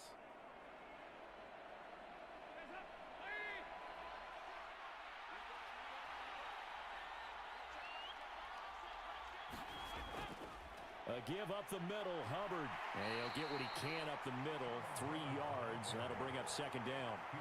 Not a huge carry there on 1st down, but not all of them will be. But still, all in all, a positive play for the offense. It's all about picking up at least a few to set up what you're going to do here on 2nd down. Balled at the 26, 2nd and 7. Out of the gun, it's Dalton. Now a clash of bodies here, and it's intercepted. Picked off by Paulson Adebo. And the Saints are going to have it here as they'll start at their own 7. Well, that one was in the air for an agonizingly long time. Just begging to be picked off, wasn't it? It's one thing if you're throwing a ball like that, trying to throw someone open or lead them into an area. But that ball needed to be thrown with a lot more conviction. As a result, it's an easy interception. Alvin Kamara and the Saints set to start their next drive. He's had a good performance, moved the ball effectively on the ground. Of course, he has the 1 touchdown. And when you're able to move it as effectively as you've described, that leads to finding a way into the end zone. And now he's just trying to do it for a 2nd time. And, of course, with that comes additional yardage. Yeah, looking for additional yardage. And, again, that 2nd score here in the 3rd quarter.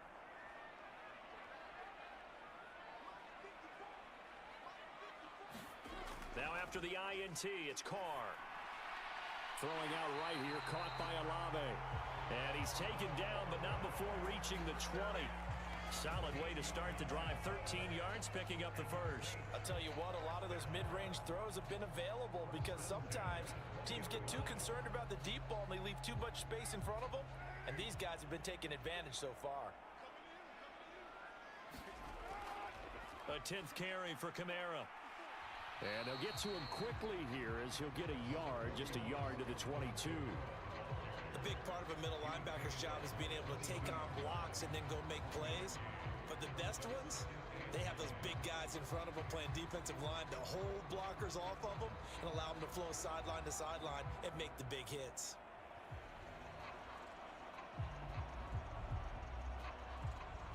Now 2nd and 9.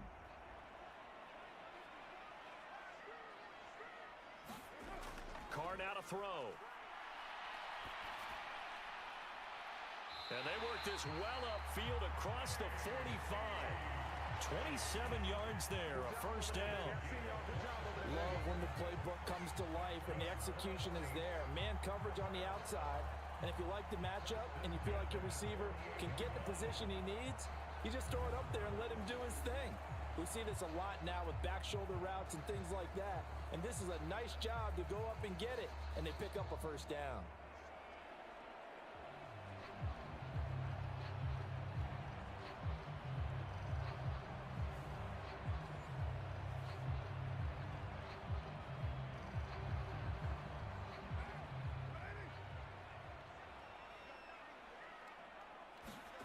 Carr now on first down.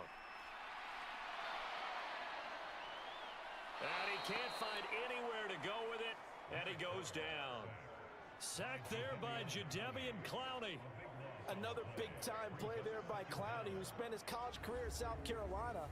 He really now has returned home as a professional to help the Panthers get back on track. Back in the area, getting after QBs.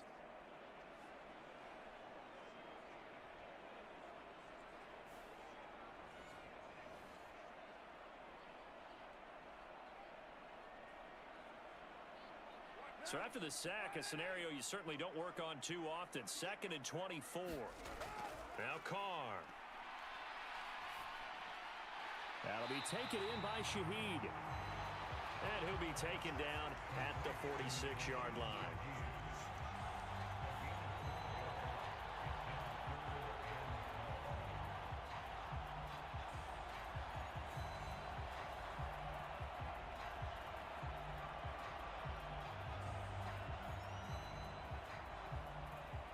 Third and 12.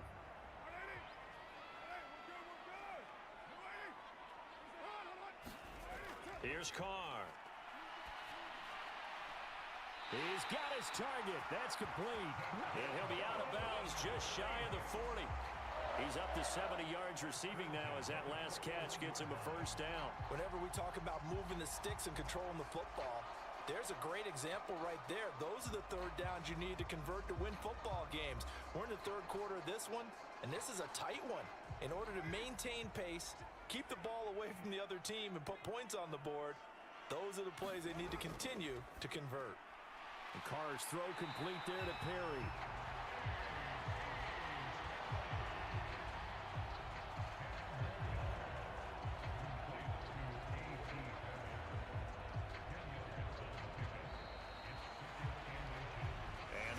Going to do it for this third quarter of action.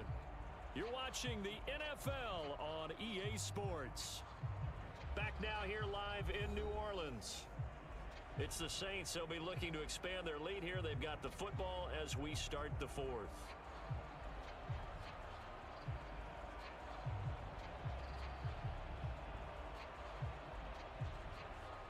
An ideal spot here to get a first down and try to run some more clock, and this is 2nd and less than a yard.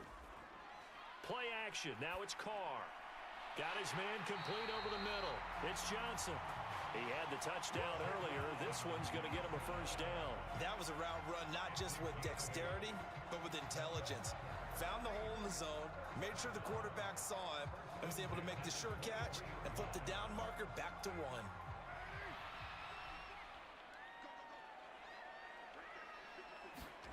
On first down, Carr. And it's incomplete. Took a shot, couldn't connect. It sort of looks like they still have some fight in them on this series because it seemed like things were headed for the red zone. But if this defense gets 2 more stops, they can keep them out of that area. Now Carr, after the incomplete pass, brings him up 2nd and 10. Again, he'll drop to throw. Complete to Olave on the out route. And he'll go out of bounds in the red zone just inside the 20. 5 yards. Now it's 3rd and 5. Timing is everything, and they work on this cut all the time. They work on all the timing patterns, and this time it paid off for them. Worked him to the center of the field, cut it to the outside, ball's delivered, gets both feet down for the completion. On 3rd down, here's Kamara. And he'll be stopped well short. Only 2 yards there. 4th and 3. Well, they certainly had success throwing the ball on this drive and not as much running it as we just saw once again on that last play. Stopped after a very short gain.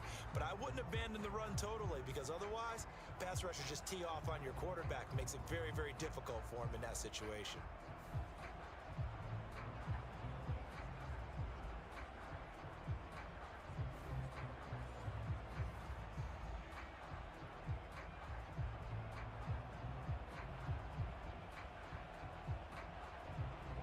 Dennis Allen, he makes a call, and his offense stays put. They're going to go for it. Now Carr on the bootleg. Pass taken in by his big tight end. And the Saints are going to have first and goal as they try to finish off this drive with 6 points. Well, he does have 1 touchdown in the game already, and while this one won't go for 6, it's enough to get him first and goal. But you and I both know he's going to be a little upset he didn't cross the goal line for a second time in this one. Might want the ball here on the next play. Try to pound it in, Kamara. And he'll take it into the end zone for the Saints touchdown. Alvin Kamara, his 2nd touchdown of the afternoon. And the Saints go coast to coast and finish the drive off with 6 points. Sometimes you get a first and goal and you're back near the 7, 8, 9-yard line and you start thinking, maybe we'll run it here on first down to get half of what we need, so maybe we can have 2 or 3 shots at going for it from closer range. So this is a bonus right here. What a great run to work his way into the end zone.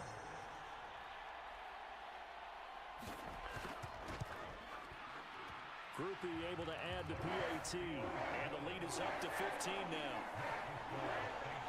So that drive spans 13 plays, and the capper came from Alvin Kamara on the touchdown run.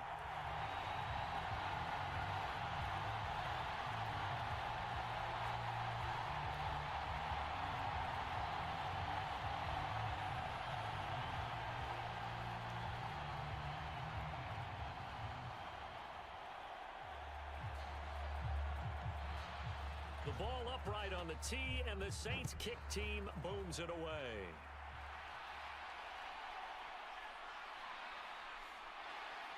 And able to get this out to the 25.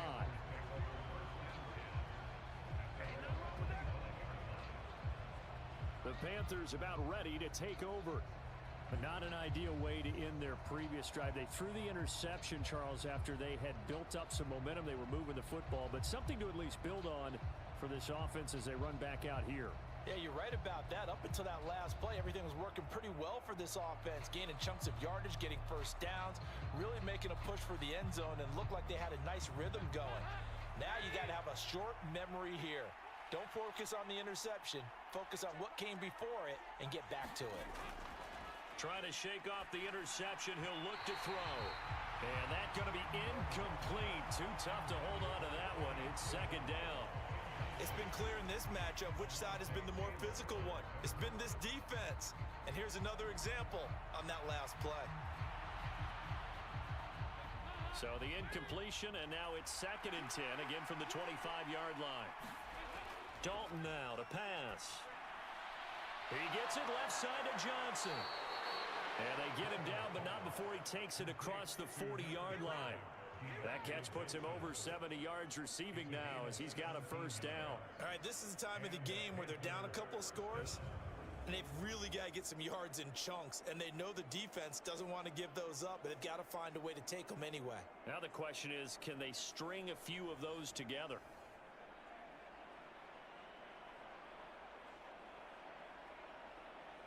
So signs of life in what's been a dormant offense in this 2nd half. Here's 1st and 10. Throwing, Dalton. Quick throw there is incomplete.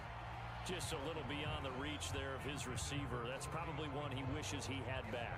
He wishes it had been 7-on-7 in practice, or maybe even routes versus air, because that's a completion he makes, what, 9.9 times out of 10? Just missed that one. Now a 2nd and 10.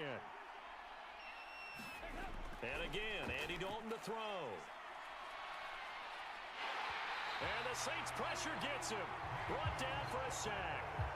Wreaking havoc was Nathan Shepard, the D tackle. Well, Well, they got a takeaway on the last drive with an interception. How about this sack as a terrific follow-up? And that keeps pressure on this offense, and it could force them into more rushed decisions or another turnover.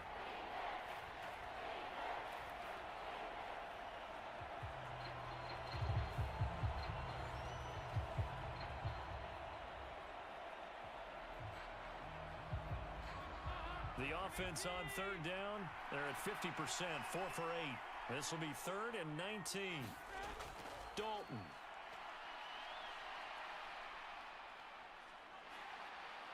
Under pressure, they got him again. The sack coming from defensive end Cameron Jordan. Now that was a passer's nightmare. The front door totally shut down by the defense, so he kept going backwards, hoping to find another avenue of escape. It didn't exist.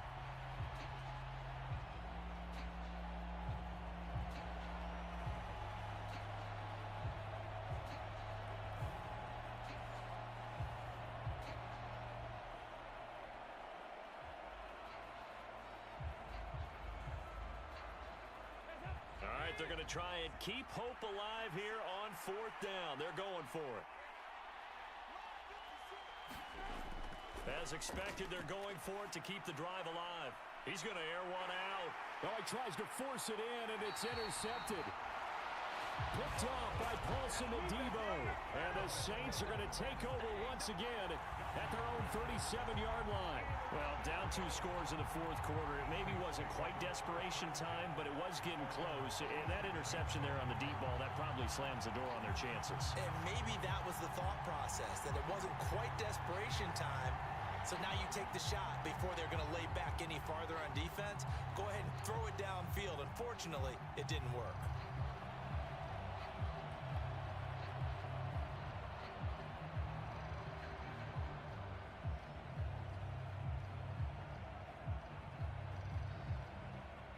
Carr going to lead the Saints up here 1st and 10 at their own 37.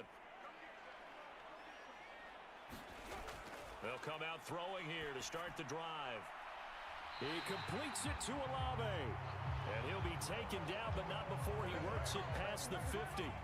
15 yards is the pickup there, and the drive starting very nicely. 1st down. Still throwing the football here, even with the big lead. Yeah, I know you and I came up in a different era. We think about sportsmanship and all that. Other people think about fantasy points and getting their numbers. That's all they care about right now.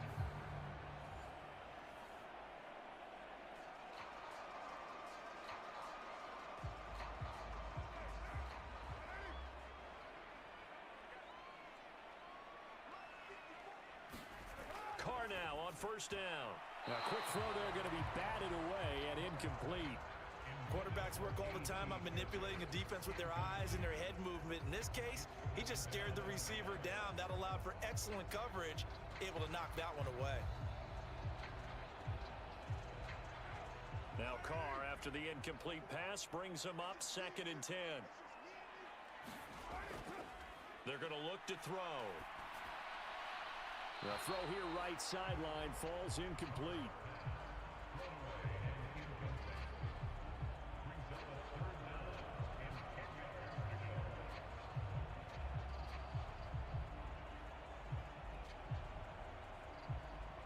So back-to-back incompletions, and that has them staring at a 3rd and 10. Now Carr. And he will not be able to hang on through the contact. It's incomplete. The coverage strong, and now it's 4th down. They had enough yards for the 1st down, but a clutch hit right there defensively jars it free. No 1st down.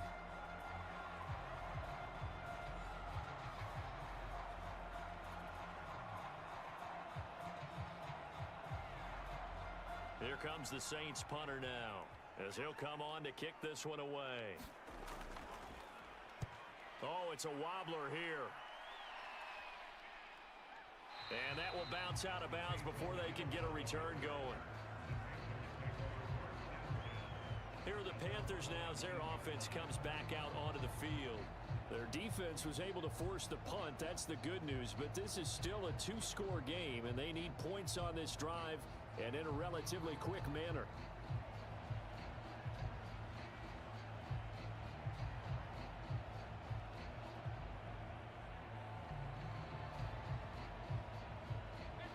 Dalton and the Panthers now with a 1st and 10 at their own 19-yard line. Trying to shake off the interception from the last drive. He'll look to throw. That one complete to Leggett. And he's got it past the 30 before he's hit and dropped. Right off the bat, it's a 1st down to start the drive, 12 yards. Good yardage on the completion there. And when they look at the scoreboard, they do understand a field goal is not going to do them any good. My guess, they're going to press the ball downfield as far as possible, try and throw it into the end zone and get a score because they know they've got to get that done and get the ball back as quickly as possible. Now a toss left side into the hands of his tight end. And they get him down, but not before he takes it across the 40-yard line. That's a 12-yard gain now on back-to-back plays. But correct me if I'm wrong. You're down 2 scores. I don't think you need to rush just yet, but you can't take your time either. Yeah, even if you don't want to commit to full 2-minute offense, you have to up the tempo, up the urgency. Maybe you're starting to call 2 plays in a huddle each time you snap the ball. On 1st and 10, here's Andy Dalton. That's swung out wide to Sanders. And he'll go down right around the 47 this time. So the completion good for just 3. And it'll be 2nd down. 4th quarter, every drive so critical, and you figure may only get one more shot after this, so a touchdown's imperative on this drive. It is, but you also have to think to yourself in play calling, don't hold anything back. Don't save it for the 2nd touchdown. You got the 1st one for the 2nd one to even matter. Meanwhile, this one knocked down in the backfield. It's incomplete. So much of this game is about leverage. We always talk about low man wins in the trenches. Well, it's like that in just about every position. And sometimes, if you lose that leverage and you're losing the battle, just jump up at the line of scrimmage and try and bat the ball away. And that's exactly what happened there. They head to the line facing a 3rd and 7 following the incompletion on 2nd down. And Dalton to throw. And this pass broken up. The contact well timed there, and now 4th down. This is certainly a team that has proven it likes to target its backs through the air, and defensively, they were aware of that and certainly were prepared on that throw. Well, the offense failed earlier on the previous crack at this, but they're going again on 4th down. Got to try it here. He's back to throw. And it's incomplete. They cannot convert, and they turn it over. And the Panthers turned away on 4th down. And the Saints are going to get it back and in great shape. So still over 3 minutes remaining in this game, but boy, not getting that one that hurt. That's a little bit demoralizing, so they have to be careful about that because still have an opportunity if they can get some things done on defense. But now, since they've taken over on downs, a team with the ball, guess what? Going to 4-minute offense, maybe they can put this thing away.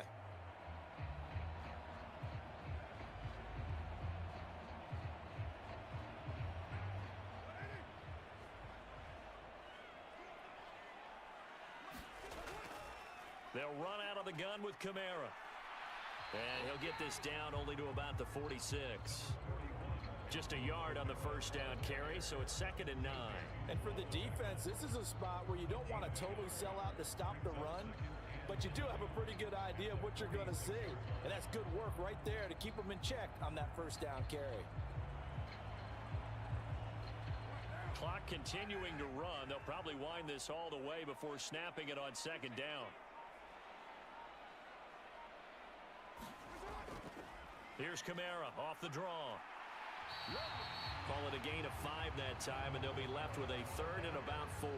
I really like the vision he displayed on that play because he saw there wasn't a lane to completely break off a huge gain.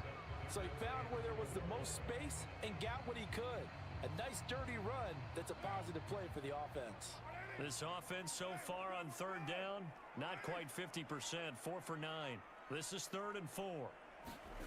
Here's Carr to throw. Work in the middle of the field, and he's got a man complete.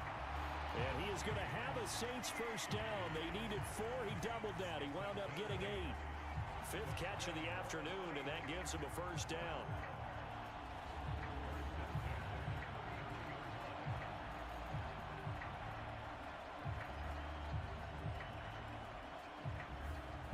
Two minutes left to play in this football game here on EA Sports. So it's Saints football as we get you reset. And the scoreboard on their side, they're just looking to melt away these final couple of minutes and put this one in the left-hand column.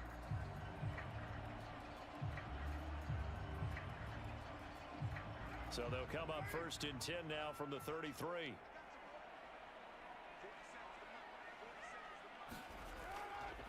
Kamara up the middle. So fresh out of the 2-minute warning, and here's another timeout taken with 1:55 remaining.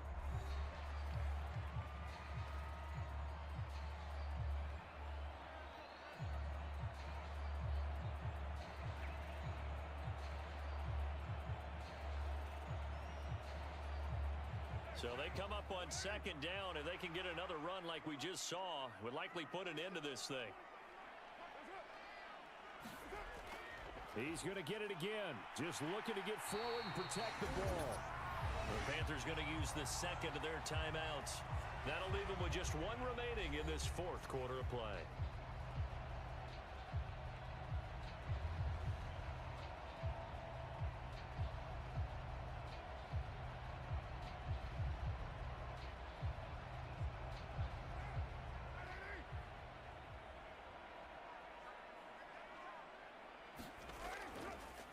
Points of contact necessary at this stage as they'll run on 1st down. Now the Panthers going to signal for their 3rd and final timeout as they'll talk things over prior to this upcoming 2nd down play.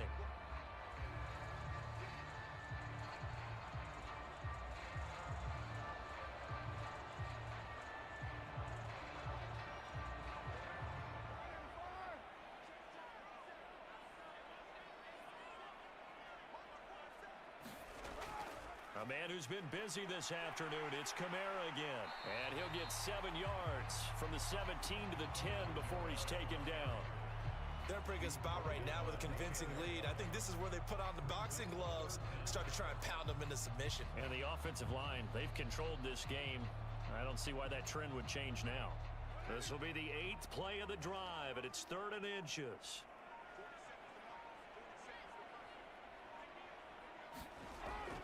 They'll run again. And he will have a Saints 1st down. It has been a struggle, but it's looking like that'll be the one to seal a victory for him. It's a gain of 6, and that ought to just about do it. I've got an idea. Let's skip racing to the airport at the end of this game. Let's go to the post-game press conference. I have a feeling that the quarterback of this winning team is going to be given a whole lot of credit to the running game and the offensive line. Yeah, I was just going to say the offensive line, yes, carrying the ball has been key, but those guys up front, they've made a lot of space.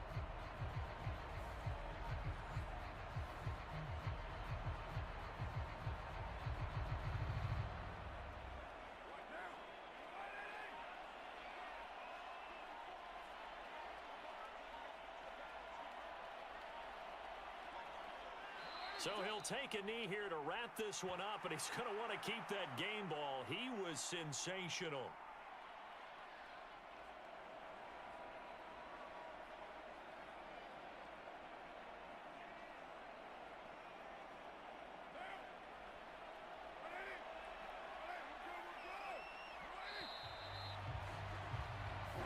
So this one a victory here for New Orleans. And it was their defense that really made the statement after the break. They pitched the 2nd half shutout. Yeah, think about the team that just got vanquished. They did score in the 2nd quarter. Do you think they thought at all that that would be their last points of the game? No, but what a 2nd half. The adjustment, whatever they did in the locker room, it certainly worked. It certainly did, and you're exactly right. Whether it was an adjustment, whether it was just more focus on what they planned to do going in, whether they just played better, whatever it was, it all came together in the 2nd half, and no points were allowed. That's a great way to close them out.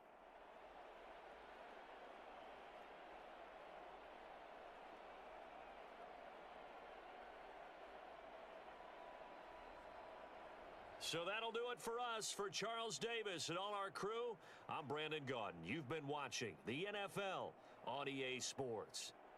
The Saints are winners here as we say so long from New Orleans.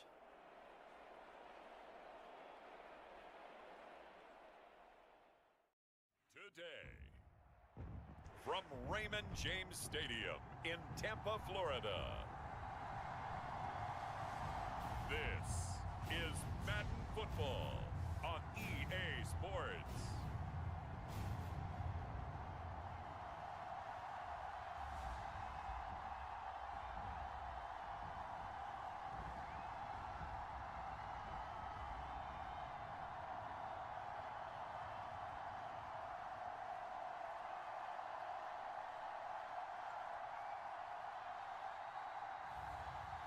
Baker Mayfield and the Tampa Bay Buccaneers taking on Jaden Daniels and the Washington Commanders. On the Gulf Coast of Florida at Raymond James Stadium, just north of downtown Tampa.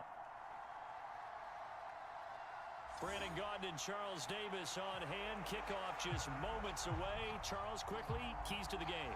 For me, it's coaching.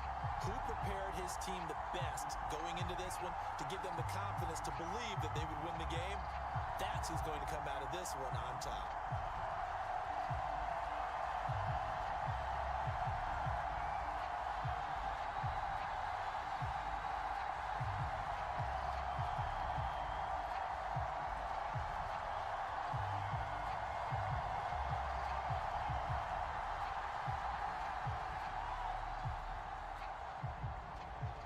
Certainly happy to have you along. Chase McLaughlin has it on the tee, and off we go here in Tampa.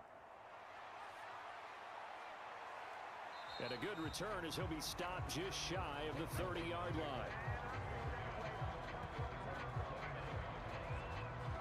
So the Commanders make their way out on offense for the first time here, and it's the rookie Jaden Daniels, the number 2 overall pick, leading the way. And he was the number 2 overall pick in the draft because he is special. A dual-threat athlete at the quarterback position, beats you with his arm and his legs, and runs the ball better than any quarterback since maybe Lamar Jackson came out of Louisville. But with that being said, he's got to be smart about how he runs the football. He puts himself in position to take some big shots. He's got to be on the field and available for him and his team to be successful. Right to the air is Daniels. Got a man. It's the rookie out of the 3rd round. Now he's tackled a yard short of the marker. Good gain of 9 on first down. And I think as he began this throw, you saw that the area was congested, but he has a lot of confidence in his arm, and he fits that one in there nicely. They pick up the catch. Not much yardage afterwards. From the 38 now, here's 2nd and a yard.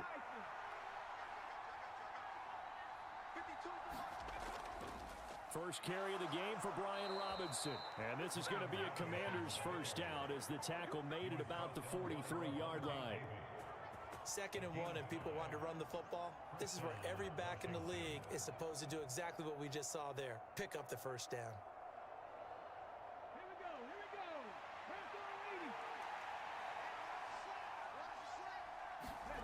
A first down throw for Daniels. And this one is going to be off the mark, too far out in front. I know coaches tell us all the time that having a powerful arm isn't the #1 thing they look for in a quarterback.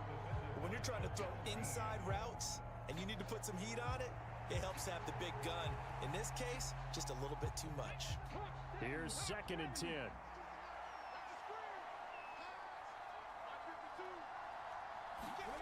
Throwing now is Daniels. And complete to Zach Ertz. And he'll be taken down, but not before he gets into enemy territory. 10 yards there, good for a Washington first down. And one thing we certainly know about Zach Ertz, a high-caliber tight end, still can produce in this league, and if he stays on the field, he'll certainly prove it. On 1st and 10, it's Robinson. And he's going to take this ahead for right around 3 yards, but no more than that. 2nd down. Just not a whole lot of room to operate there on that carry. No, not at all. They did a really nice job staying in their proper places and not allowing any lanes to open up. From the 44-yard line, here's a 2nd and 7.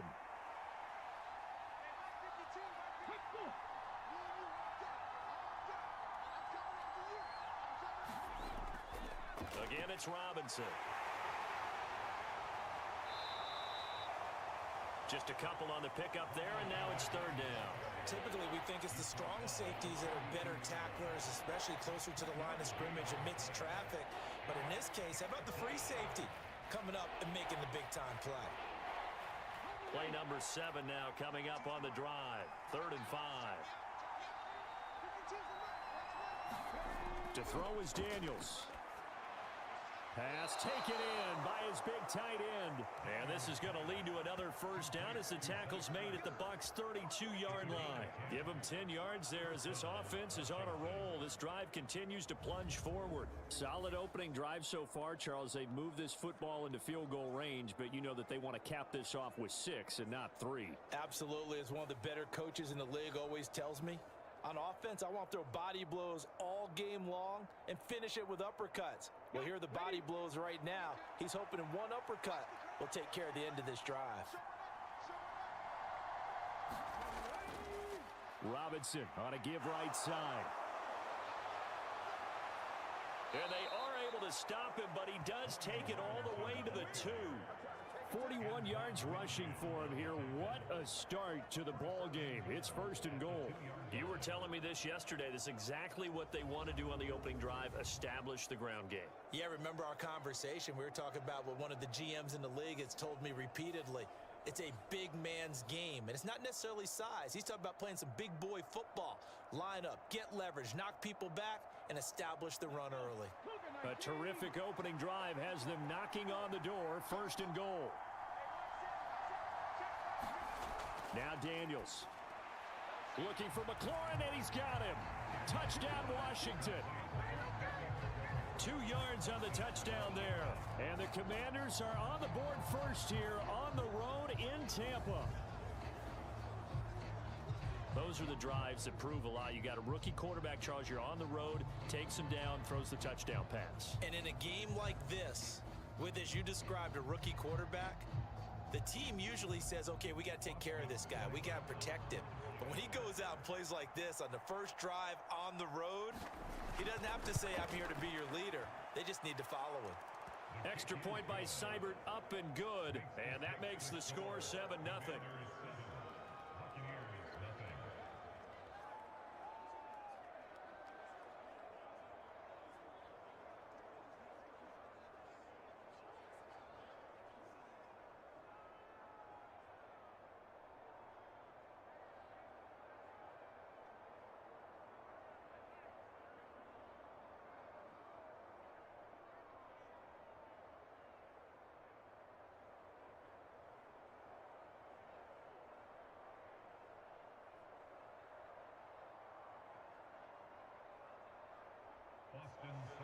Following the touchdown, here's Seibert now to kick it off. This to the back of the landing zone. He'll return it from the 1. And he brings us out past the 20 to the 24. The Bucs getting ready to go on offense for the first time, and it's Baker Mayfield leading them out in his second season as a Buccaneer and his 7th overall. And he had a most impressive bounce-back season last year, nearly leading his team to the NFC Championship game. That's not something you see every day, and he was rewarded for it as Tampa Bay decided to make him definitely their quarterback for the future. Now for him, he wants to prove it's not a one-year thing, and in fact, he is the long-term answer for this franchise. Now Mayfield and the Bucs come up on 1st and 10 at their own 24. They'll try and start this drive in the air. But that's complete. It's Chris Godwin. And he gets this up just shy of the 30 to the 29 before he's out of bounds. So give him 5 yards there on the pitch and catch, and that'll make it 2nd down. Brandon, to me, what's important right here on this drive is for them to get at least 2 first downs. They've got to give their defense a chance to settle down, catch their breath a little bit after they give up a touchdown on the opening drive. Mayfield now on 2nd down. Flushed out right. 5 yards on the scramble, and that's enough to pick up the first. That's an early scramble that can be viewed positively by either side. From the offensive point of view, it begins to establish him as a possibility to keep it on certain plays. And defensively, they avoided giving up a huge play in one of their first tests in containing a quarterback on the run. A first carry for Rachaad White. And he slips up past the 45 before being tackled. First down, Tampa Bay there, a gain of 13. And that good, strong run could serve a little bit as a metaphor because White is someone who took a sizable leap from year 1 to year 2. essentially doubled his yardage output with over 1,500 yards from scrimmage, and that success appears to have carried over to this season.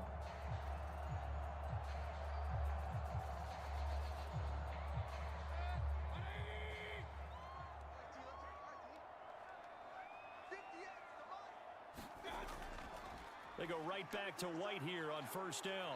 And he's got it across the midfield stripe and into Washington territory. It's a 6-yard gain on the ground, and that'll make it 2nd and 4. Consecutive positive runs for him on the last 2 snaps. He certainly appears to be trying to put the offense on his back and just move them down the field when his number is called. The way he's running it, I keep going back to him.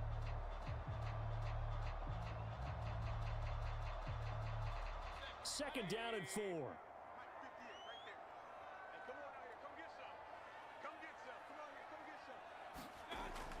Opting to run again here with White. And they got half of what he needed there, 2 yards, and it'll bring up a 3rd and 2 more. When we talk about defenders, specifically linebackers, keeping their eyes in the right spot, he had that eye down the entire time.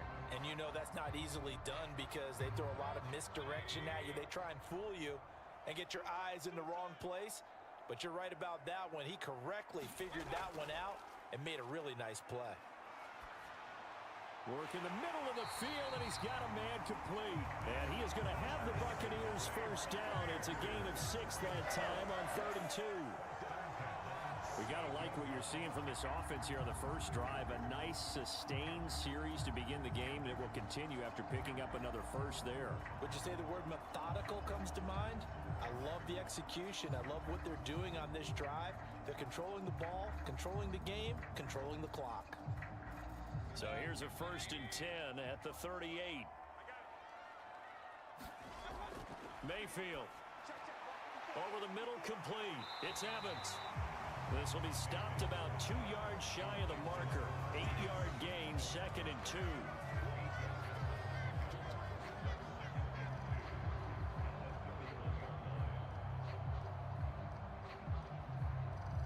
From the 31, here's 2nd down and 2.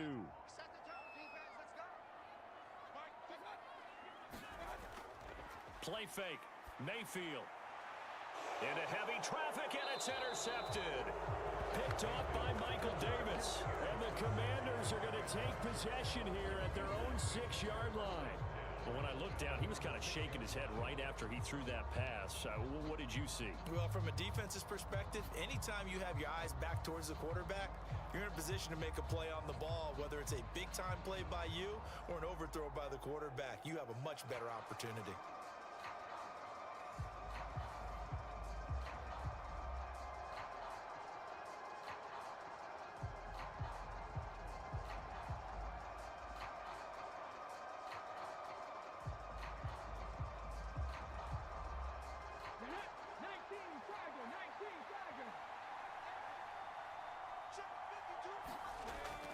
Here's the first carry for Austin Eckler. And he'll take this one up to about the 13. 7 yards on the pickup there, and it'll leave him with a 2nd and 3.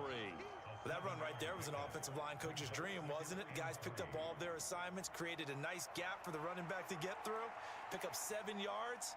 Yeah, he's probably chortling on the headset right now saying, we got it going, boys. Let's keep it going. Now a 2nd down throw for Daniels. Got a man. It's De'Ami Brown, complete.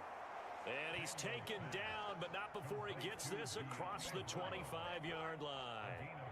His first catch, good for 14 there and a first down. Someone sharp in this game. I mean, a touchdown pass on the first drive and comes right back, and he's flinging it around really well here. A really nice throw there to pick up the first down. You kind of just feel a laser focus and confidence about him, and I think we saw that this week, didn't we? Talking to him and the coaches, they felt good about his performance coming up. Yeah, I was really impressed with that last practice we saw when they went through 2-minute drill, when they went through all the different situations. Ball hardly hit the ground, and I thought, yeah, he might be locked in for this one.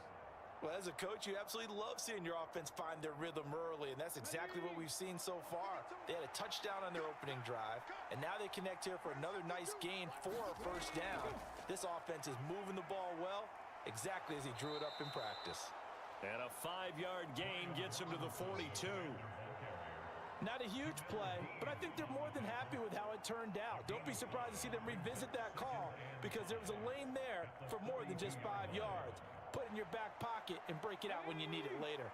2nd and 5. We got three. Here's Daniels. He'll get this complete to Sennett, the tight end. His first catch, good for 9 and a first down. When the offense reads blitz, doesn't matter where it's coming from, tight ends know that they become a big part of the passing game because they should be an easy outlet when all those extra bodies are trying to get to the quarterback. A hot route, so to speak. On the counter, this is Robinson. Down to about the 45.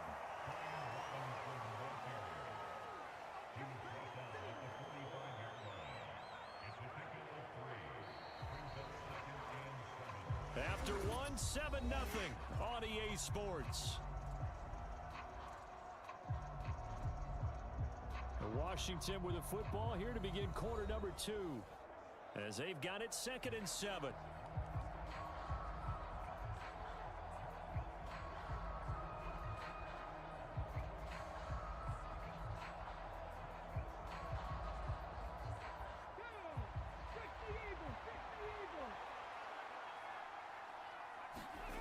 Daniels looking to throw. Throw left side. McCaffrey's got it. And they just keep marching right along. First down on a pickup of 8 there.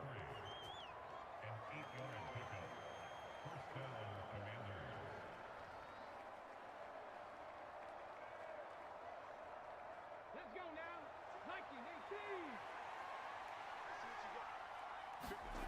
19-18. To the air goes Daniels.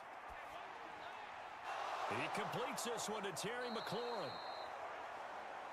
And all the way inside the 15 before they drop him. That one goes for 24 yards.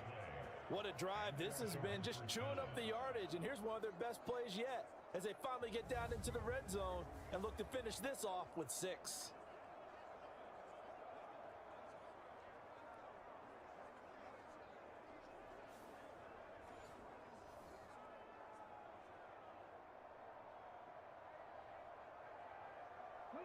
Here's a 1st and 10 at the 14-yard line.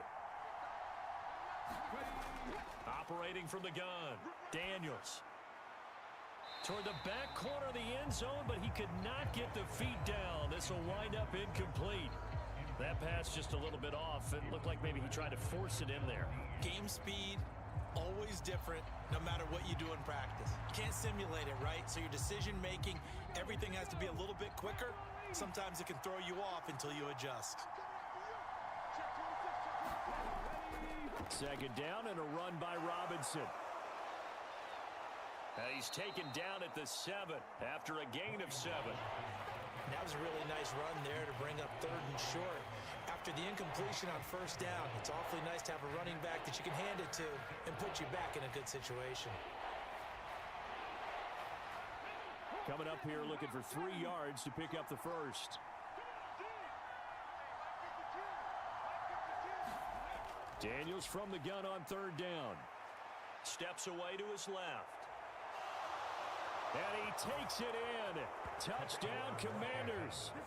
Jaden Daniels taking it in from 7 yards away. And the Commanders go coast to coast and finish the drive off with 6 points. And this is a balancing act for a head coach with a rookie quarterback. You've got to walk a line with him. You don't want him getting happy feet, but you also don't want to rein in what worked for him in college. And here, he pulls it down, takes it himself, and takes it into the end zone.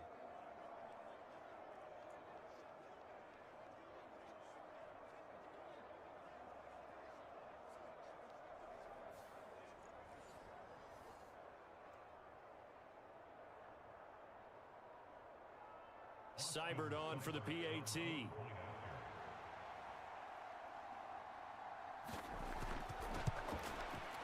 And it's good to make it 14-0. A pretty long drive that time. 11 plays all told. And in the end, it's capped off by a 7-yard run.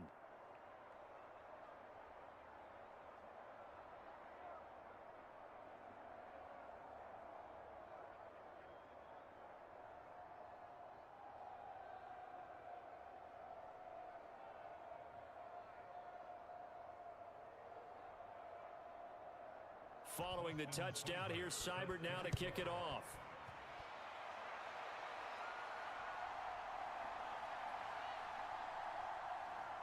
And he'll go down as this drive will start at the 25-yard line.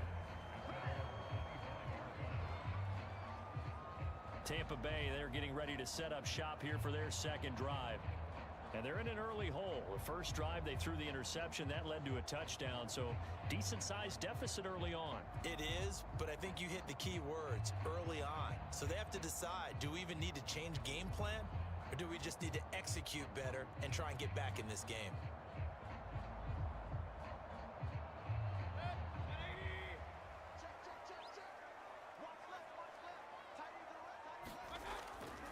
They'll start the drive with a give to White. And he'll manage to pick up about 4. It's second down.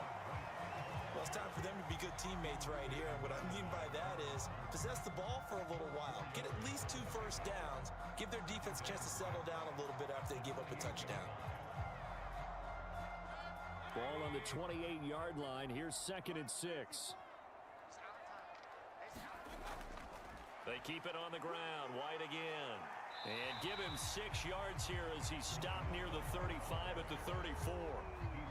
And that looked like some pretty easy yardage there right up the gut. And he's a guy that has some height to him. So when you don't have to drop a shoulder or create or get through contact or trash, makes it a lot easier to stay upright, see the field, and make a run as we just saw there.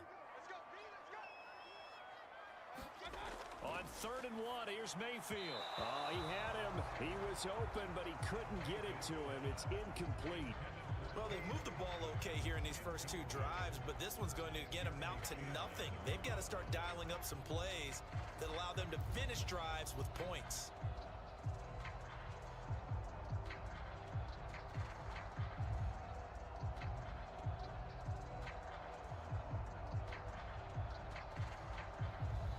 Fourth down, so Jake Camarda is out there.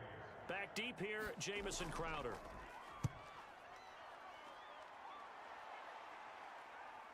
That's taken on the 25.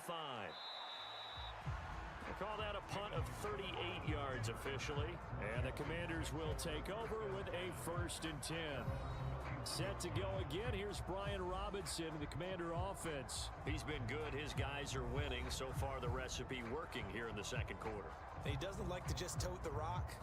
He wants to carry his team on his back. And that's what he's done throughout this game. Yeah, he's done that. He'll be hoping to continue that trend.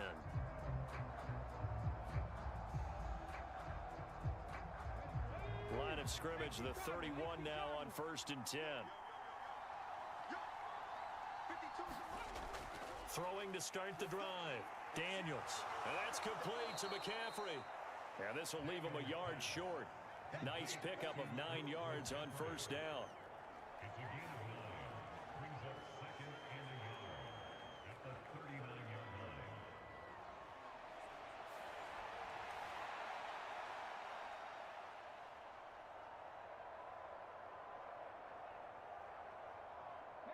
Ball on the 39. Here's 2nd down and a yard.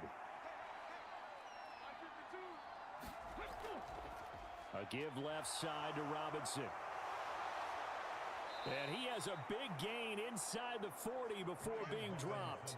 77 yards rushing for him as he has been tough to stop here this first half. Well, he's broken off some big-time runs here in this first half. Man, let's just face it. When you go into a game, you think you've got the plays that are going to work, but when you actually get out there and they're starting to happen, your confidence rises, and he's running with terrific ability right now.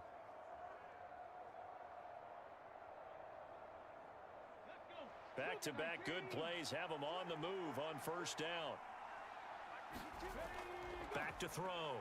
Daniels toward the center of the field, but it's incomplete.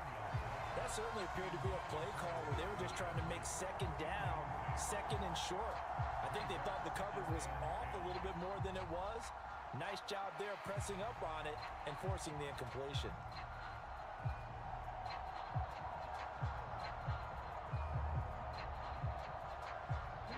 Now a 2nd and 10. Throwing again. Daniels looking for McLaurin, and he's got him. And this is going to lead to another first down as the tackle's made at the Bucs 28. 12 yards there as they move the chains. What an intelligent play as he found open grass and uncovered quickly. A nice clutch play to move the chains. The defense, they've got to do a much better job of accounting for these shorter routes. On first down, here's Daniels to throw. That's complete to Austin Eckler, the running back. And that's good for a gain of 6, and it's second down. Just about every quarterback is trained to really look downfield first before you come back and make a nice, safe throw. And in this case, that's exactly what he did. Found his running back, let him create some space, and it turned out to be a nice play for the offense.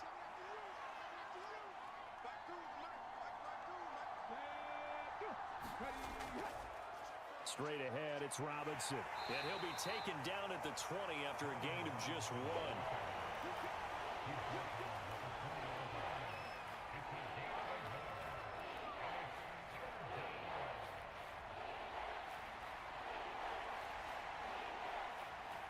Trying to keep the drive going here. This is play number 7 on 3rd and 2. Robinson will try to pick it up. And he will be very close to a first down, but I see the closed fist of the referee, and that means 4th down. I'll bet they thought they had picked that one up because it was a 3rd and 2 call, and they got awfully close. Now we're at 4th and inches. I wonder if they think they're feeling lucky here and maybe want to go pick it up.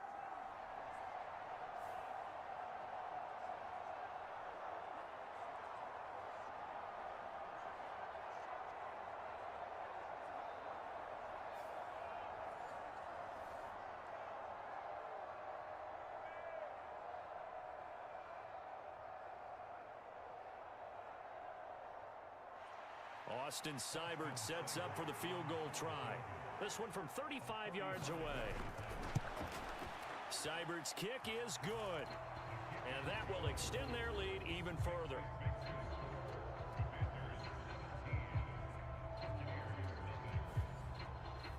So they're content to take the 3. Somewhat of a conservative call there, opting not to go for it on 4th and inches. And that's from a team that you and I know is not usually playing it close to the vest. It's a little bit of a surprise that they opted for the 3 instead of going for it.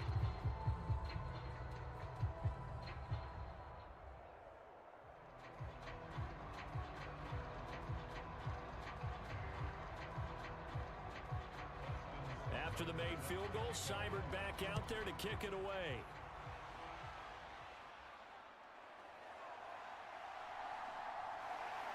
And a nice return sets him up pretty good here right at the 30-yard line. The Tampa Bay offense set to go again. And we don't want to call this desperation time, especially in the second quarter, but you're down. You don't want to. Well, no, but let me finish. Okay, my bad. You're down 3 scores already. You've done nothing offensively, nothing on the scoreboard. That's not a good combination. I think you just called it desperation time. I think you did. But let's face it, you mentioned this to me in a break earlier in the game. The energy level hasn't been there right from the start. We've noticed that. They've got to find a way to get on their toes and start punching instead of retreating, to use a boxing analogy. Oh, everything falling apart now. Another one intercepted. And he will bring this one back. An interception return for a Commanders touchdown. Wow, this one, it is getting out of hand early. They add a pick-6 to the ledger now. 3-score lead still in the first half. And all that celebrating that you see and hear from those defenders is not just because they scored a touchdown on a pick-6. It's because they're pitching a shutout in this one. Every defender's dream.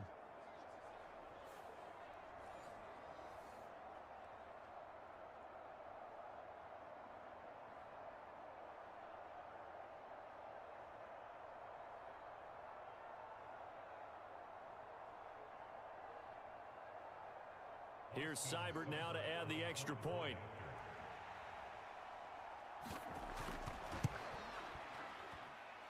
And the lead is now 24. A heck of a play there defensively, getting the interception, navigating his way into the end zone for the touchdown.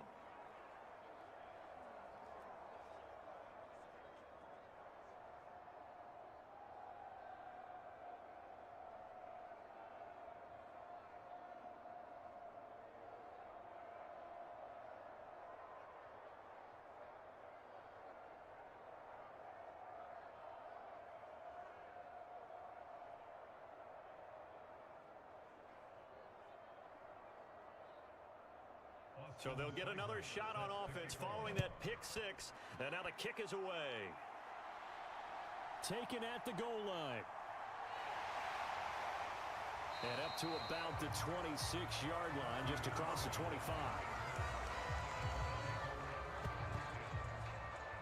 And Tampa Bay trots out there now.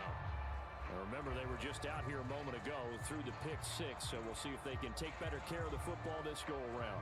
Yeah, and sometimes, partner, I think it's almost better that you just throw the pick six and you come right back out on the field. You're not over on the sidelines dwelling for it for very long.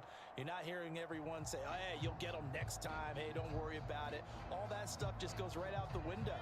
You're right back out on the field with a chance to atone.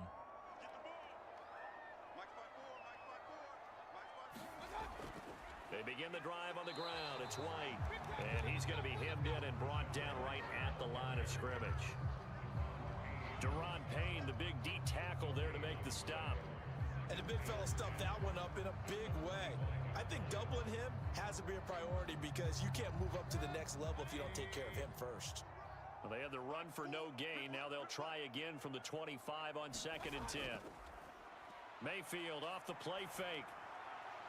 That is caught. It's Chris Godwin. And he'll be tackled right on the chalk of the 45.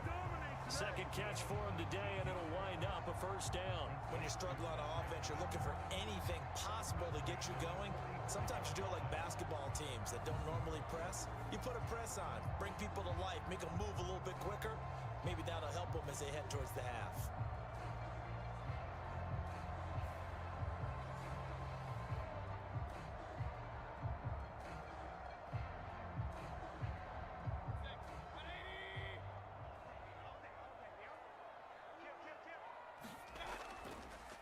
First down, here's White. And he carries this one past the midfield stripe and into Commander territory.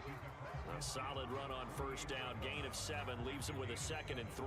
But no matter how they phrase it, staying on schedule, staying ahead of the sticks, whatever you want to call it, 7 yards on first down, that fits the bill. 2nd down and 3.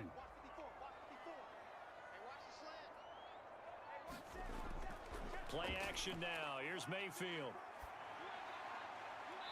It's incomplete. Took a shot, couldn't connect. Second quarter action, 1:56 remaining.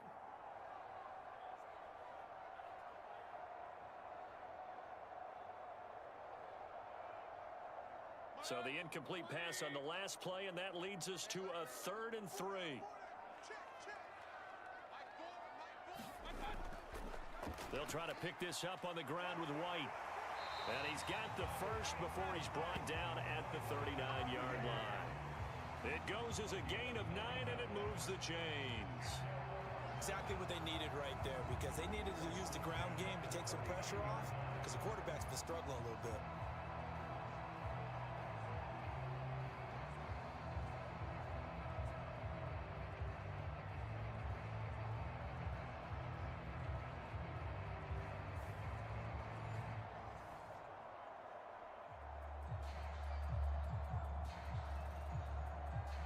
This offense finding its legs now. Here's another 1st and 10.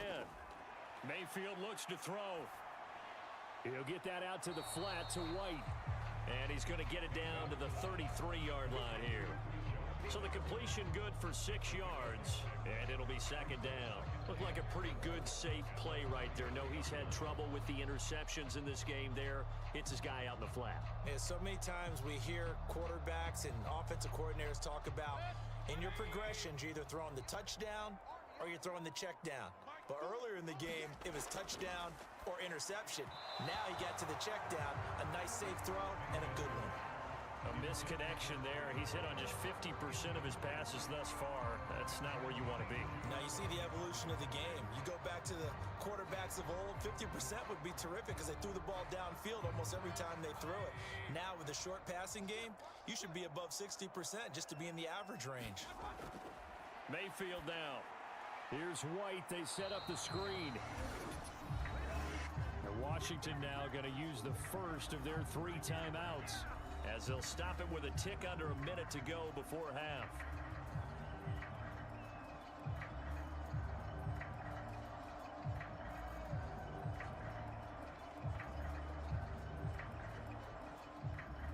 Chase McLaughlin now for the field goal try. On the left hash, officially it's called a 51-yard attempt. And the holder's going to keep it. He's going to try to run for it. Now Trask loses it, and it's Washington that scoops it up. And they are going to set up shop at the 32-yard line. It would have been a long field goal. The fake doesn't work out, and it'll be a turnover on downs. The Commanders back out late in this first half. And with a little under a minute to go, still time to try to put a drive together to add to their lead should they so choose.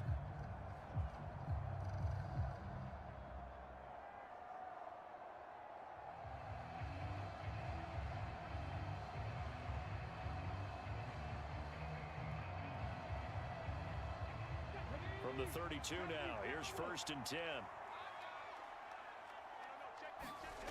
Following the fumble recovery, Daniels over the middle here to Brown.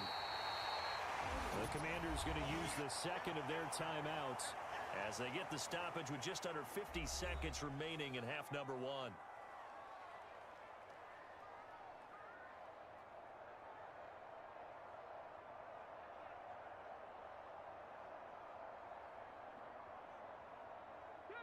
Here's 2nd and 7.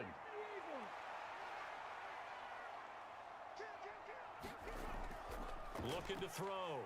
Daniels. Oh, the Buccaneer pressure too much. Down he goes.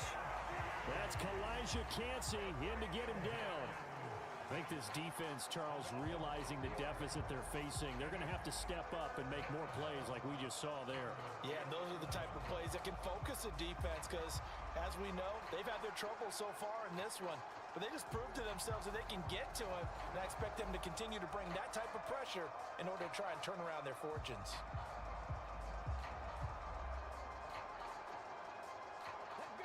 What do they have for this? 3rd and 11. Not wanting to risk another sack, they'll play it safe with a run. And he'll be taken down, but not before they work it across midfield. And now Washington going to go ahead and use their final timeout as the clock will stop with 18 seconds to go in the first half.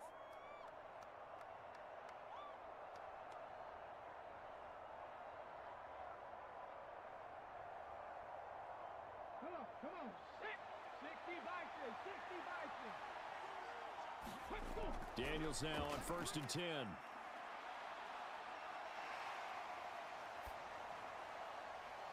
That's caught inside the 20. Oh, he's going to be brought down there in the field of play, and the clock will run. No timeouts. They will not have the chance to bring out the field goal unit.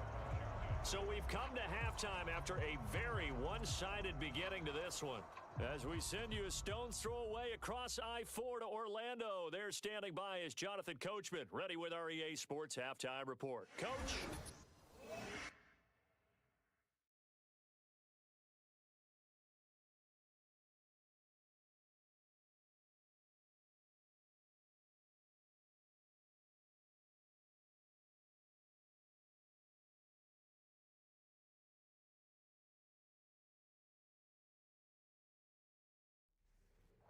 All right, Coach, thank you, and we welcome everyone back for quarter number 3.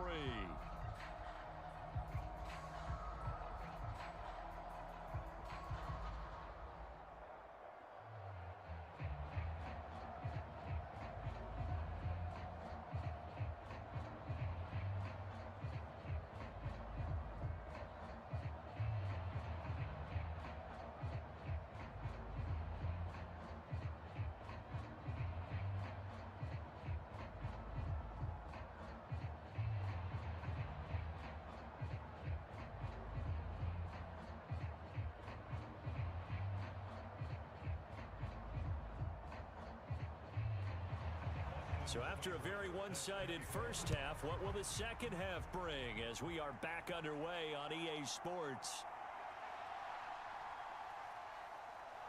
And they'll start this drive just across the 30. Pretty nice work on the return. The Bucs offense set to begin this third quarter. We'll see, Charles, if they had a chance to hit the reset button at halftime. They have not scored. They're facing this big deficit. And if they're going to come back, it's going to have to start right now. Yeah, and for them, it's not dwelling in the negative because, yes, they were totally ineffective in the first half. But we've seen many games that have flipped around in the second half. It all starts with this drive right here. They get something good going, put some points on the board, they begin to have hope. A run to begin the second half with White. And he'll be tackled just past the 35 at the 36. Michael Walker there to bring him down. Brandon, 5 yards on that run. Let's get back to the huddle and make sure if you're a back, you spend time with your offensive line and give them credit. Hard to move those 300-plus pounders at the line of scrimmage, and they did for a significant chunk of yardage. They stay on the ground with White. And he'll get about 3 out of that up to the 39-yard line.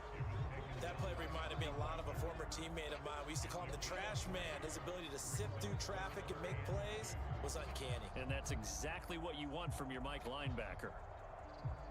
This offense in desperate need of a conversion as they come up on third down.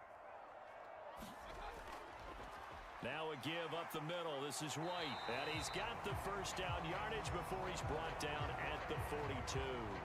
A third down gain of 3 yards, and that'll be enough.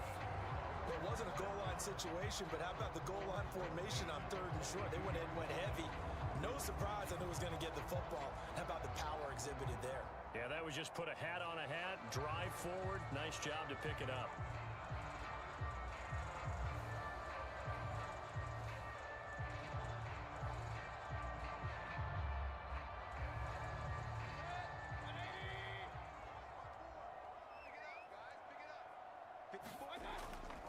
They run straight ahead here with White. And he'll get what he can up the middle, 3 yards. That'll bring up second down.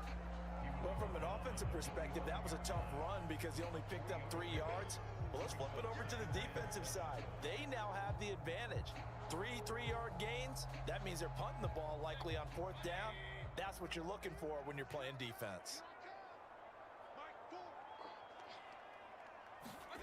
They'll try to throw here. Mayfield forced out to his left. And he'll be brought down at the 48-yard line.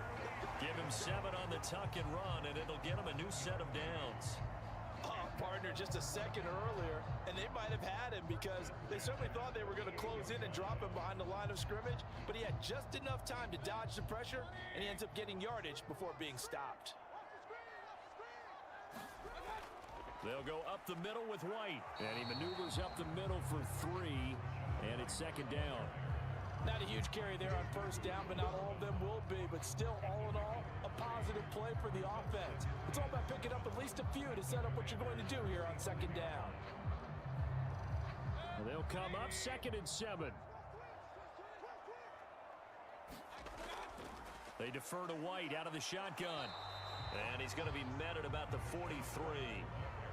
Defensively, we always know that he is tough in run support, and I think the way that he gets there is he understands what an offense is going to do before the ball's even snapped. A great job of scouting prior to the game, then reading, reacting, and taking the right path to the ball carrier.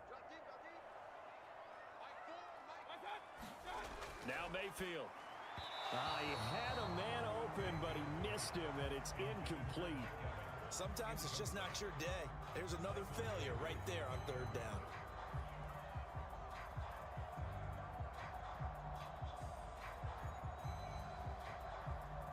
So look at this. Here's the field goal unit coming out.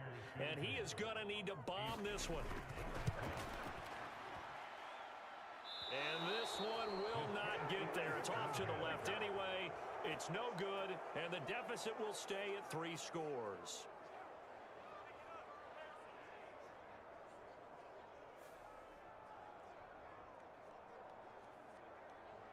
First possession of the second half now for Washington.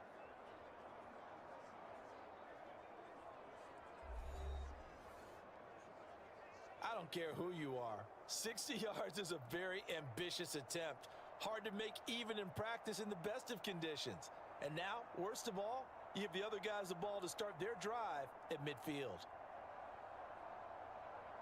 Well, they gave the 60-yarder a try, didn't make it, and now they're in a tough position defensively. This offense has it at midfield. On 1st and 10, it's Robinson. Takes this to the 45. Broken tackle. Bought him a little extra space. Antoine Winfield up from the secondary with a tackle. That's a really nice, tough run inside, and they gained 5 yards on it. And to be frank about it, most offenses don't expect to get 5 yards on a play call like that. So when they do, they go back to their huddle with a little pep in their steps. They're starting to think that they're starting to dominate the line of scrimmage. Well, they'll run it here on the jet sweep. And he's going to be met at about the 43. 2 yards on the carry there, and it's going to lead him to 3rd down. But not much on that run, Charles. No, that's exactly the way to execute a run blitz there. They guessed correctly that they would move the ball on the ground, honed in on it, and stopped them. Mark that down for a win in the defense's column. They'll come to the line, needing only 2 yards to gain the first here. Working out of the gun, Daniels able to find the open man. That's complete. And he's going to have a Commander's first down as they're able to get the 3rd down conversion. And while we may be looking at the scoreboard, this offense certainly is not, because they're showing no signs of backing down, even with a 3-score lead here in the 3rd quarter. I think they keep taking their shots. They've seen blown leads happen throughout this league. They don't want to fall victim to it themselves. So 1st and 10, and if they score on this drive, might have to start digging in our second-half blowout material. They'll bring one of the tight ends in motion left. Robinson up the middle. Give him 5 on the carry there, and it'll be 2nd down. Oh, that was a thing of beauty right there. Look at how quick those blockers fired off the line once the ball was snapped. That was an O-line on a mission, all in sync, and the defense is lucky that play only picked up 5 yards. So from the 26-yard line, here's 2nd down and 5. They run the draw here with Robinson. And he's able to get it to the edge of the red zone at the 20-yard line. 118 yards for him on the ground now, as he has been terrific here this afternoon. Nice job there finding room to maneuver, and he worked his way into another 1st down. And look, they had great field position to start, but boy, they've done a nice job taking advantage of it. Now they're just hoping to cap it off. Here we go, here we go. Red ball 80.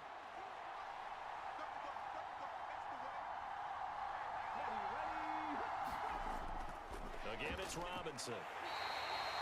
2 yards on the pickup there. It'll be 2nd and 8. They're in a pretty good spot right now with a convincing lead. I think this is where they put on the boxing gloves, start to try and pound them into submission. And the offensive line, they've controlled this game. I don't see why that trend would change now. Here's a 2nd and 8. 70.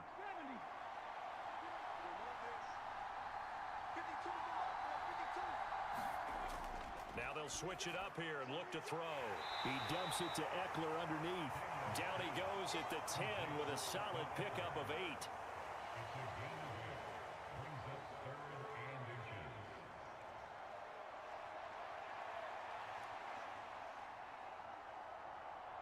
This will be the 8th play of the drive, and it's 3rd and inches.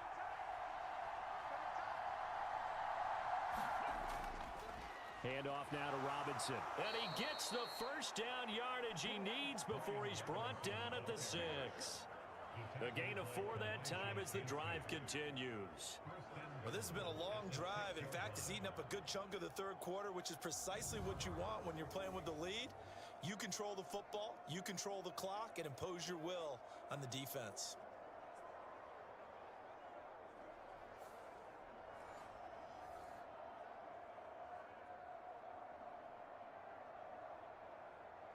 Ready? 18 Cardinal, 18 Cardinal. They'll run with Robinson. And a minuscule gain of maybe a yard from the 6 to the 5. Now we're going to get a timeout. Here's we've got an injured Buccaneer. While they come out and take a look at him, we will step aside for just a moment.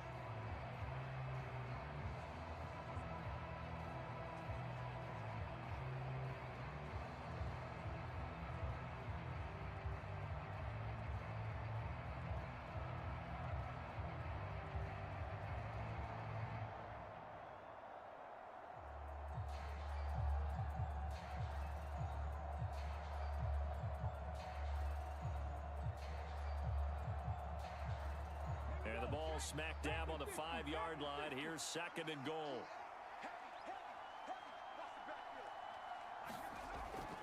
They go play action. Daniels. Buying time to his left.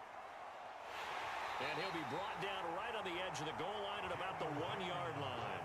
He'll end up getting 5 out of that, but now they're looking at 3rd down. The plan was clearly to challenge them by sending a blitz on 2nd down, but even the extra guys couldn't catch him in the backfield, though. He doesn't scramble for a first, but he does get the last laugh by evading the blitz and getting beyond the line of scrimmage. A chance to really put this game out of reach. Here's 3rd and goal. They'll bring a tight end in motion. Robinson is in. Touchdown, Commanders. Well, he'd been the workhorse on this drive, and it would have been unfair to bring someone else in to finish the job. So they go back to him again, and he delivers with a touchdown run.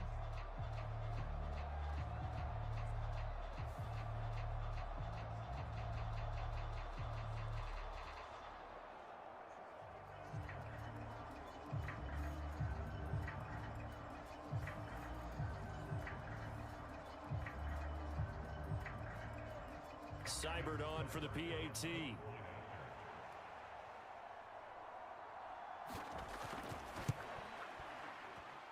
And the lead grows even larger here in the 3rd quarter. So that one a long 11-play drive. And it was capped off by the touchdown run for Brian Robinson.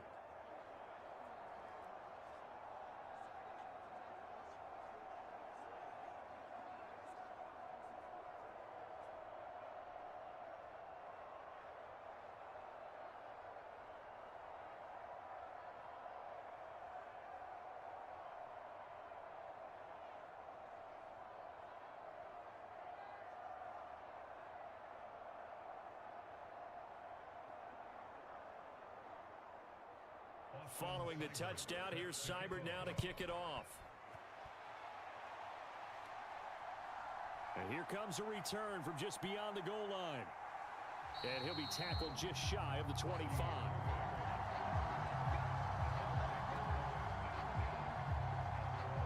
And Tampa Bay trots out there now. And here we are almost through 3 quarters of play, and this passing game still has not really found any kind of rhythm. Put it mildly, because they're not even over 100 yards yet. And in today's NFL, where it's a pass-first league, that is quite surprising. Not many teams patient enough to stick with the run. Everybody wants to advance the ball through the air. They've got to get their timing back. Now Mayfield and the Bucs come up on 1st and 10 at their own 24.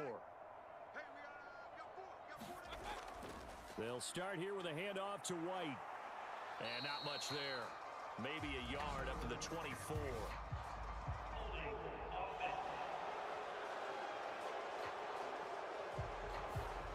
So they cite the right guard this time with a holding penalty. And so many different assignments you can have at that position, and sometimes you might just be a step too late and have to grab and hold on.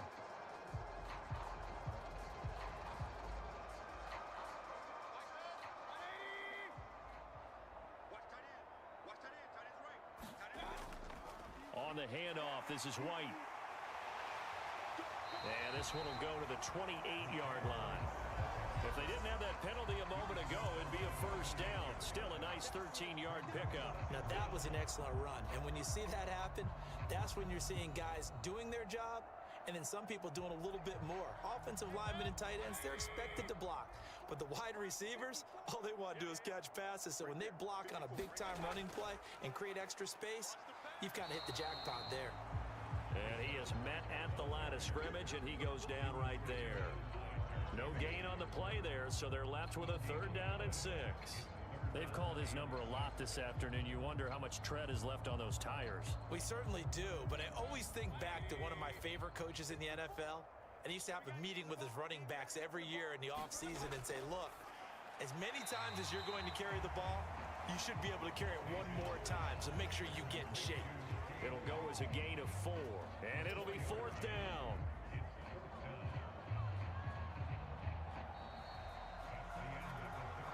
Three quarters have come and gone. We'll return with more after this. You're watching the NFL on EA Sports. Back now in Tampa. And this is a blowout so far as we get set for the fourth quarter. A very one-sided affair.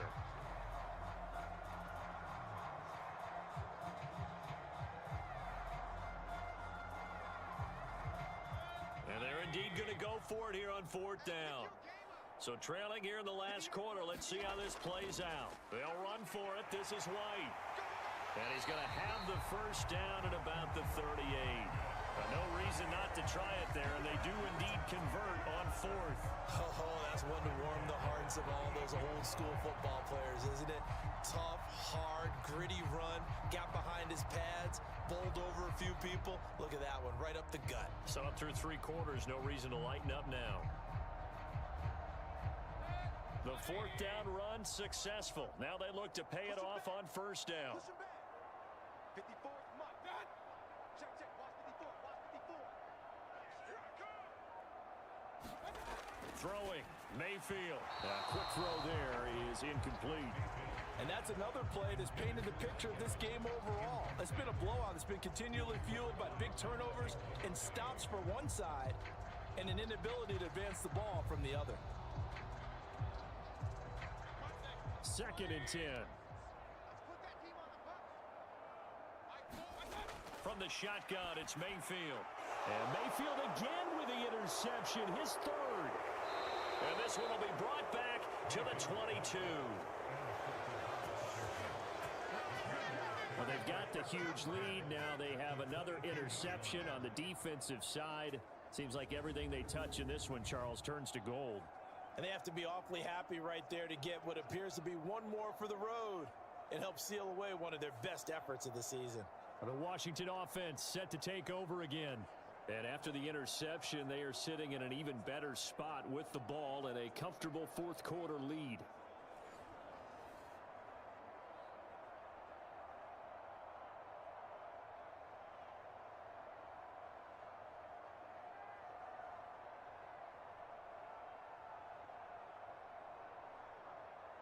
On the jump. Watch the curl. New Mike 52, Mike 52. Straight ahead, it's Robinson. And he'll keep it moving down to the 15-yard line. 132 yards rushing for him now as his sensational afternoon continues. Brandon, I've got to think this offensive line has got some smiles on its faces. And I know it sounds crazy, but they practiced for this back in training camp. They knew they'd be in situations where it'd be extra defenders in the box coming after them, trying to keep them from locking down a game. Right now, they want to show the world they're up to the challenge. 2nd down, Daniels. Out route, and it's complete to Brown. And he's going to be touched down, but he's got the first down. A little football 101 there. You just see the receiver try to run down the defender, meaning he goes right at him and really trying to move him a little bit towards the center of the field so he can put his foot in the ground and break to the out, to the sideline, and make a catch.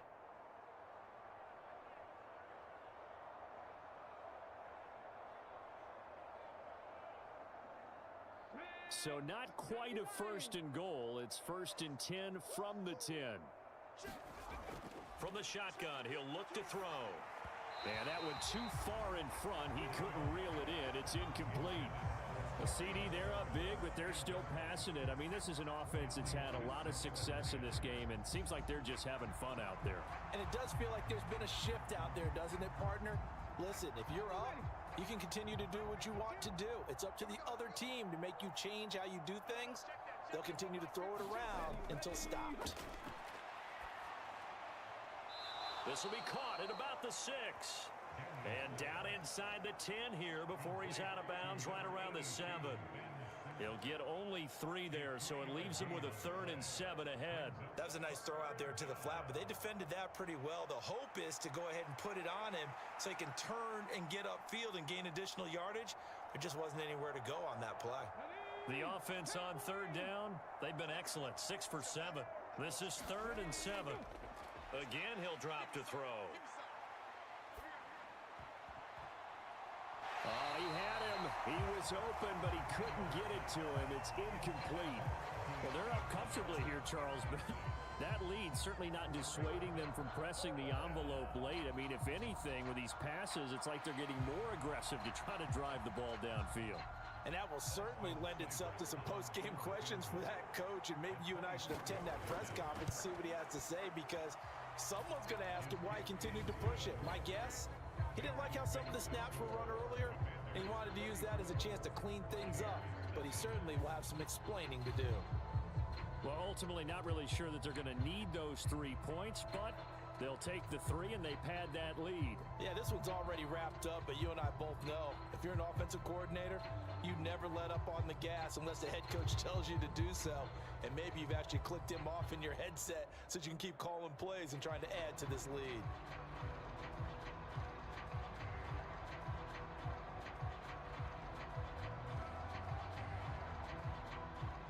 After the made field goal, Seibert back out there to kick it away.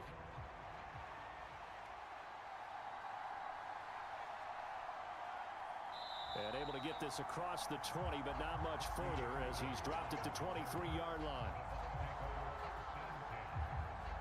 And Tampa Bay trots out there now. It's been a tough go for them. It's still without any points here in the fourth quarter and a big deficit, Charles, but they moved the football on some drives. They just haven't had any points. Yeah, and I know in their minds they're thinking the game plan has actually been working. We just haven't scored points. Well, isn't that the bottom line, partner? To put points on the board? So if you're moving it and you're not scoring, is it really working? Right now, they've got nothing left to lose. They might as well go for broke. Single slot. You just watch Indiana. Trying to shake off the interception. He'll look to throw. This ball complete to Trey Palmer. And he takes this up to the 40-yard line before being corralled. That's a good way to start the drive. 17 yards and a first down. Now, fourth quarter, certainly not enough time for a comeback, but nice to see them making use of the time remaining to try and make this one a little more respectable. Yeah, I think the ultimate goal, good execution, be crisp, be sharp, and find a way to put some points on the board to make this thing look just a little bit better. First down, Mayfield. And the catch made by Johnson. And taking it across midfield and inside the 45. And they get 17 more on that one and another first down. Well, I mean, look, obviously there's no 20 or 30-point play in that playbook, but they can try to end things here on a positive note despite trailing big, and that looks like what they're trying to do here by pushing the ball downfield. Well, let me go with the heavy cliche then, partner. Just control what you can control right now, and all they can control here is how their final plays develop. From Commander's territory now, it's 1st and 10 at the 44-yard line. Mayfield to throw it. And now a fumble. The ball's out. And it's Washington that scoops it up. And his guys are going to get the football at their own 47-yard line. Okay, this isn't one where you want to take the game tape and hold it up as an example, do you? I mean, you talk about frustrating all the way through, and that last error, I think that crystallizes it, doesn't it? Absolutely. That's been representative of their entire game still being shut out.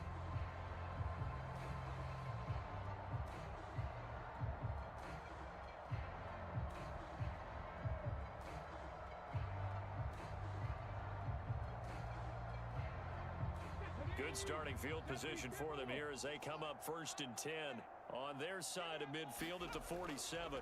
They start on the ground with Robinson here. And not a whole lot of room to operate there on the first down run. He gets maybe 3. Yeah, I don't know if it's exactly a win-win, but if you're on offense, you'll take that kind of a run, all right? It was kind of stacked up, found a little bit of yardage, and frankly, they're pretty close to staying on schedule on offense. The playbook is still open for the coordinator. 2nd and 7.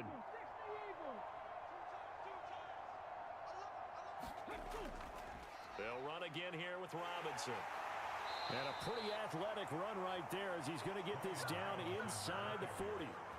It's a first down for Washington on a pickup of 11. No doubt those are the types of carries they're looking for here, Charles. The lead in the fourth quarter. This is when coaches that have a reliable running game, they breathe a little easier on the sideline. Yeah, they love the idea that they can take the air out of the football at this point of the game. That means they're really counting on that offensive line, counting on the runners, taking care of the football. Because you're going to tell your quarterback, hey, no time to be a hero. We're not going to throw it here. Just eat up that clock. And if you have the ball, they can't score. On the give, here's Robinson. And he can only manage to get a couple. 2nd and 8 coming up. Certainly a nice job there by the defense rallying to the football and getting him on the ground. But I think the play gets made by the defensive front. Because if they can't get upfield, their job is to go ahead and get low, almost get into a ball sometimes, stack things up, and make it difficult for the runner to find a hole. 2nd down and a run by Robinson. They follow up the gain of 2 with a gain of 1 that time. At this stage of the game, with the score where it is, the key here, stay in bounds, and he did just that. Not by a huge margin, but he stayed in. And those come up in what we like to call winning edge meetings. The things that you have to do, late game situations, kicking situations, doesn't matter what it is, the things you have to do to win a game, and that comes up in that meeting, then you practice it, they've got to be happy to see it executed, being able to stay in bounds and work the clock. Eluding the pressure right. And he's able to pick up the first before he's taken down at the 27. That's good for 9 yards as they convert on the 3rd down play. As we both know, there was a lot that went into why they made him their first-round pick this year. Part of it was what they saw in college, his playmaking ability when things break down. As soon as he saw he wasn't getting a lane to throw, he pivoted and found an alternate way to the marker.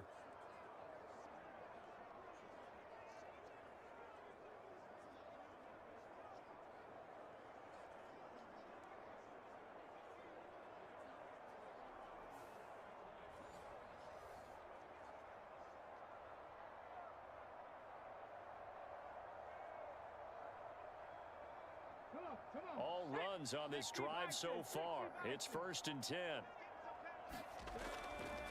They'll run here with Robinson. And he's going to get a solid gain of 9 before being brought down. 2nd and right at a yard. I know you're trying to wring every yard out of a run, but I think 9 yards there is ideal in this situation. Yeah, now next couple plays, you only need 1 yard. Keep that clock rolling with a lead here in the 4th. Yeah, and what you're saying is maybe if it takes you 1 or 2 more runs to get the first down, that's extra time, extra plays. Really hurts the team on defense.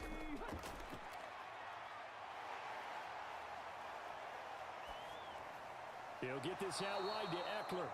And he'll get him inside the 15 down to the 14-yard line. 4 yards the pickup, 1st down. Well, they certainly had success throughout this contest, getting him the ball in the passing game, and there he picks up another 1st down. Whatever they saw going into this one, they've been able to capitalize on it, and no adjustment has been made to take it away. Just 2 minutes remaining here in the 4th quarter of what has been a one-sided affair. So it's Commanders football as we get back to it.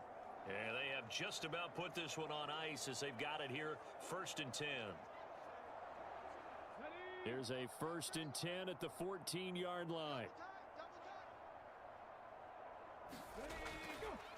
On the run, it's Robinson. And he'll fight his way down right around the 12. The tackle made by Zion McCollum. I like it. I like the call. Still an opportunity to run the football and chew up a little more time off the clock. 2nd down and 8.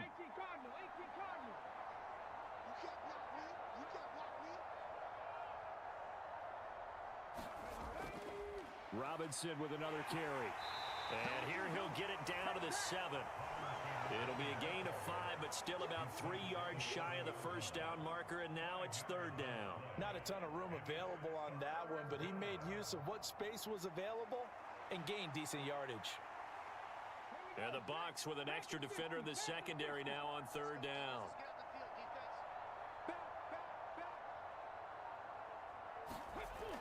Robinson will try to pick it up. And he will get into the end zone. It's another touchdown. This thing is ugly. When coaches come into a game preaching total team effort, CD, I think this is the type of ball game that they're dreaming of. It was pretty apparent early on that they were clicking in all 3 phases. It's been fun to watch. Yeah, sometimes in the NFL, you end up with matchups like we've been watching here. And when you go back through the early drives, you can just see that one squad was on a different level in this game. Safe to say, we haven't been disappointed in watching their execution throughout this contest. Here's Seibert now to add the extra point.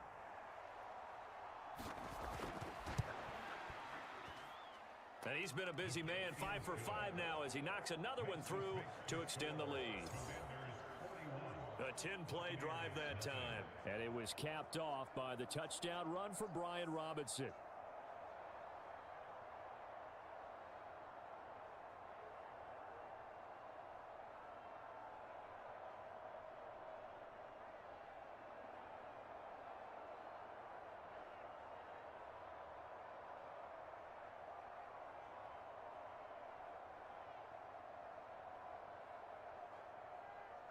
Following the touchdown, here's Seibert now to kick it off. Taking it about the 1. And he returns this to the 22.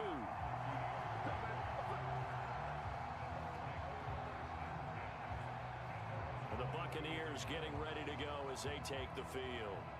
Well, I hate to say it, but at this point, I don't really know that they're playing to win with this deficit in the fourth quarter. They're just trying to erase that 0 on the scoreboard, Charles, and get some type of momentum to carry into the film session tomorrow. If you get any type of points on the board, it'll count as a moral victory, although no one will talk about that in the post-game press conference. That's not something you mentioned in the NFL. And this loss, it already stings and will for a while, but everyone on that offense knows it'll sting a lot worse if they don't put some points up on the board. Meanwhile, Mayfield's throw taken in by Palmer. And he's able to get this one up to his 30 before he's out of bounds. All that practice time came to fruition on that play. All those timing routes that they work on through training camp, OTAs, minicamp, and just regular season, they got it done on that one. An outcut, ball was delivered, and picked up the completion. Second down, Mayfield. That's complete to his receiver, Godwin. And Godwin going to have a Bucs first down as he'll get this up past the 35-yard line. 6 yards to pick up, and that's a first down.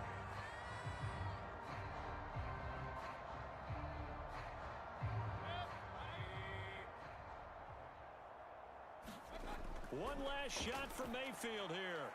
Looking for Godwin, and he's got him complete.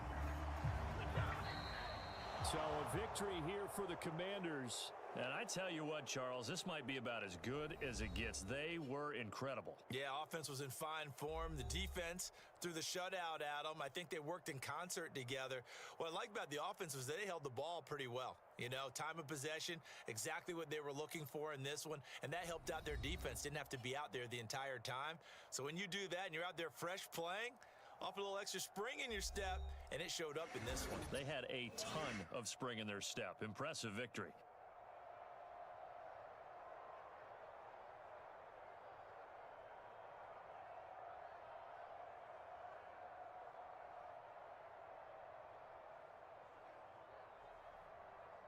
So that'll do it for my partner, Charles Davis, and the best darn crew in the industry. I'm Brandon Gaudin. This has been a presentation of the NFL on EA Sports. With that, we say so long from Tampa.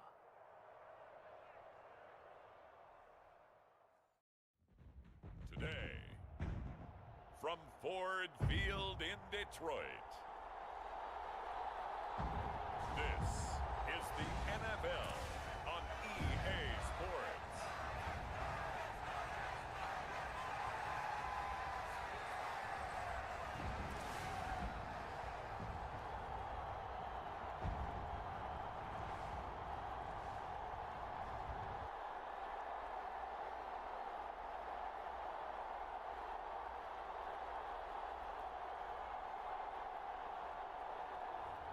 We'll see Jared Goff and the Detroit Lions taking on Matthew Stafford and the Los Angeles Rams.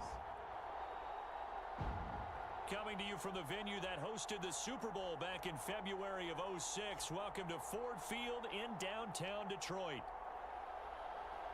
Alongside Charles Davis, I'm Brandon Gaudin, and Charles kickoff moments away. Quickly, what are you watching in this one? The offensive line for both teams, because both teams have a terrific pass rush. They've got to keep their passers upright. If they have a chance to do that, they can both thrive on offense and move the ball downfield.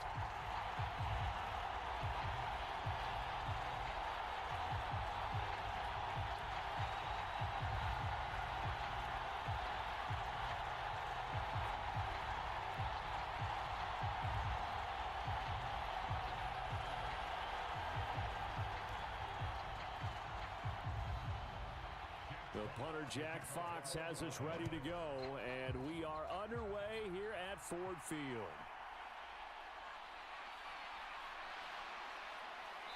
And able to get this out to the 25.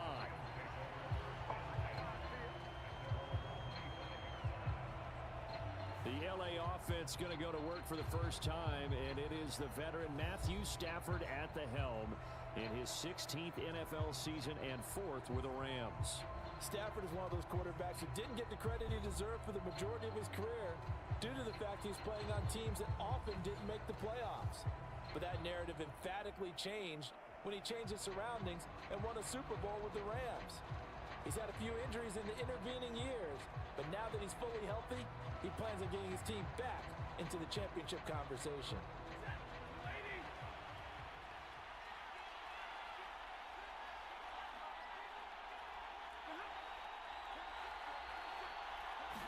First play from scrimmage, Stafford. It's caught on the right side by Robinson. And they'll get him down after a pickup of 8, 2nd and 2. And their coach told us the other day that they wanted to get him in a nice groove right out of the gate. And one way to do that, give him quick throws where he can get the ball out of his hand in a hurry, as he did there. From the 34-yard line, here's 2nd and a couple. Now it's Stafford off the bootleg. And this one incomplete. Too much contact to hold on to that one, and it's 3rd down. They certainly thought he had an open look beyond the first down marker to his receiver, but they just couldn't connect, and that will send them back to the drawing board. An early test, 2 plays in. This is 3rd and 2. Stafford. Pass taken in by his big tight end. And he'll be taken down, but he does have first down yardage. Got what they needed there. The drive continues with a 9-yard pickup. Many different ways to create space, but on that play, he did it with that big, wide body of his. Didn't get a whole lot of yardage on the play, but it did what it was supposed to. Pick up a first down.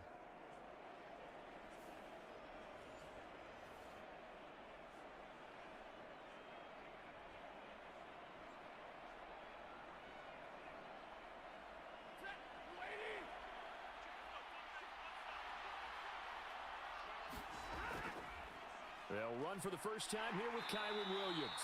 And he fights forward for a modest 2-yard gain, 2nd down. Well, any lane that might have been open there was closed pretty quickly, and that was because the defensive front, they won that battle at the point of attack at the line of scrimmage. They used great leverage, held their spot, and stacked him up.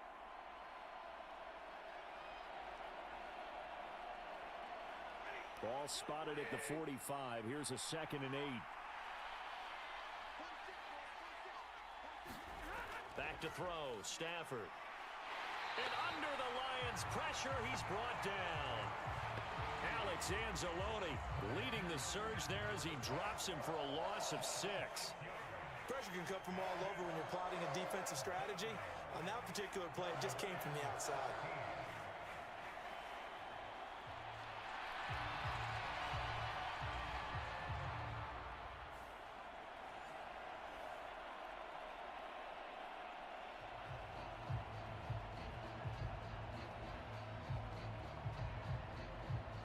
So now Stafford and the Rams after the sack, and they're staring up at a 3rd and long. Now on 3rd and long, they'll look to throw. They'll find a man over the middle, Tutu Atwell. And he gets it just shy of midfield, but that's not enough. He's short of the marker. So they decline the holding penalty and will take the down instead, as that leads us to 4th.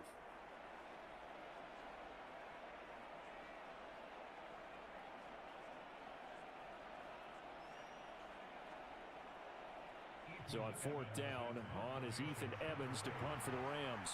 Back deep, Khalif Raymond. No returning this one. It sails out of bounds, and they'll spot it right at the 20. And out come the Lions for their first drive behind their 9th-year quarterback in year number 4 with Detroit. It's Jared Goff. It's hardly an exaggeration to say that Goff has revitalized his career these last couple of years. And he is rewarded for it during the offseason, as Detroit has certainly made sure everyone knows he's their quarterback for the future. It's clear that they believe in him, and he's done nothing to sway them from that belief.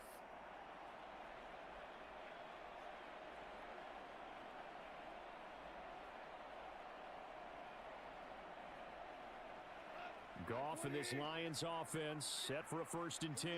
At the 20. They'll try and start this drive in the air. He's got his 6'5 receiver. That's Tim Patrick. And he's taken down, but able to slip across the 35. An excellent way to start the drive there, 18 yards. Oh, that was a nice job there. Quarterback and receiver reading the pressure that was brought. They both knew it was going to open up the middle of the field. Nice little shake and bake at the line of scrimmage, got right into his route. And the quarterback hit him in stride, and he was able to run free after the catch.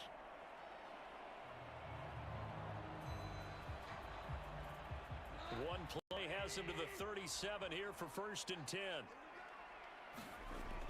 From the gun, here's Goff. That's caught. It's Sam Laporta. And he slips up past the 45 before being tackled. 11 yards there and a Lion 1st down. Well, I think when they look at their offense, they think to themselves, weapons, weapons everywhere. And they want to move the ball around. They want to spread it to different people. But you absolutely know they want to get this man involved as well. And that's what they just did on that play. On 1st and 10, here's Gibbs. And just 1 yard here from the 49 to the 50. That felt like a trap, because it looked to me like the opposing front was on that play from the get-go. They had everyone crashing the ball carrier before he even made the line, and they hold him to just a yard. Ball right on the 50-yard line. Here's a 2nd down and 9. From the 50, it's Goff. A little short pass here taken in by Laporta. And this is going to be another 1st down, as the tackle's going to be made at the Rams 33. A nice pickup of 17 yards. A nice grab by Laporta, and that's something he did a lot of throughout his remarkable rookie campaign. They saw him earn all-pro honors a season ago. Those wondering about a sophomore slump, worry no more. He's the real deal.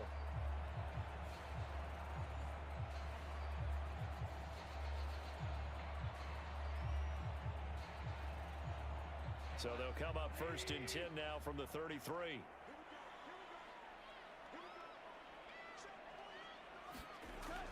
Straight ahead with Gibbs here. And he's going to get 7 out of this before being taken down at the 27. If these kinds of lanes are available, you have to feel like he's going to have a pretty big game on the ground. Yeah, you can tell early on he's got a little burst in his step, and that's a big pickup right there on 1st down. Ball on the 27. Here's 2nd down and 3. Goff. That pass caught. It's Williams. Touchdown. Jamison Williams. 27 yards. And the Lions get the upper hand as they're on the board first here this afternoon. An ideal start for them, really. You force the punt, and then you go down and score. And you've got to see a fist pump on the sideline from the head coach, don't you? Because he's turned into his bench, and he's telling his team, this is how we prepare. Force the punt, go downfield and score. I told you guys, it's just like a boxer in the gym preparing for the fight. Now we get to turn it all loose.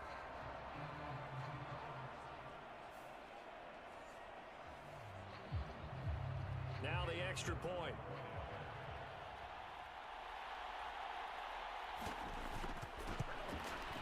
It's up, it's good, and the Lions lead 7-0. So the drive there took 6 plays. And it was Jamison Williams wrapping things up with a touchdown.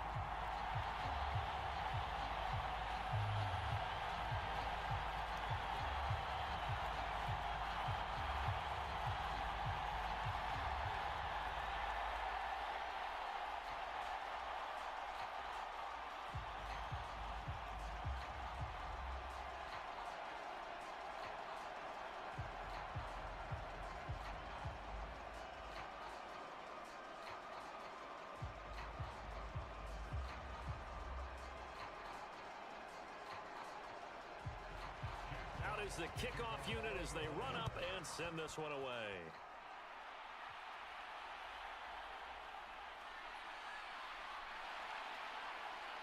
And they'll start this drive just across the 30. Pretty nice work on the return. So the Rams coming back onto the field, their second drive of the game. Defense got the better of them last series, forcing a punt. See if they make a few changes in the game plan here and try to get points out of this drive. 1st and 10.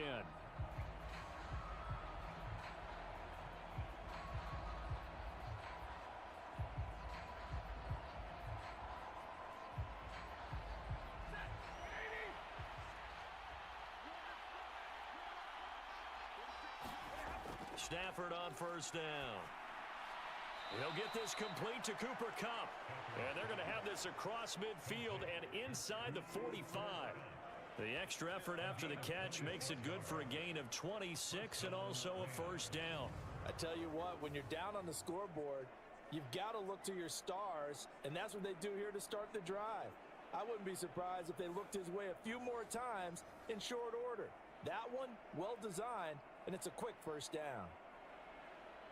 So the ball moves into Lion territory now. Here's 1st and 10 at the 43. They'll run out of the gun here. Williams. And he's going to take this ahead for right around 3 yards, but no more than that. 2nd down. Well, that's just a pile of bodies there, and that's when you kind of find out who's a tough guy, right? Who can stand up and make a play. It was only a 3-yard run, but for both sides, they had to walk away from that feeling like, okay, I can stand up when the going gets tough in here. Here's Stafford now on 2nd down. Is this intercepted? It is. It's intercepted. It's the linebacker, Alex Anzalone. Brandon, this is a veteran quarterback back there. He should know better than to make a throw like this. This is definitely not his best ball, and I think he knew this was trouble the second it was leaving his hand. Back onto the field come the Lions for their 2nd overall drive. This could end up being a pretty big drive. I mean, look, yes, it's early in this game, but they scored the touchdown. They got the stop. And now if they could get in the end zone here again, CD, they could grab an early stranglehold on this one. Yeah, they certainly can, and that's what you're looking for. Where's the advantage? Can you gain it? Can you press it? Now for them, finishing it off, because right now it's out there for them. They've just got to go seize it. So good starting field position for them here as they come up 1st and 10 at their 38. Now this one to his running back out of the backfield. And he'll get it out near the 40 to the 39. They'll wind up getting just a yard. And that's going to bring up 2nd down. As a defense, you're more balanced when you're in zone coverage because you're able to keep your eyes on the quarterback and see the play develop in front of you. They're able to keep the quick pass in front of them and stop it right at the line of scrimmage. Goff now looks to throw. Setting up the screen. This is Gibbs. A good job defensively to hold that to 4 yards, and now it's 3rd down. Good reactions there defensively. That screen was a little slow in developing, and they shut that one down with little gain.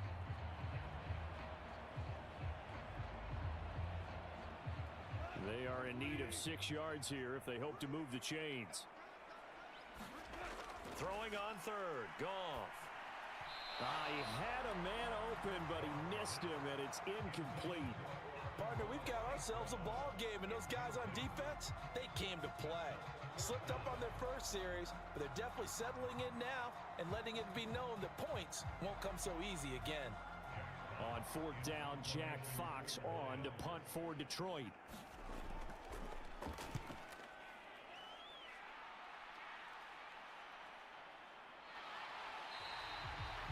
A 40-yard punt, 1 yard on the return.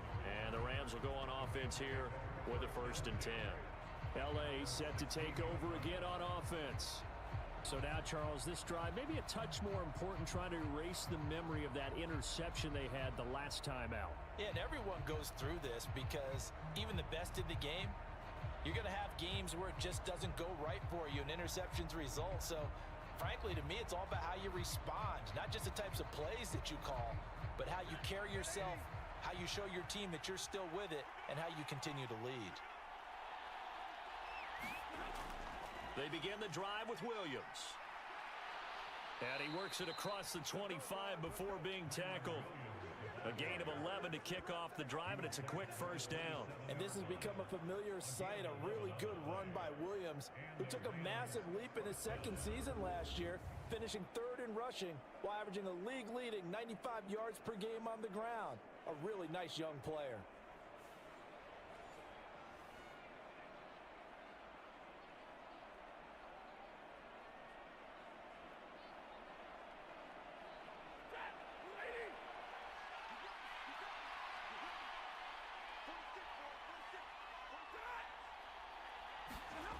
Going to run the sweep here. This is Cup. And not a whole lot doing there as he'll get it up to about the 28-yard line. There to stop it was Carlton Davis. Let's just make this one succinct. Nice job there. All 11 guys on defense, diagnosing the jet sweep and putting it down. Now 2nd and 9.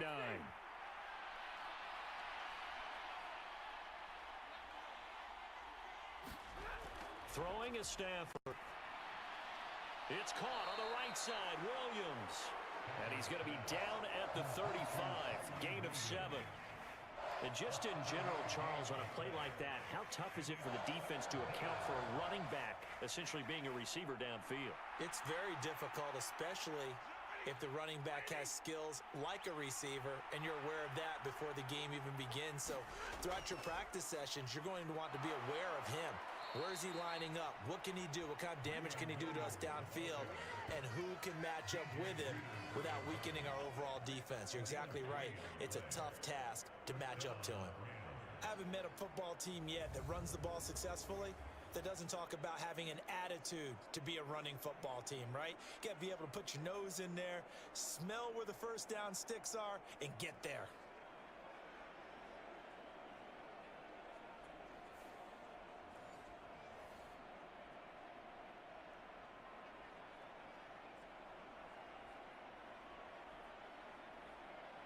So here's a 1st and 10 at the 38.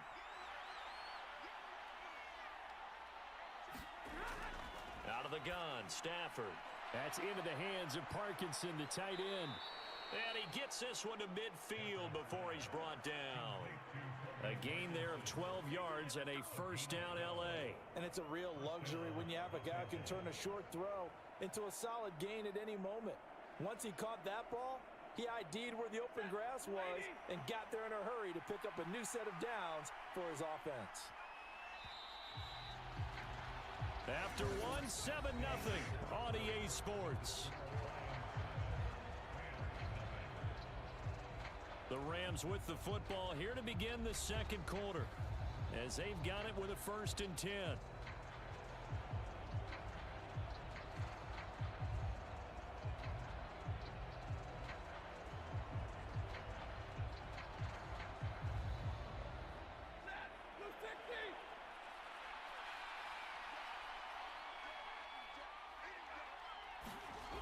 From the 50, Stafford. Now that'll be caught by Cup. And he was able to shed 1 tackle but could not get away from there. So 5 yards here, 5 on the play, and it'll be 2nd down.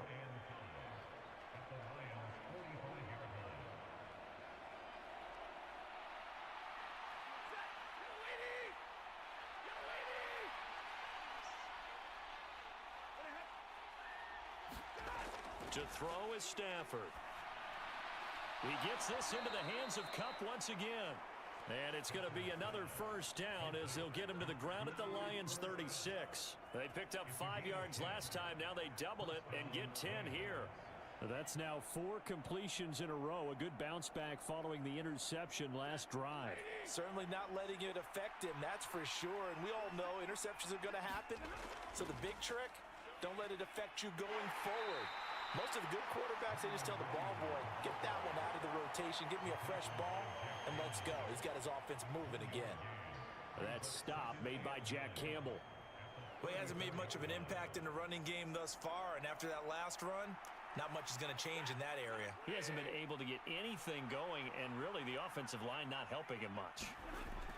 On second down, here's Stafford. Over the middle, that's hauled in by Cup. And it's going to be another first down as they'll get him to the ground at the Lions' 25-yard line.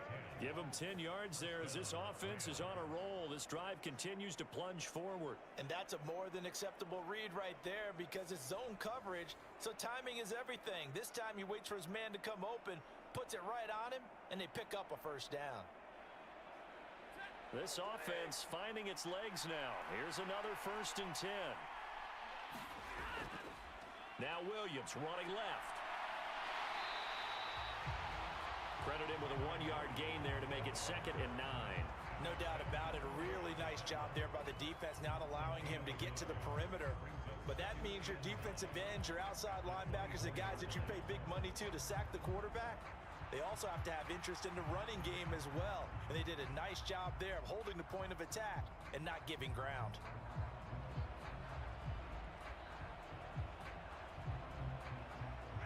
Second and 9.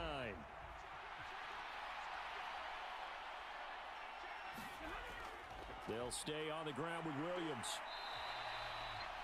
2 runs in a row, but only 2 yards to show for it. And this is why aggressive defense coordinators love to blitz. It wreaks havoc because they end up taking their attention to the blitzers, freed up the D lineman to make the play.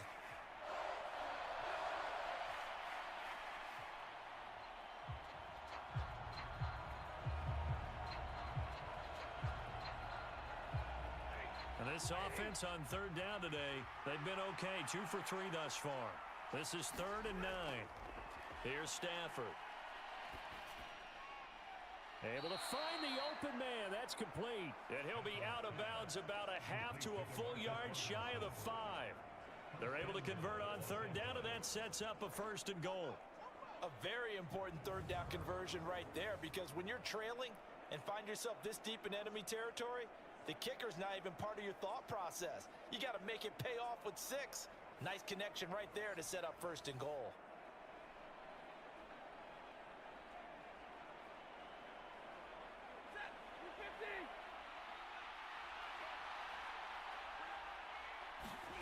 Stafford. And he wisely will throw that one away. And a smart play there. He's probably saying, I wish I would have done that on the last drive instead of throwing the interception.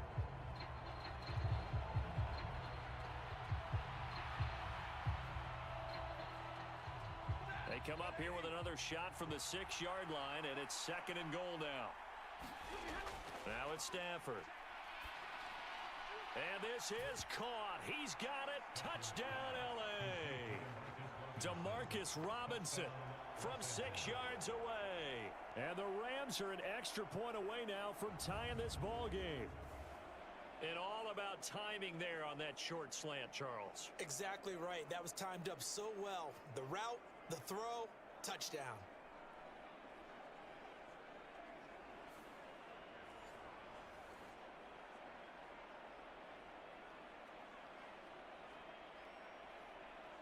Now the extra point try forthcoming.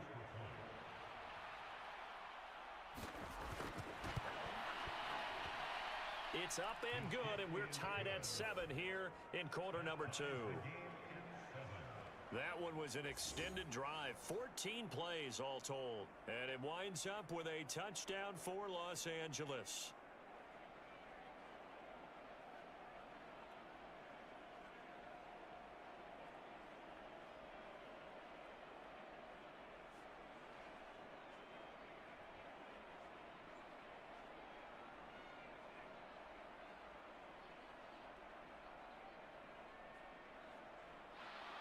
So all even at 7 now as they kick it away.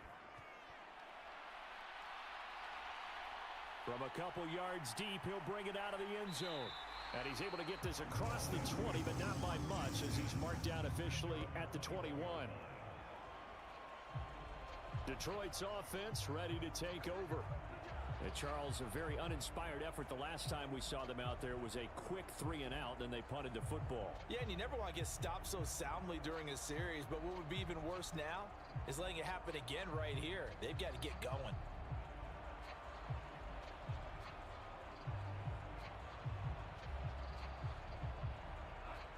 Goff and this Lions offense set for a 1st and 10 at their own 21. They'll start things off with a give to Gibbs. Up past the 25 to the 26, a gain of 5. If you're a coach, you'll absolutely take that run every time on 1st down because it really sets you up to go in a number of directions here on 2nd. Here's a 2nd and 5.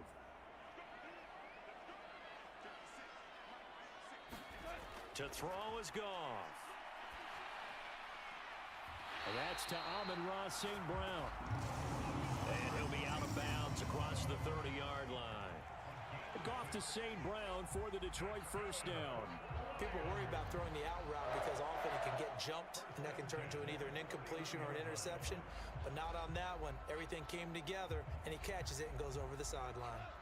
Line of scrimmage, the 31 now on 1st and 10. Gibbs straight ahead. Knifes his way forward here, but just 3 yards on the play. 2nd down. Look, all any running back wants is a little bit of room, a little bit of space in order to maneuver.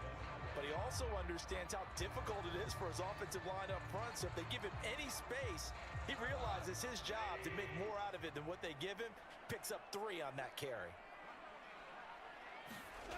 To throw on 2nd down is Goff. Looking for Wright, and he finds him. Big strides. Look at him go. Touchdown, Detroit. Brock Wright, 65 yards. And the Lions have taken the lead. Well, that's a heck of a response to regain the lead after we had seen the touchdown to tie the game. I would say what we just saw there was a great amount of poise, because typically when teams tie the game up, it's a little bit of a, how would you say, you kind of take a step back and have to get yourself regrouped. They regrouped in a hurry, didn't they? They attacked back after they'd been tied. And in a big way, that was a statement-long touchdown. Extra point splits the uprights, and that makes the score 14-7. Just a 4-play drive that time, and the end result, a Detroit touchdown.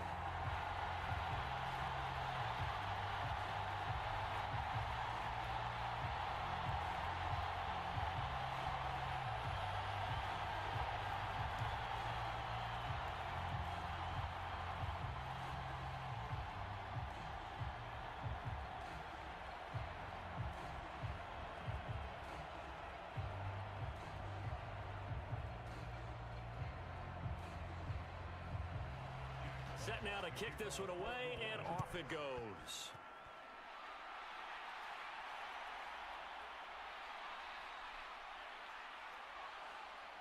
And they'll start this drive just across the 30. Pretty nice work on the return. And now out on the field, here comes Los Angeles. They trail a 1-score deficit, 14-7, as they come up 1st and 10.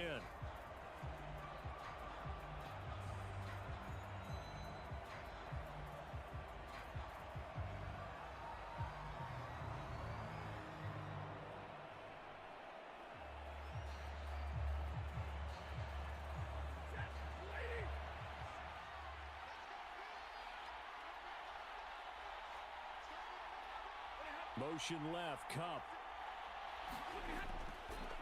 They'll fake the jet sweep, and instead of give up the middle to Williams. Found a little room there as he's up to about the 37. It's a 6-yard pickup, and it gets him to 2nd and 4. Well, I think after that run, the defense is getting back in the huddle and looking at each other and maybe starting to question their confidence a bit. They gave up a significant run, 6 yards, and now you're saying to yourself, how do we stop them? And do I have enough confidence to make a play? To throw on second down is Stafford. Throw right side, complete to Williams. And he'll get up to the 43-yard line. 6 yards to pick up, and that's a first down.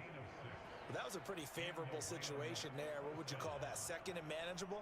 Smart play, too. Didn't force it downfield when he didn't have it. Just checked it down, let him get the first down, and that's exactly what he did. Play action. Stafford. That's caught. It's 2-2 Atwell. And he'll go down, but not before getting this inside the 30. Good yardage after the catch. Is that play good for 30 and a first? Despite writing it down on my notes, I never give enough credit to the offensive line, and we have to here. The protection, that's what made this play a success. Quarterback had to wait for his crossing route to develop, and that takes a little bit of extra time. Excellent job by the big fellas up front. So the ball moves into Lion territory now. Here's 1st and 10 at the 27. Stafford now to throw. Man open is Robinson. And he's out of bounds. Almost gets to the 10. 15 yards there for number 15. Another nice play there. They've gotten down into the red zone in no time at all. That's what this offense can do when they get on a roll. And now they're set up with a 1st and 10.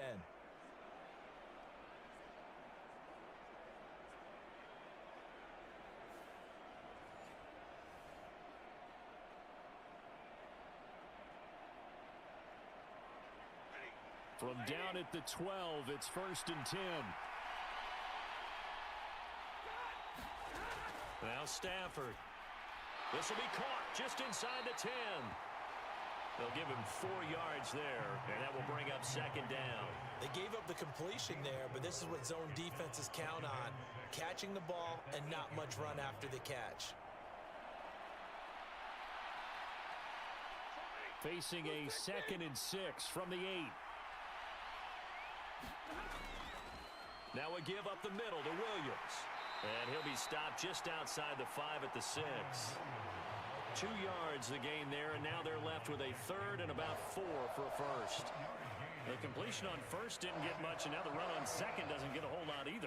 Well, if you're a good play caller, you've already looked ahead and anticipated this type of situation. Already down in his play sheet, trying to dial up a big 3rd down play.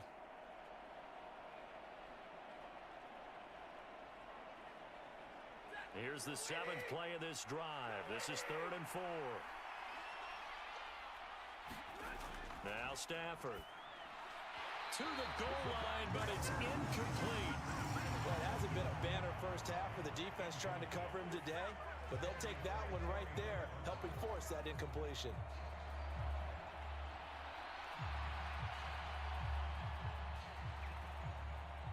So on 4th down, Sean McVay going to send out the field goal unit. This is an easy one, 23-yarder. And his kick is indeed good. And they'll cut the lead back down to 4 now at 14-10.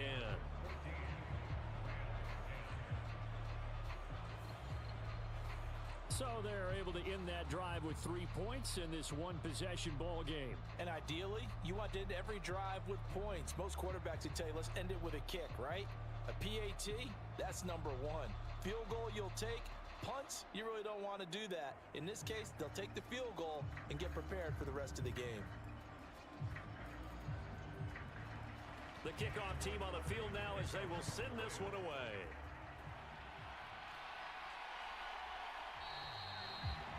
And he'll wisely just take a knee here. This ball will come out to the 30-yard line. So here come the Lions now. This drive here beginning probably with a pair of motivated groups. Remember, the offense scored a touchdown on their last time out. Looking to repeat that in Charles's defense. They were very frustrated after giving up 6 the last time on the field. And frankly, it's just a battle of wills in a lot of ways because you know they're both motivated. They both game plan for this drive, and they both have specific outcomes in mind. To me, it just comes down to who can execute better and which side can step up and assert its will over the other. Drive starts with a run from Gibbs. And not much to speak of. Call it a 1-yard gain up to the 26. It's a gain of a yard, and it takes us to the 2-minute warning.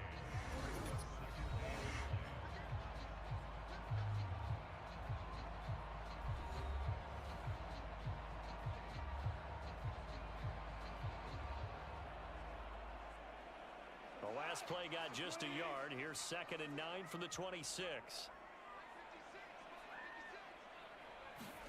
A shotgun snap for Goff. And that's hauled in by St. Brown over the middle. And he'll be taken down, but not before they work it across midfield. 25 yards there on the catch and run. So many times in my career, I've heard coaches talk about completions are one thing. But as long as we're there at the catch and we get guys on the ground, we can live with that. But if you're going to give up 10, 12, 15 yards after the catch, then your defense is going to be in a lot of trouble.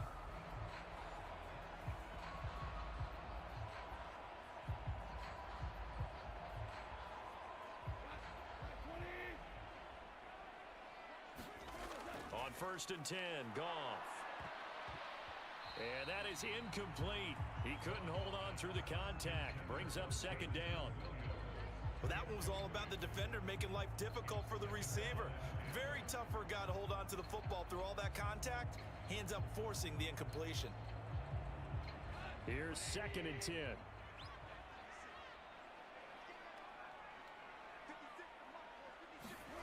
Back to throw, Goff. Open man right side is St. Brown. And this is going to be another 1st down as the tackle is going to be made at the Rams' 35. They give him 13 yards there on the play and a fresh set of downs. That was a nicely run slant route, and what the receiver's trying to do is make the defender think he's going upfield for a deeper route and then breaks it off, usually after about 3 to 4 steps, and cuts towards the middle of the field. And now what he's trying to do is use his body to keep the defender away from the football and give the quarterback a really nice target. The Lions will use the first of their timeouts as they'll stop it with just over a minute to go before halftime.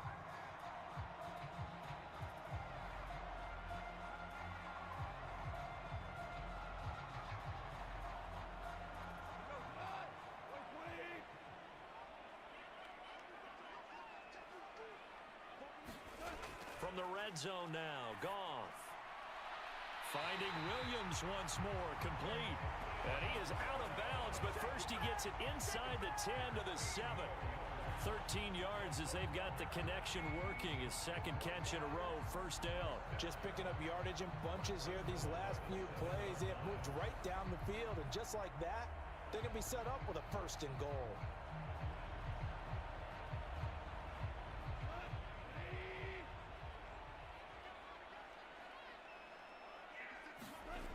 Goff. Throw left side, caught by Laporta. The Lions now going to use the 2nd of their timeouts as they get the stoppage with a little over 50 seconds to go in the 1st half.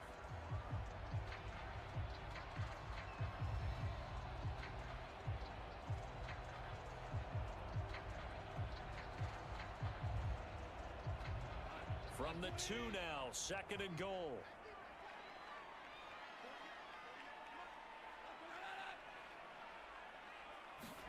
Throwing again is Goff. And that is going to be incomplete as he led him a bit too much. The way he's been slinging it in the 1st half, you expect everything he throws to go for a touchdown, but I guess he's going to have to wait to try and pick up that 3rd, isn't he? Yeah, I thought he had him for a 2nd, but you're right, not to be. A big play forthcoming. Here's 3rd and goal.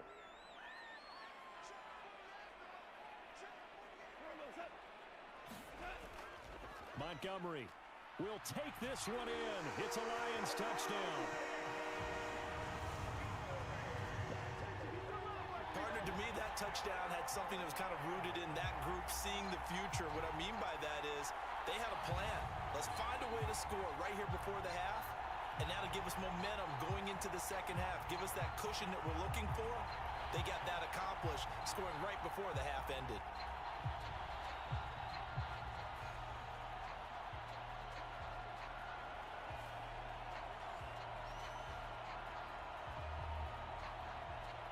Extra point attempt here still to come.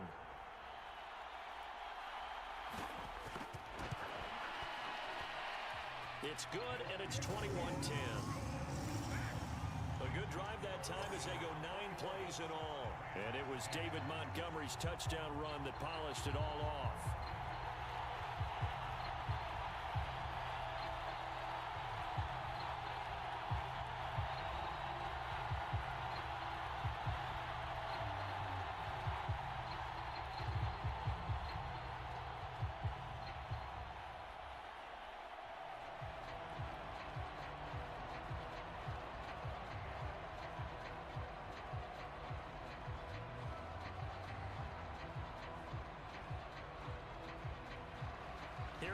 fans now as they line up and kick this one away.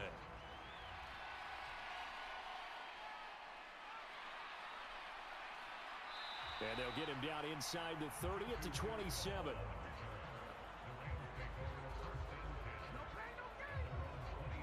The Rams going to take over late in this first half. And with him down 2 scores, you wonder if they might try and put something together, even if it's just to get into field goal range.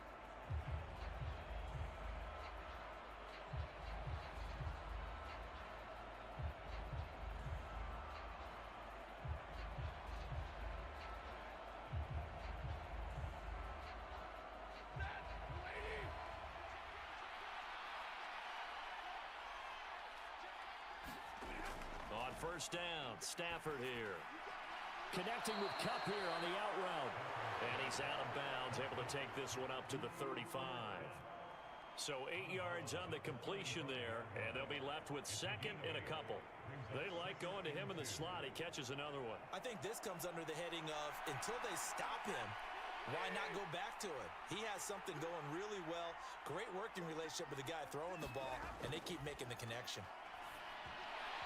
Oh, he'll want that one back. Incomplete. He doesn't drop too many in that department. Third down. Right up to that point, I was about to say he's had a pretty good half catching the football, but let's just be honest about it. He should have caught that one. And he knows that. That was one right in his breadbasket and one he normally catches. Third and 2, Stafford. That is caught, and he'll be taken down, but he does have first down yardage. Now a timeout called for by the offense as they'll stop it with a little over 30 seconds to go in the first half of play.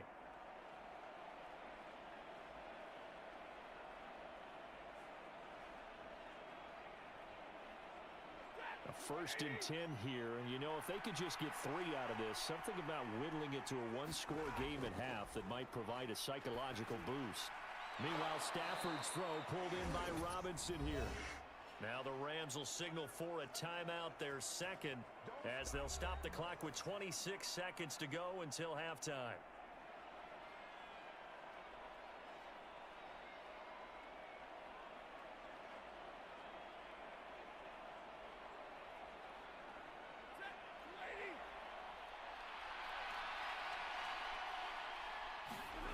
To the air again, Stafford. He'll get that complete to Parkinson. And past the 35, he'll be dropped a yard or 2 shy of the 30. 11 more on that one and another first down. Now a timeout signaled for, and they'll get it with 10 seconds to go before halftime.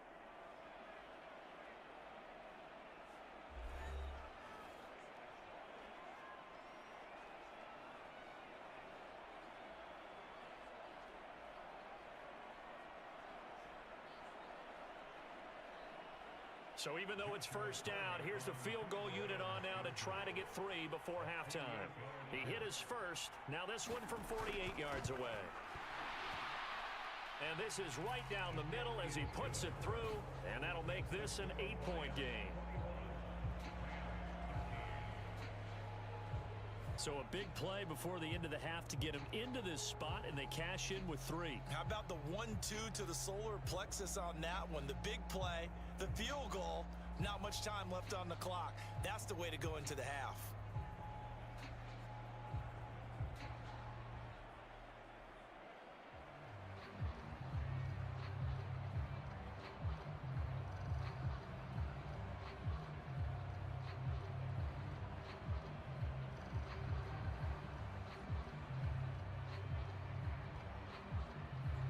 So 6 seconds, all that remains of this first half as the kick is away. This taken in right around the goal line. And he'll get it up across the 20 to the 21-yard line.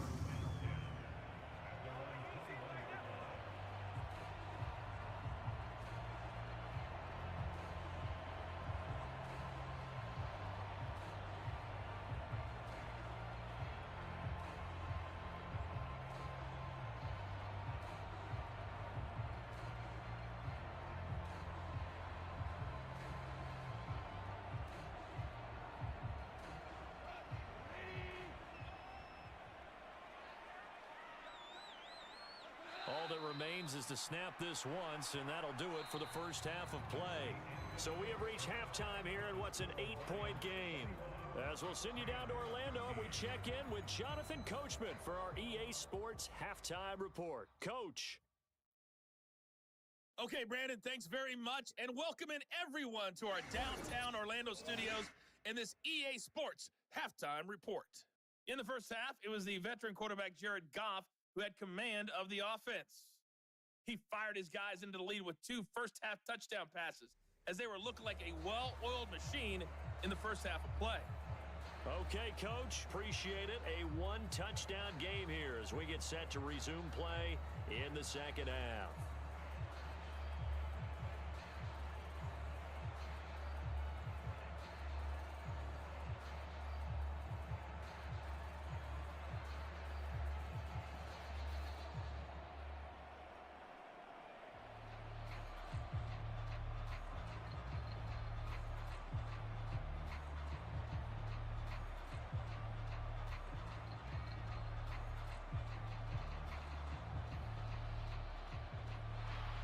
The Lions in the lead, and they're going to get the football first as well as the second half is underway. This taken in at the goal line.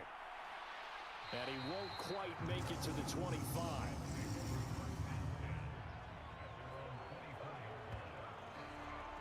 The Lions offense now with the football first here to begin quarter number 3. As this offense takes the field to begin the opening drive of the second half, Charles, remember that first half, good through the air and really all around an outstanding offensive performance. Absolutely. They reached the end zone several times. The passing game working awfully well, and most importantly, partner, yeah, they went to the tunnel with a lead. They come back out with that lead. Absolutely. NFL coaches, we know they're perfectionists in a lot of ways, but they had to like what they saw in that first half. They'll fake the give. Now Goff. Caught by Montgomery. It'll be a gain of 5, and it's second down. Caught that look from you there, partner. I think we're on the same page on that one. Just his first catch. I think we both thought he'd be a little more active in the passing game. Let's see if that's the start of them trying to get the ball to him a little bit more here in the second half. From the 28, it's 2nd and 5. Play action. It's Goff. Montgomery, another target and catch. And they get him down, but not before he takes it across the 40-yard line. It's a gain of 14 and a first down for Detroit. Another catch for him there on this drive, Brandon. And it looks like they're going to utilize him out of the backfield any way they can. And that time they pick up a first down. So now on defense, do you assign a man to him and try and cover him before he gets going?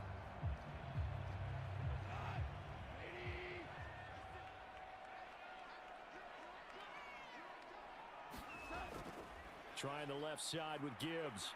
And he is going to lose yardage here. Officially, it's a 1-yard loss. That's going to bring up 2nd and 11. And plays like that are exactly what this defense needs here early in the second half to give it a little spark. I think their halftime adjustments, what they talked about, maybe it was just a little inspirational speech. Who knows? But looks like they're ready to go.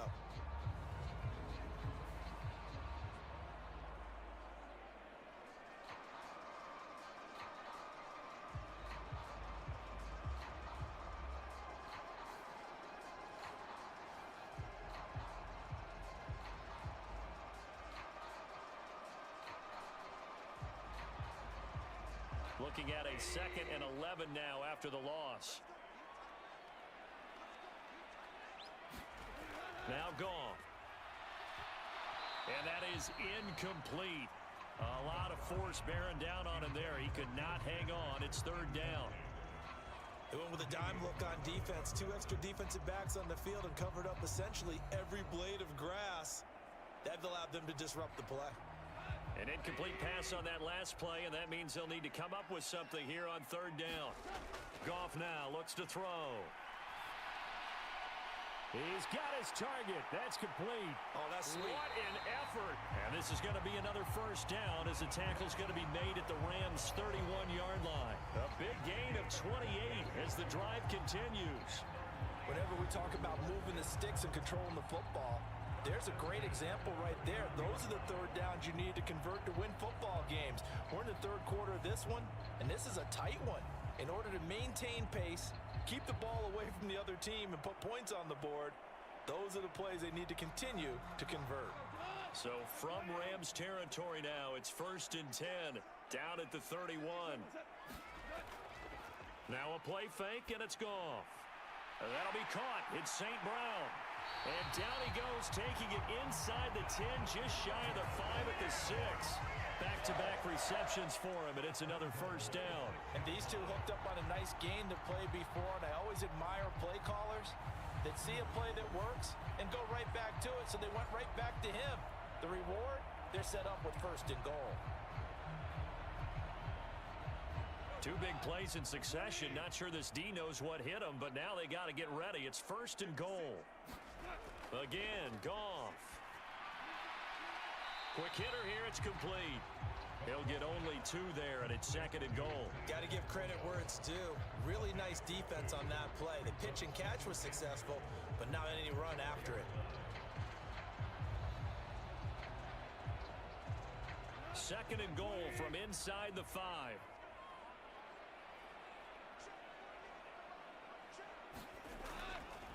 Going up the gut, Montgomery. And he's going to take it in for a Lion touchdown. David Montgomery, his 2nd touchdown of the afternoon. And the Lions take the opening kickoff of the 3rd quarter and drive right down the field to extend their lead. That seemed pretty ideal there for the offense, Charles. You take a little bit of time off the clock here in the 3rd quarter, decent length drive, and you pad your lead as well at the end of it. And what it does is lets you feel like you're in control of this game, even more so than a 2-touchdown lead, right? Because you have taken that time off, as you noted, which means they couldn't get you off the field. You ran your playbook the way you wanted to, and you gave your defense some rest. What a big-time drive in that situation. Extra point right down the middle, and the lead is up to 15 now.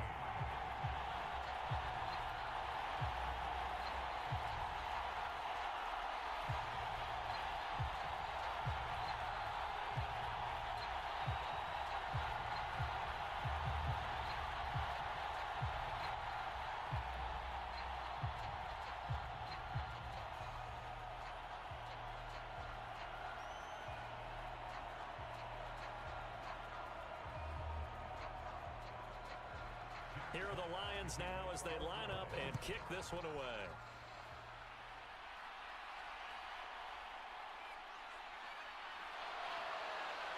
And out a little across the 25 to the 27.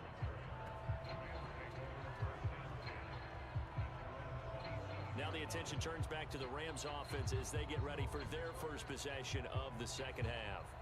Well, the opposition laid down the challenge, an opening drive touchdown here to start the 2nd half. And, Charles, now you feel like this group needs to get an answer because this all of a sudden is a 2-score game. Yeah, you're right about that. What was a small, manageable spread to overcome? A little bit more daunting now. I think you're exactly right. Pressure is on because you don't want them getting the ball back with a chance to really extend this lead out. Stafford on 1st down. They'll find a man over the middle, Tutu Atwell. And they'll get it up just short of the 45 at the 44. Successful start to the drive, 17 yards, and moves the sticks. And this is what they're going to need more of. It's the 3rd quarter. You're trailing. You've got to come out with a renewed sense of purpose, and that's a nice way to kick off the drive with good yardage and a 1st down. Took just one play to move all the way to the 44 as they try again on 1st down. Stafford's throw pulled in by Atwell here. And they'll get him down as he's inside the 40. 18 more yards there and another 1st down. Well, if you like the matchup and that connection works to start the drive, no reason to go away from it. Let that defense prove that they can stop you. And here, it's 2 throws and 2 1st downs.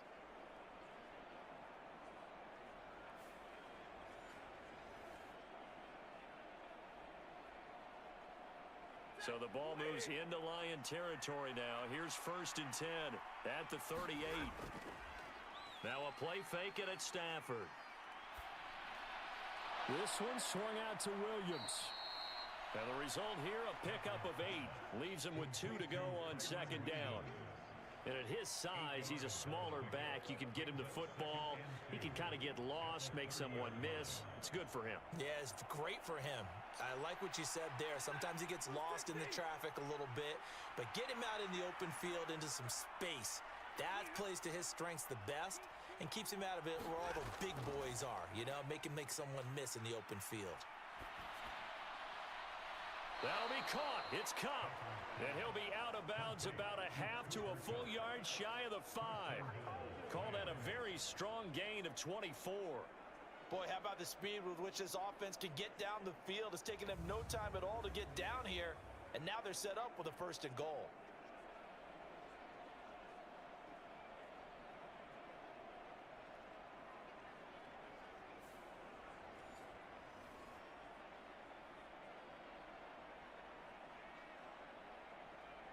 First and goal, and they got to be thinking a chance to get right back into this football game. Stafford looks to throw again. This is caught. That's good for a gain of 6, 2nd and goal. Not a big window to throw. Coverage wasn't too bad there. Yeah, they had him under wraps pretty well, but somehow able to muscle his way open and catch the ball.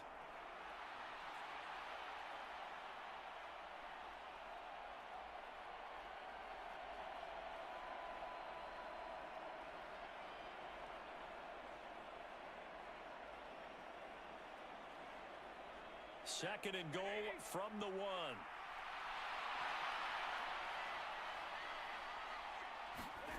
Here's Stafford. And it's complete. He's got it in the end zone. Touchdown, Rams. Colby Parkinson there to make the grab. And the Rams get a bit closer. So a strong drive here to lead off this 3rd quarter and gets them right back in this football game. And I think we can safely call that a statement drive because they had to be saying, we didn't put our best foot forward in the 1st half, but we certainly mean business now. Maybe a better term, a prove-it drive. They proved it to themselves that they were ready to go. A try here for the extra point.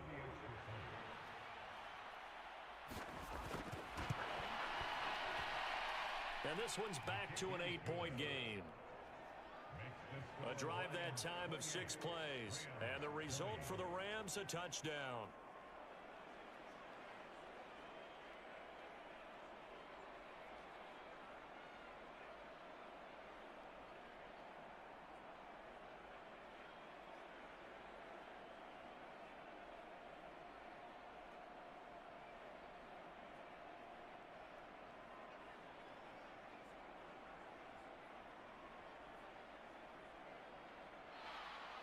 So the lead trimmed down to 8 as here comes the kickoff, and it's away.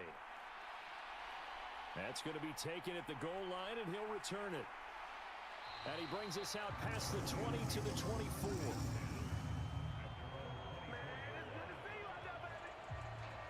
And Detroit getting set to go now.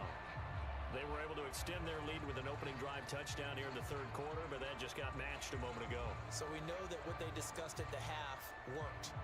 Now, what are the counters to that, right? You don't just run the same things over and over. Some do, but many will also show something and then come back with something else to keep the defense off balance.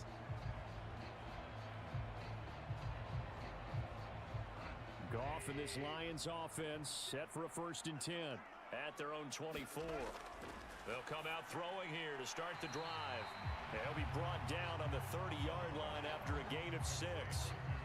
And there wasn't much room for the big tight end to do much after the catch. But at least he was able to pick up a solid gain to help his offense continue to move in the right direction. Inside 4 minutes to go, 3rd quarter. From the gun, here's Goff. St. Brown making the catch on the out route. And he gets this up across the 35 before he's out of bounds. That, I believe, will put him over 100 yards receiving for the game. Yes, it will. And he's got a 1st down to boot.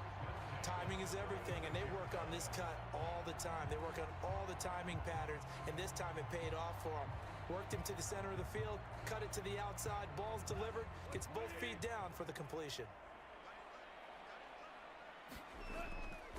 1st down, here's the run with Montgomery. And down he goes at the 45 after a pickup of 9. Good yardage there on first down. Exactly what you want. Get yourself set up to keep making first downs, keep the clock running. And if they're smart, you're starting to milk the clock. No hurry before you run your second down play. Just need a yard here, 2nd and 1.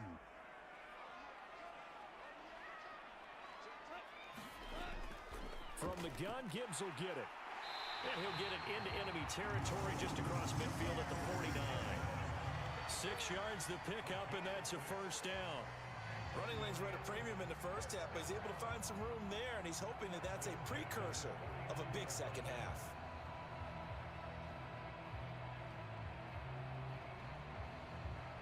So from Rams territory now, it's 1st and 10 at the 49-yard line.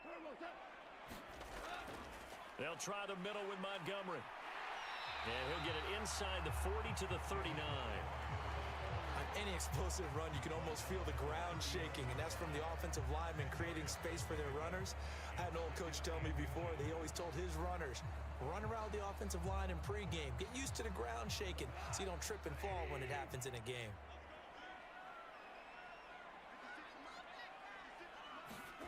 On 2nd down, here's Goff.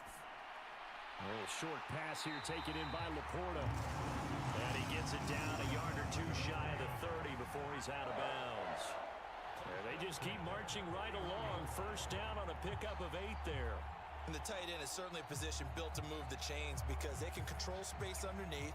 If they've got good hands, then of course they're a dynamic target. But one other thing is they're right in the sight lines of a quarterback on just about every play. And that makes it easier for the quarterback to pick him out and deliver. On first down, Goff. Outright, this one goes to Patrick. He'll be dropped at the 25 after a gain of 6.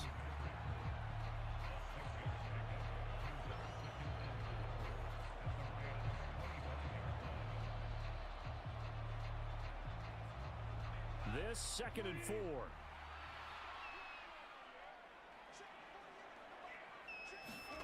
Here's Goff.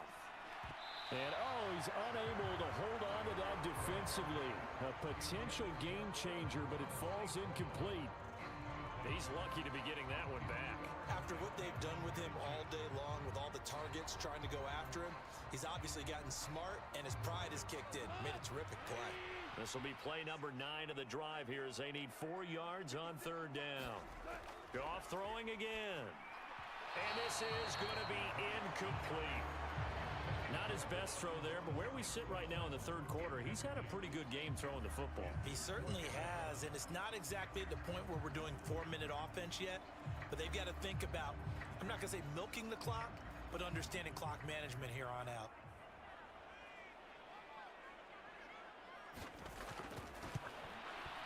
And his kick here is good, and that will extend their lead even further.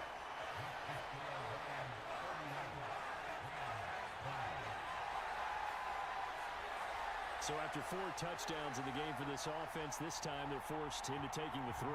But you did mention 4 touchdowns, right? So 4 out of 5, not too bad. I think that's a pretty good record for them.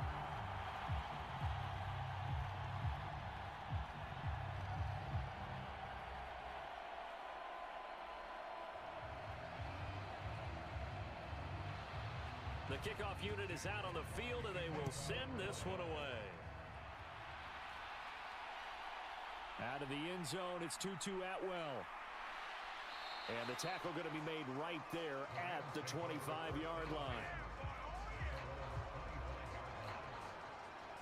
Here comes Matthew Stafford now to lead his offense back out there. Last series, the ball never hit the ground. 6 of 6, touchdown pass, so whatever he did then, do it again, right? Yeah, it reminds me a lot of when I watched the best quarterbacks throw 7-on-7 or even routes versus air. They're accurate. The receivers catch it. The ball never touches the ground. Or if you want to take it to basketball, a well-executed fast break, right? Pass, pass, pass, finish at the rim, basket. Yeah, ball never hits the ground there either. They start the drive on the ground. It's Williams. And nothing much materializing there on the first down run. He'll get a couple, and that's it. I I think if they want to start getting back into this game, it behooves them to get better on first down. Yeah, certainly not what they were looking for there out of the opening play of this drive.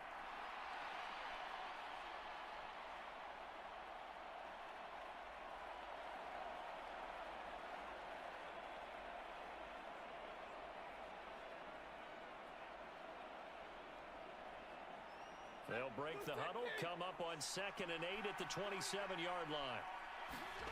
A shotgun snap for Stafford.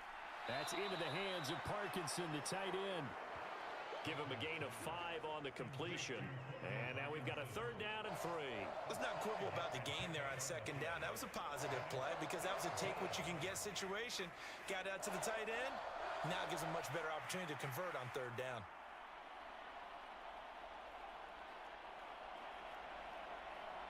This offense in desperate need of a conversion as they come up on 3rd down.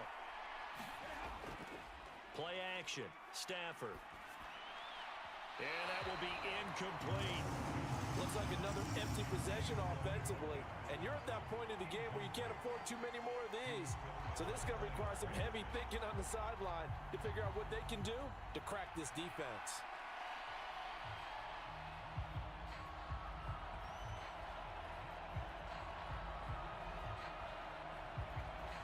Here comes the Rams punter now as he'll kick it away for the 2nd time.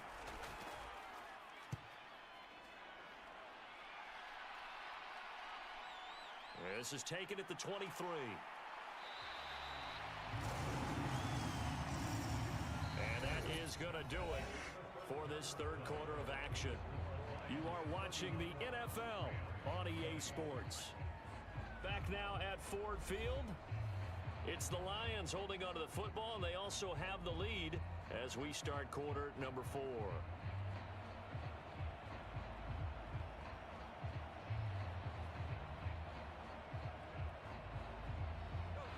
The Lions offense ready to kick off their next drive. They've got a chance now to put this game away following that last defensive stop and punt.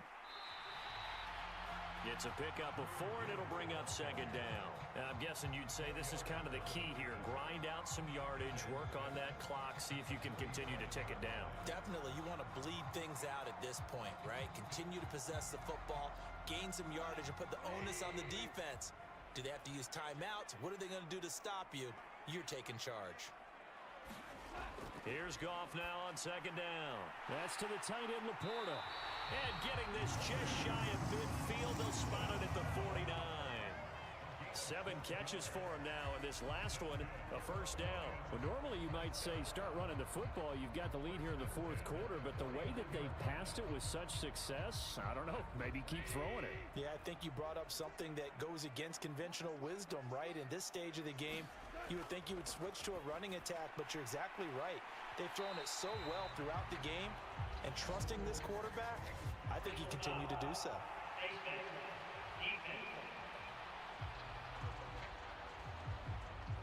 So it was already a gain on the completion, but tack on some more with that penalty. Absolutely, and no matter what angle you're making the tackle from, you can't grab the face mask, and that's just putting your defense on its heels just a little bit more.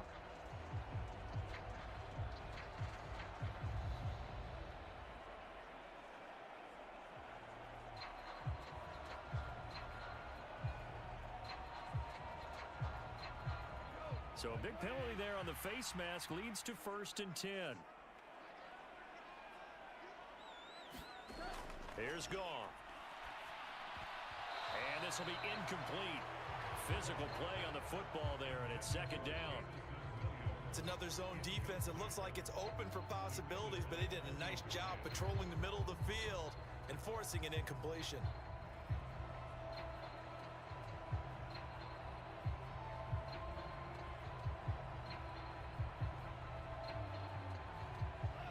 Now a 2nd and 10.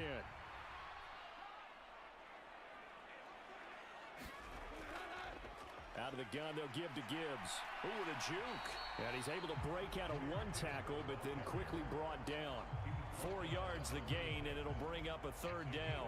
That 2nd down play call was not to pick up the 1st down. It was to accomplish what they did to get them into a manageable 3rd down because they had incompletion on 1st down, so they were behind the sticks, so to speak. They needed to make up some ground, and they did. Throwing on third. Goff. The ball comes out, but this will get out of bounds, so possession will stay the same. Thankfully for the offense, a fortuitous bounce there on the fumble goes out of bounds because they're down here in the red zone. You don't want to lose one there. You don't want to lose one, and the best part, because it went out of bounds, they retain possession, still have an opportunity to put points on the board.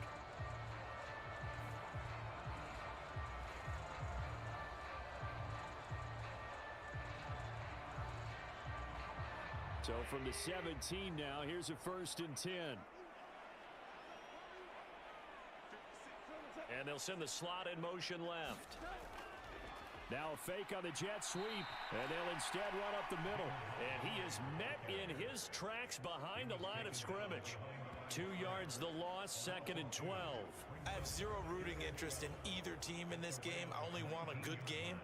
But with all the offense we've seen from them tonight, it's kind of nice to see the defense step up and make a big play. Yeah, I was wondering if they were ever going to get him in the backfield. Nice to see him get a stop.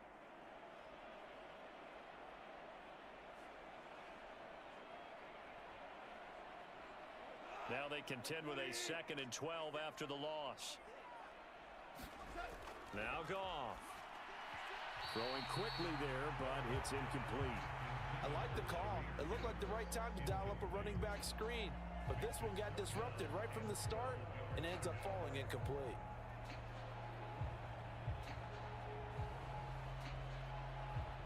The Lions on 3rd down. They've converted 3 out of 5 thus far. This is 3rd down and 12. To throw is Goff. Able to hook up with Williams here on the out route. And he is out of bounds, but first he gets it inside the 10 to the 7. They're able to convert on 3rd down, and that sets up a 1st and goal. The passing game continues to be their friend. Even with a stable lead here in the 4th, Charles, they're going back to that well. Yeah, with their overall philosophy, you know that they trust their quarterback. He's been able to throw it well. They continue to throw these safe passes. Who can blame them? A good chance now to put this game on ice. This is 1st and goal. They'll run with Gibbs. And a minuscule gain of maybe a yard from the 6 to the 5. Not a whole lot there on 1st and goal, and that's what you're looking for defensively. You'll certainly live with giving up just a yard or 2 in this situation. And the ball smack dab on the 5-yard line. Here's 2nd and goal. Here's Goff. And in for the Lions touchdown. Jared Goff with his 3rd touchdown pass of the afternoon. And the Lions have pretty well put it away here in the 4th quarter. And there was no going through the progressions on that touchdown pass. Yeah, nor was it necessary. His receiver won that route early, presented himself. No reason to wait. Go ahead and put it on him and score a touchdown. Now they'll line up to kick the extra point.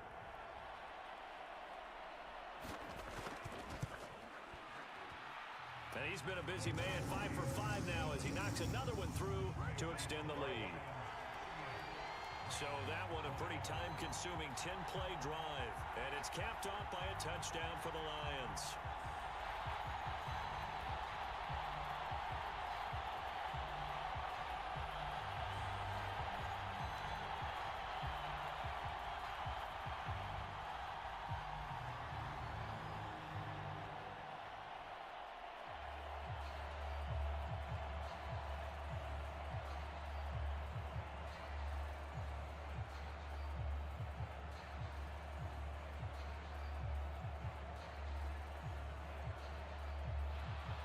Here are the Lions now as they line up and kick this one away. Here we go on the return from the 1-yard line. And a nice return sets him up pretty good here right at the 30-yard line. And the Rams now coming out on the field. Well, this game, it has had no shortage of offense. They've been able to put up a decent amount of points on this side, Charles. They just have not been able to keep pace with the other offense they're going against here. Yeah, that's a good way of pointing things out because now it's not a total loss because, as you said, They've scored some points, so there's some plays they can build on, moments where the game plan actually worked. But overall, though, they were just out-personnel. They were going up against a team that's playing at an elite level. On first down, it's Stafford. And that's going to be incomplete. Too tough to hold on to that one. It's second down. At this point, down big, you'd have to imagine this defense are just going to sit back, blanket the field as best they can. Yeah, this is actually the easy part of the game for them because, just as you noted, they can sit back, keep everything in front of them. But they've blanketed the field the entire game using a variety of coverages. Second and 10, Stafford again. And he'll be brought down shy of the 40 at the 38-yard line. That'll leave him with a 3rd and 2 coming up. They got 8 yards there. And I think he just wanted to get the ball to one of his playmakers to see if they can make something happen, but he ends up throwing into a crowded area. And after the catch, he isn't able to do much with it.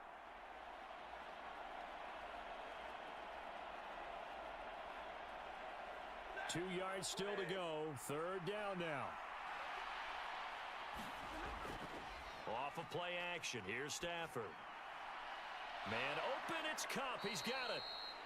And he has a big gain inside the 40 before being dropped. Well, they were in search of a short gain on 3rd down, and they wind up nabbing over 20 yards. A 3-score game here late. You can probably rule out the comeback, but certainly some kind of a moral victory to be had if they can get a few more points to close things out. And to that end, a nice pass play there to push things downfield. Yeah, and we know in this league, a loss is a loss, and no one wants anything to count as a moral victory or, boy, something that feels a little bit cheap. But they trim that lead down to just 2 scores. That's still a benefit to this squad. Meanwhile, Stafford's throw pulled in by Robinson here. That's good. The completion there for 7 yards, and that'll bring up 2nd down. A 7-yard pickup brings up 2nd and 3 at the 31-yard line.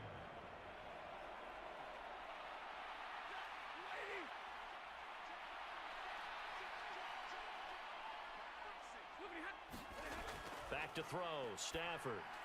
Open man is Atwell. Complete. 5th catch of the afternoon, and that gives him a 1st down.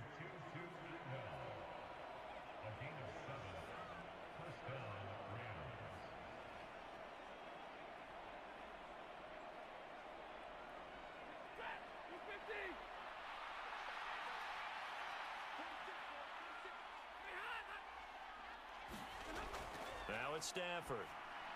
Middle of the field, it's Robinson. And he's brought down, but he has it down to the 12 on a pickup of 12. 1st and 10. Well, those are the types of plays they probably wish they had made more of in the first 3 quarters. And this deficit going to be tough to overcome here in the 4th. But a nice 1st down and a pickup on that throw. Yeah, and this is where, as coaches, you're looking for effort and execution, even though the scoreboard is going against you. You want to find out who's going to fight, who's going to scrap, who's going to keep their heads up and continue to play. Throwing again is Stafford. Connecting with Kupp here on the out route. Down to the 6-yard line on a pickup of 6 as he gets halfway to the goal line. It's a pickup of 6. Brings up 2nd and 4 at the Lions' 6-yard line. 2nd and 4. They could still get a 1st down without scoring. To throw is Stafford. And this is caught. He's got it. Touchdown, L.A. Demarcus Robinson with his 2nd touchdown of the afternoon. And the Rams have got it back to a 2-score game here in the 4th. Well, they needed 3 scores to have any chance. There's the first of the 3 as they get into the end zone. Yeah, Brandon, I think that our guys at Next Gen Stats in charge of the win probability are probably saying your chances still aren't great. But now, you still got more than 3 minutes to go. You got to focus on the task at hand, which is going to be getting the football back as quickly as possible.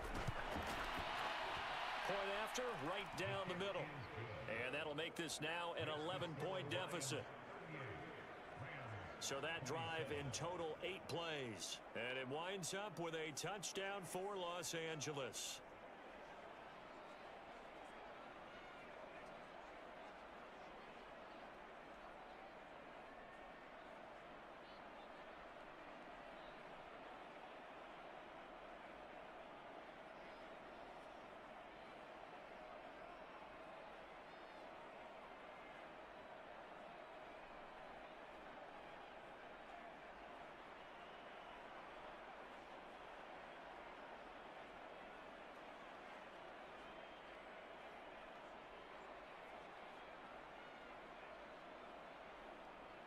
2 scores down, 3 timeouts left. Still a chance if they can somehow get this one back.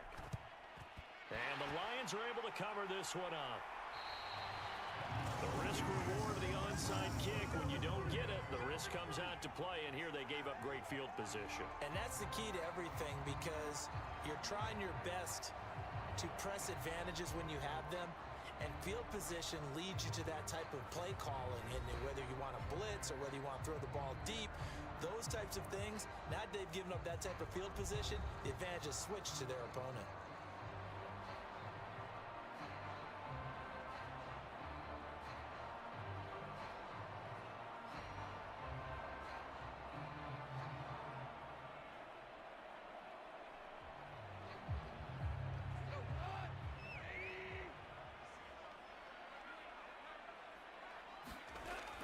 They'll fake the handoff. Now Goff. Got a man. It's caught inside the 10. And finally down he goes as they work it inside the 10 to the 7. 36 yards on the play. And this is seemingly how it's been all game long. This defense has been just a step too slow. And here they're burned again.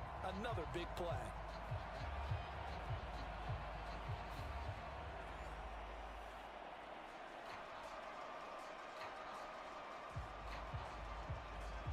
Now a chance to make that big play really hurt. It's 1st and goal just outside the 5.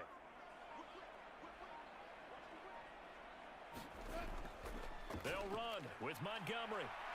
And he takes this one in for a Lions touchdown. David Montgomery taking it in from 7 yards away. And the Lions have opened up a 3-score lead as they pull away here in the 4th. Sometimes you get a 1st and goal and you're back near the 7, 8, 9-yard line, and you start thinking, maybe we'll run it here on 1st down to get half of what we need, so maybe we can have 2 or 3 shots at going for it from closer range. So this is a bonus right here. What a great run to work his way into the end zone.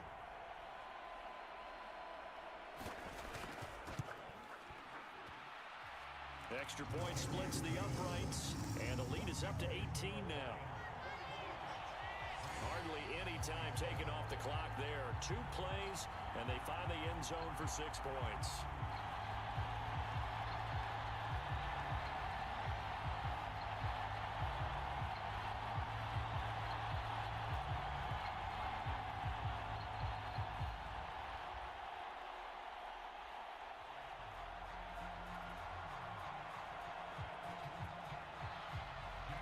Is the kickoff unit as they run up and send this one away.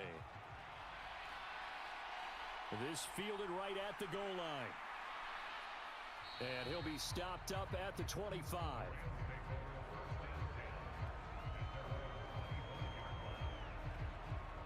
The Rams ready to go on offense. And they'll just simply be looking to build off the confidence of the last time out where they scored a touchdown. And confidence is powerful, isn't it? When you've scored once, you feel like you can go back out there and get it done again. Doesn't matter what the defense throws at them.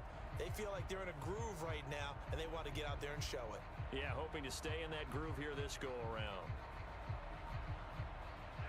Stafford and the Rams come up 1st and 10 at their own 25-yard line. Here's a play fake as they set up to throw. Throw left side, complete to Cup.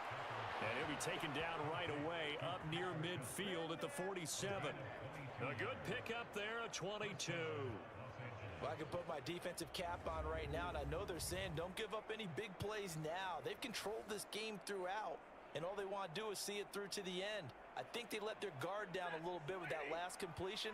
Sometimes when you're trying not to give up bigger plays, you don't react as fast as you should on other throws. Now a throw here, hauled in. And a nice job to break free of 1 tackle, but it slowed his momentum somewhat, and he's taken down right after. Now I think we're going to get a timeout here. Yes, a timeout here as it looks like we've got a Lion that's shaken up. The medical staff will attend to him, and we will step aside.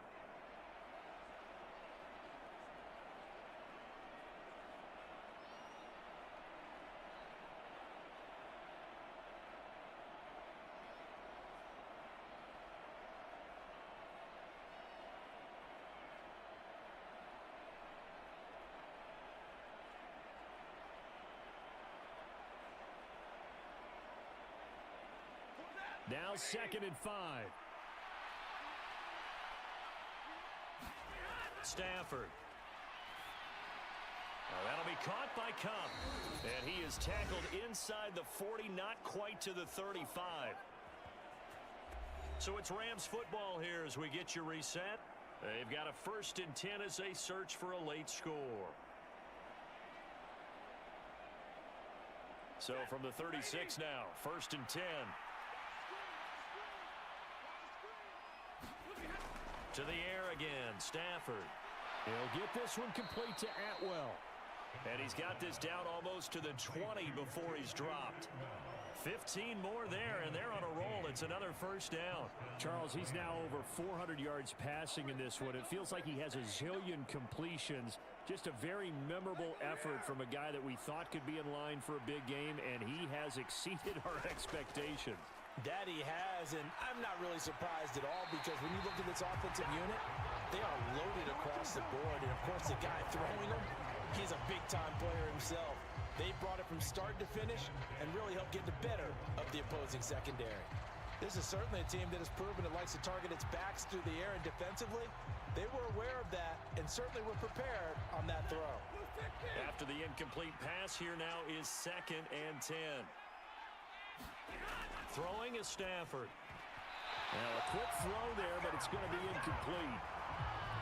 What will look like a march to the end zone has hit a momentary roadblock with that incompletion. No need to panic. They just got to come up with a high percentage play call and see if they can get their offense back on track.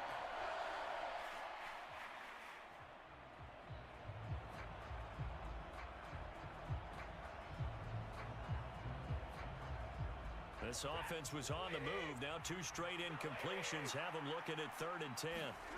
Here's Stafford. And that's incomplete.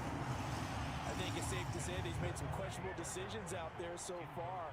Forced some throws into tight coverage. He's already been picked off in this game. 4th down now, but he was fortunate on that one not to have another turnover on his ledger.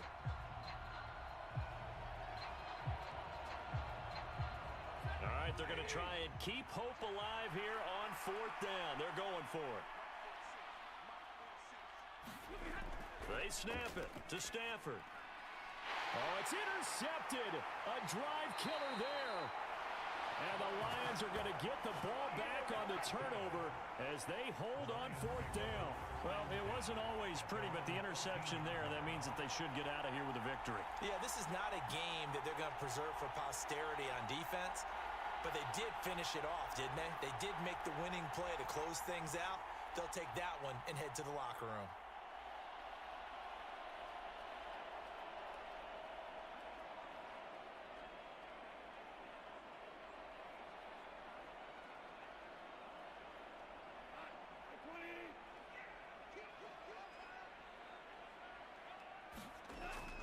They'll go to Montgomery to try to wind some clock. And he can only manage to get a couple. 2nd and 8 coming up. That's it. That's what you want. Straight ahead positive gain. Just keep that clock ticking.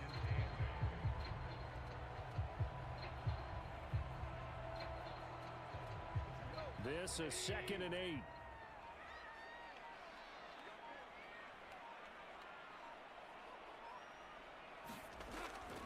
Straight ahead with Gibbs here. And good yardage as he gets this one up to about the 23. It'll go as a gain of 7 on the play, and it sets up a 3rd and inches situation. And that's the kind of run that gets everyone excited on offense. And, you know, oftentimes the guys who carry the ball are the ones in the huddle doing the chirping. Right now, I think it's the offensive line telling them, run it again. We are right there about to break a big one.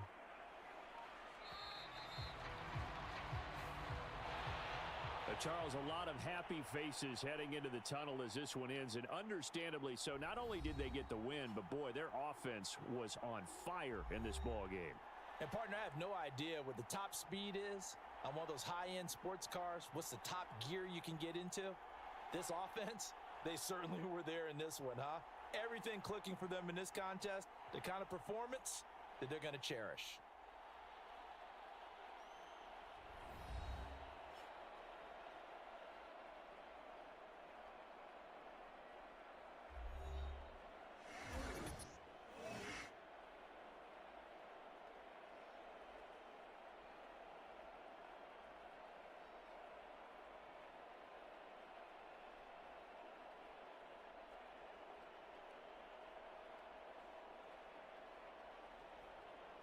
So that'll do it for us. For Charles Davis and all our crew, I'm Brandon Gaudin. You've been watching the NFL on EA Sports.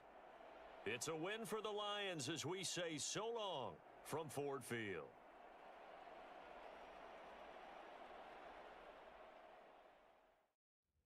Today, from Levi's Stadium in Santa Clara, California, this is the National Football League.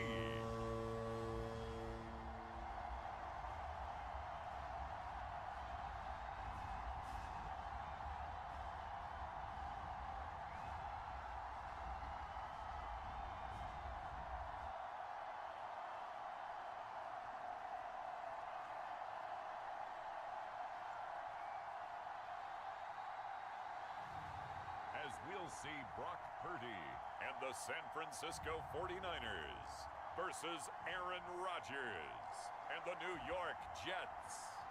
We're about 40 miles south of Candlestick Point as we welcome you inside Levi's Stadium in Santa Clara. Alongside my broadcast partner, Charles Davis, I'm Brandon Gaudin. And as we look at this matchup, every time there's something different to focus on. So I'll just ask you, what do you see here in this one? Well, Rembrandt, you've given me a pretty blank canvas to focus on, haven't you? Yeah. Where do you think I'm going to go with this? Secondary? You know me well, right? In a game like this, it's always about the secondary. Can they handle the passing attack and make a few plays?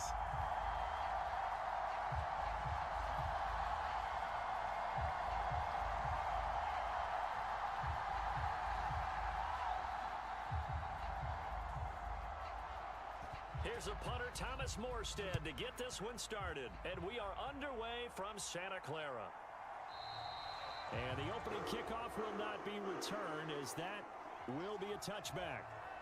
Well, the 49ers getting ready to go on offense, and it's the Pro Bowler Brock Purdy at the helm in his third NFL season now out of Iowa State. And the great story of Brock Purdy continues. Had he been drafted in the first round, I think people would be singing his praises to the skies, but for whatever reason, people can't let go of the fact he was Mr. Irrelevant, and they don't give him the credit he deserves. He is not just a system quarterback. He's a guy who enhances his team. Not just along for the ride, he's the one steering the ship, and without him, their ceiling significantly drops.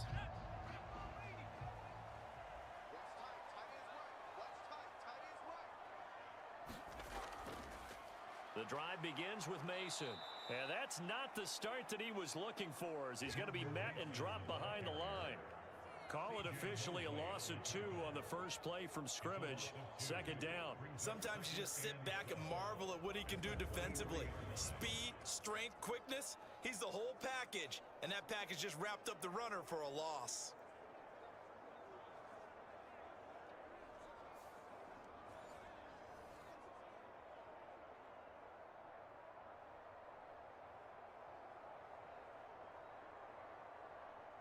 First play of the drive goes the wrong way. Here's second and 12. On the ground again, it's Mason. And a very similar result again. The Jets defense once more stopping him behind the line.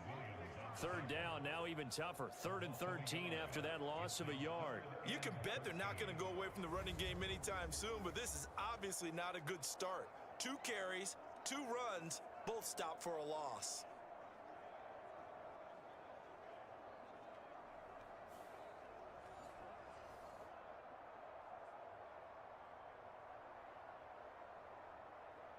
And this opening drive not going to plan. This is now 3rd and 13. Throwing here, Purdy. Work in the middle of the field, and he's got a man complete. And he'll be taken down, but not before they reach the 50. A big play there as they get the conversion on 3rd and 13. That's really good play design right there, and it's one that comes down to the offensive line. It's a deep in route, but it's only going to work if that line gives you time in the pocket to wait for the route to develop. Mission accomplished there as they pick up the first down.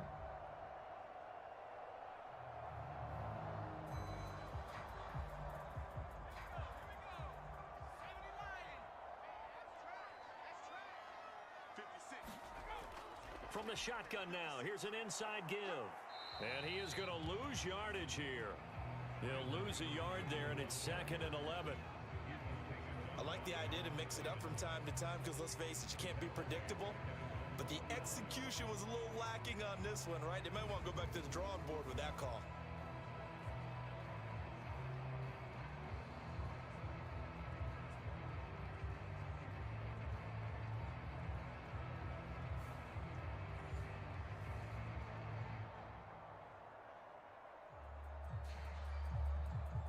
So after the loss of a yard, they'll look to push forward here on 2nd down and 11.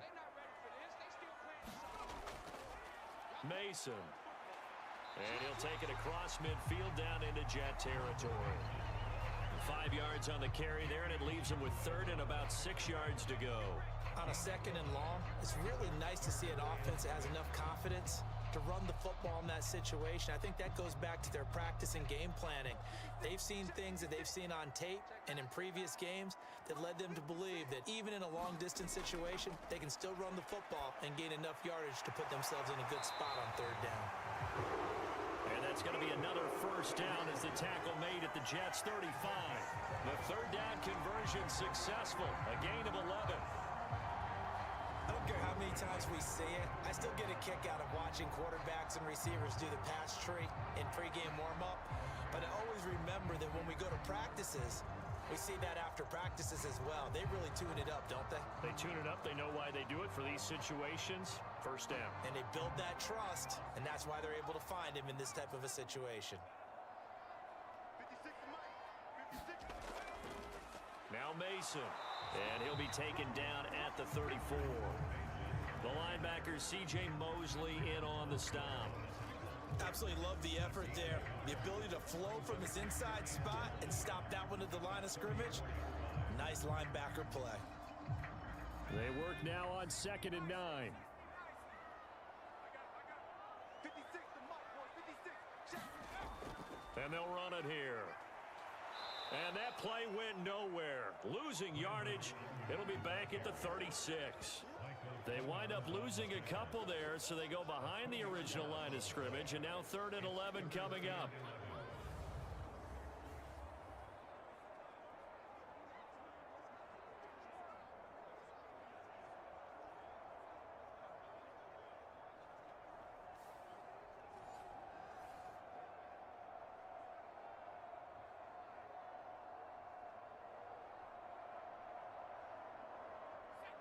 Backed up here, tough spot, needing 11 yards to pick up the 1st.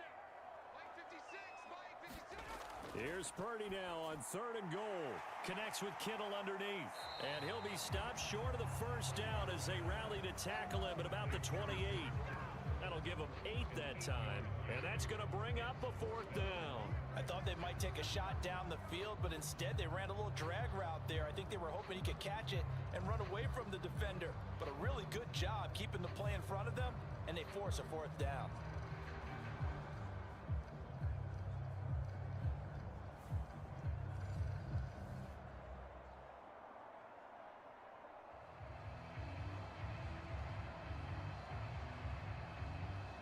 So Purdy off and Moody on for the 49er field goal. And this will be a 45-yard attempt. And this will split the uprights. It's right down the middle. And the 49ers take a 3-0 lead.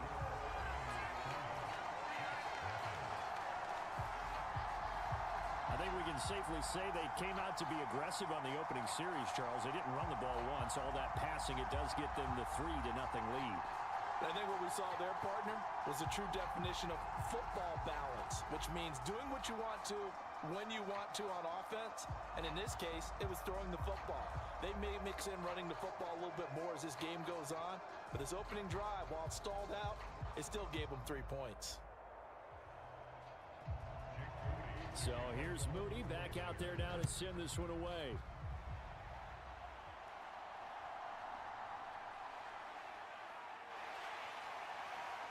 And a nice return sets him up pretty good here right at the 30-yard line.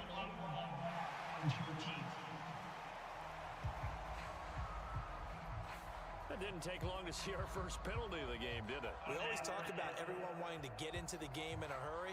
The officials did as well.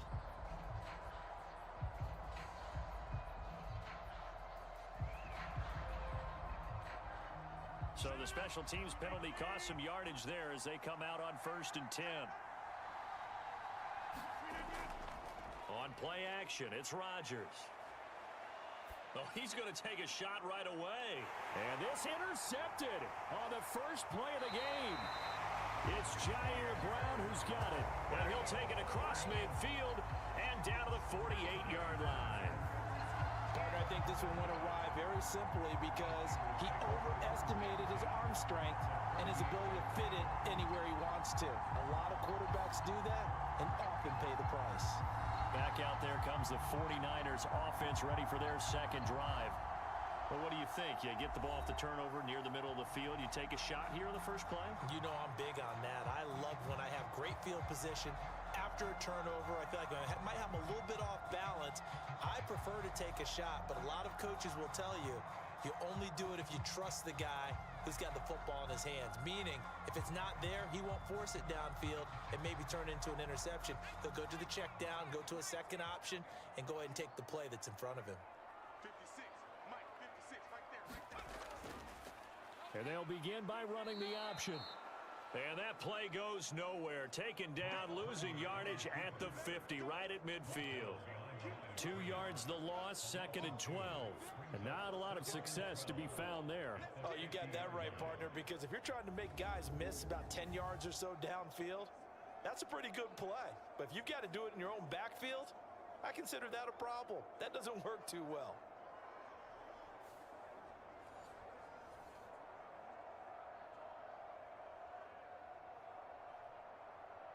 So the opening play of the drive goes backwards. Now they'll come up on 2nd and 12.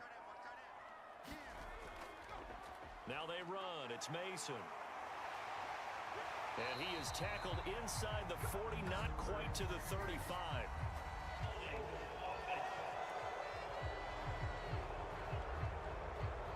He was trying to clear the way, the big fullback. Instead, he gets a hold. And you don't see that very often on running plays from those guys because usually they're the lead blocker. Normally, when he gets caught, it's in a passing situation.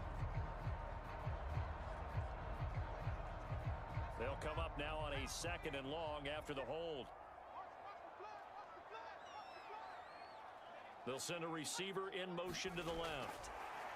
He'll get an opportunity with it on the touch pass. Oh, and this one may need to go back to the drawing board. He's going to be swallowed up right away. That's a nice job there defensively, being able to diagnose that little touch pass. They saw it coming, converged on it before he could get much out of it. They need 18 yards here on 3rd down. Let's go, defense.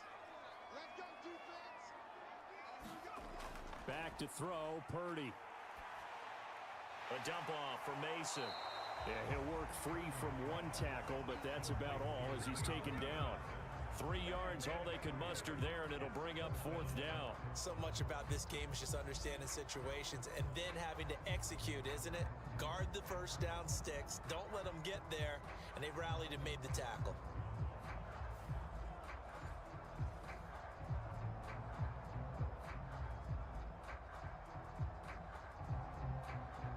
So on 4th down, here's the Australia native Mitch Wishnowski to punt this one away. He'll get off a fairly short kick here as this is toward the sideline. And this will be out of bounds, and they spot it at the 15-yard line. Not too bad. Back onto the field come the New York Jets for their second drive. And for this offense, Charles, you got to think kind of crucial here to put something together on this drive because remember last time out they threw the interception on the very first play. And you can't afford to let this defense keep building any more momentum. They're playing awfully well and they're awfully confident right now. To me, it's time to attack and take some of that momentum back, but make sure you're selective in doing so. Understand where you want to throw the football and make sure it's open before the ball leaves your hands. They'll start on the ground. Hall. And he'll take this ahead for about 4. 2nd down coming up. Nice chunky yards on 1st down. It really opens up your options for what you want to do on 2nd. You go right back to him and hope he explodes or sucker the defense in before throwing over the top.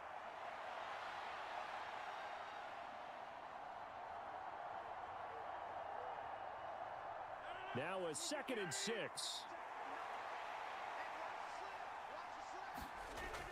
On 2nd down, a run with Hall. Down he goes at the 23, a pickup of 4. Back-to-back 4-yard runs. Now, look, if they just do that all the way downfield, ball ends up in the end zone, but that's a little difficult to do. Yeah, I think now 3rd and 2, that defense ready